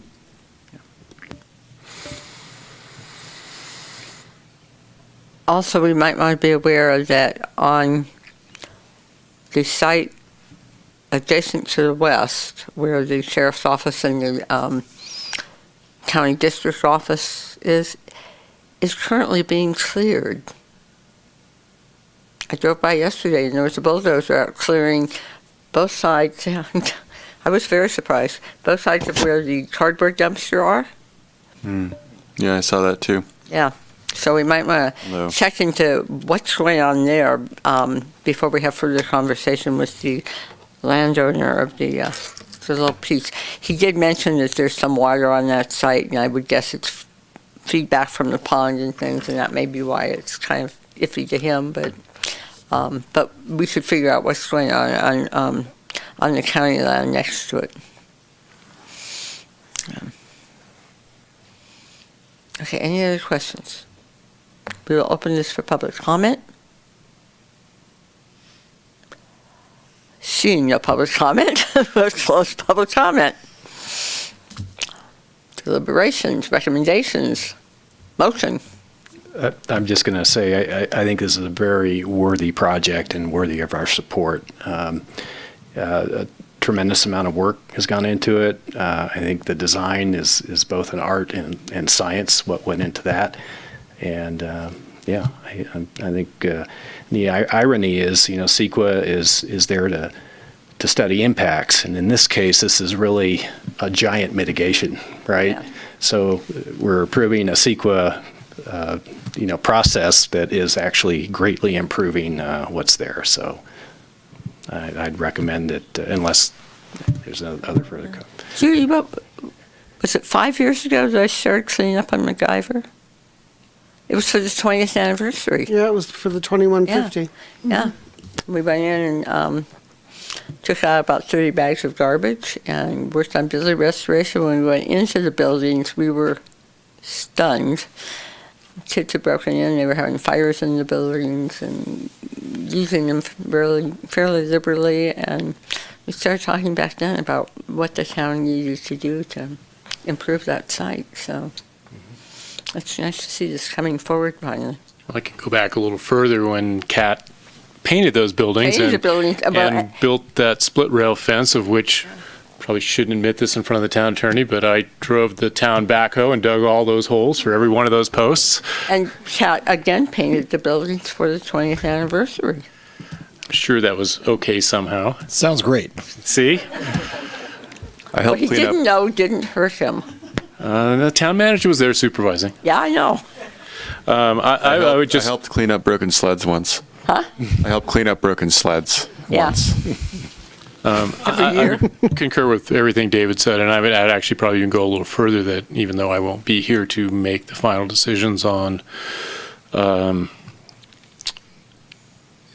construction side of this, I would certainly hope that we would be able to find some money within our overall budget, even if that's taking a little bit out of Envision DPR, a little bit out of some streetscape. I think this is a project that would warrant doing it right and doing it well. And if we can get Rec and Park District to come in some way, shape, or form, so much the better. I agree. Agree.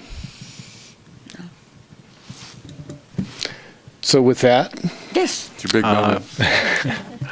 I move that we adopt Resolution 2018-75, adopting the ISMND and approving a development permit and minor use permit, also directing staff to develop a budget, procure a design and construction consultant, et cetera, and pursue potential land acquisition. Second. All in favor? Aye. Aye. Any opposed? Passes unanimously. Just one last comment, not to be overlooked, I think, are the potential safety improvements with the crosswalks. Yes. And the kind of annoyance improvements. If we get this right, some of the concerns the businesses have had kind of chronically, hopefully will go away because there'll be a place to park on the safe side of the road. Because in the winter, on an icy day, it looks a little treacherous from time to time. Yeah, I agree. Thank you, Lisa. Okay, we're going to move to 7.4. Danielle, sticking with us. Discussion of possible state community development block grant CDBG application. This is a very complicated presentation of 4 slides because I knew it was going to be late and I wanted to. Thank you. I wanted to make sure we talked about it because this is something that we're required to do, but also to get your direction on what sorts of applications we may want to submit.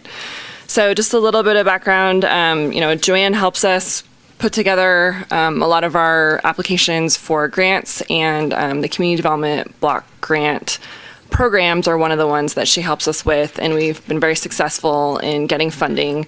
This year, the state released their notice of available funds November 1st. The total pool of funding is around $30 million, but of course, because it's the state, it's broken down to a bunch of different pots of money for us to consider. I just put them up here, so when you kind of talk about it, you'll have these as a point of reference of the various pots of money that they're looking to fund. Everything from housing programs to economic development. So we've used the economic development funds prior for things like micro enterprise loans, multifamily rehab projects, public facilities. So it's a variety of different options. As part of this process, the state requires that we hold a public hearing. So this would be our first of two. The second one would be whatever applications we bring forward for you to consider. But there is a lot of opportunity within this. I think it's just kind of coming up with some focus on ultimately what we want to submit applications for, since they're very competitive and they're due by February 5th. So not a ton of time for us to put together applications, but enough that we think we could do one or maybe more than one. Generally, just for background information, usually it's in the form of a grant. Some of them tied to certain projects are sort of a loan, which also comes with what they call a CDBG program income, which basically means that if we were doing like a rehab project for multifamily project where they wanted to go in and do some improvements, that there has to be sort of a rate of return for that project. So maybe they had a little bit more rent that they were charging, and then that's more revenue that gets calculated into this. And it's just because that's the nature of the state. But we still had success with those. Sometimes it's wrapped into whether they're doing refinancing or something like that. So pretty simple. Open public hearing, solicit input if there's any left on besides council's regarding any activities that we want to include in the town's possible CDBG application or applications. Do you want to mention more? Yes, Jeff was saying we should mention we're currently contemplating the Sierra Village Apartments to be able to do a rehab loan for that project, because we've got a definite need, and that does serve a big portion of our community. Generally, when these grant applications are out there, they're really intended to serve below 80% AMI, although the state qualifies that as up to moderate. For us, that's really low income. So there's a lot of opportunity within this, but that's the one so far that we've kind of targeted as one that we would want to submit an application for, because we've got some interest on the property owner's behalf right now. Thank you, Danielle. Questions? We'll open this for public comment. Seeing none, we'll close public comment.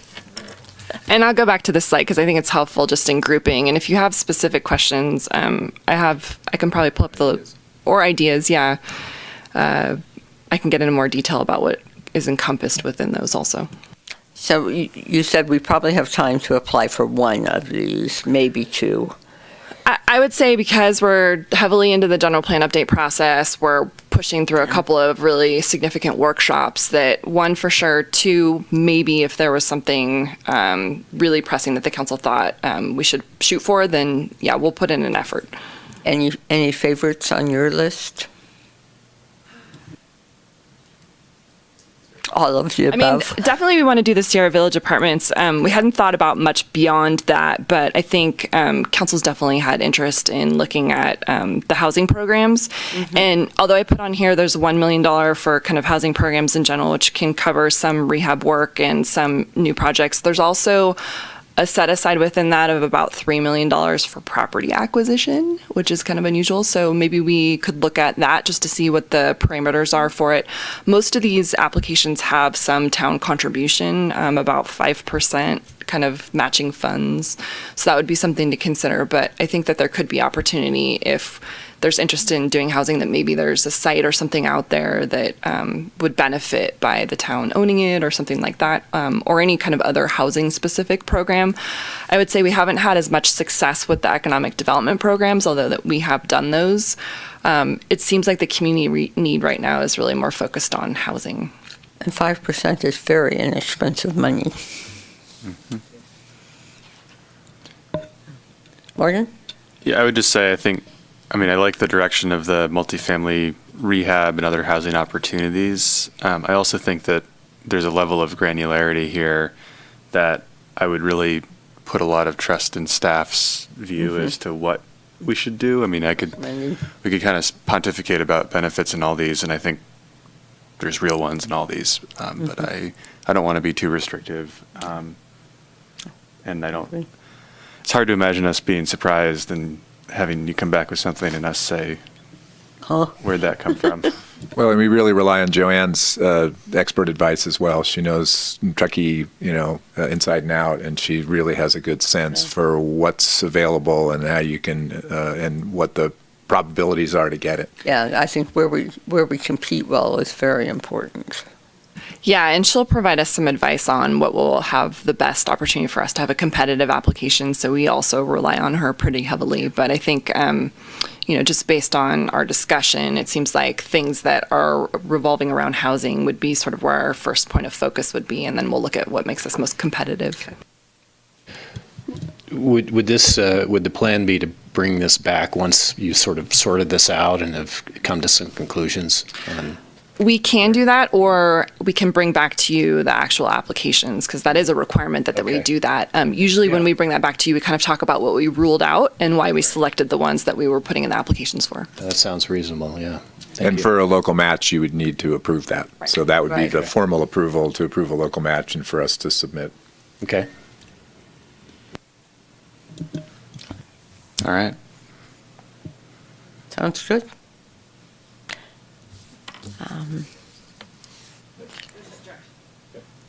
We've done our public hearing. Do you need us to make a motion, or you've got direction, to go forward? You held your public hearing and you provided direction. Okay.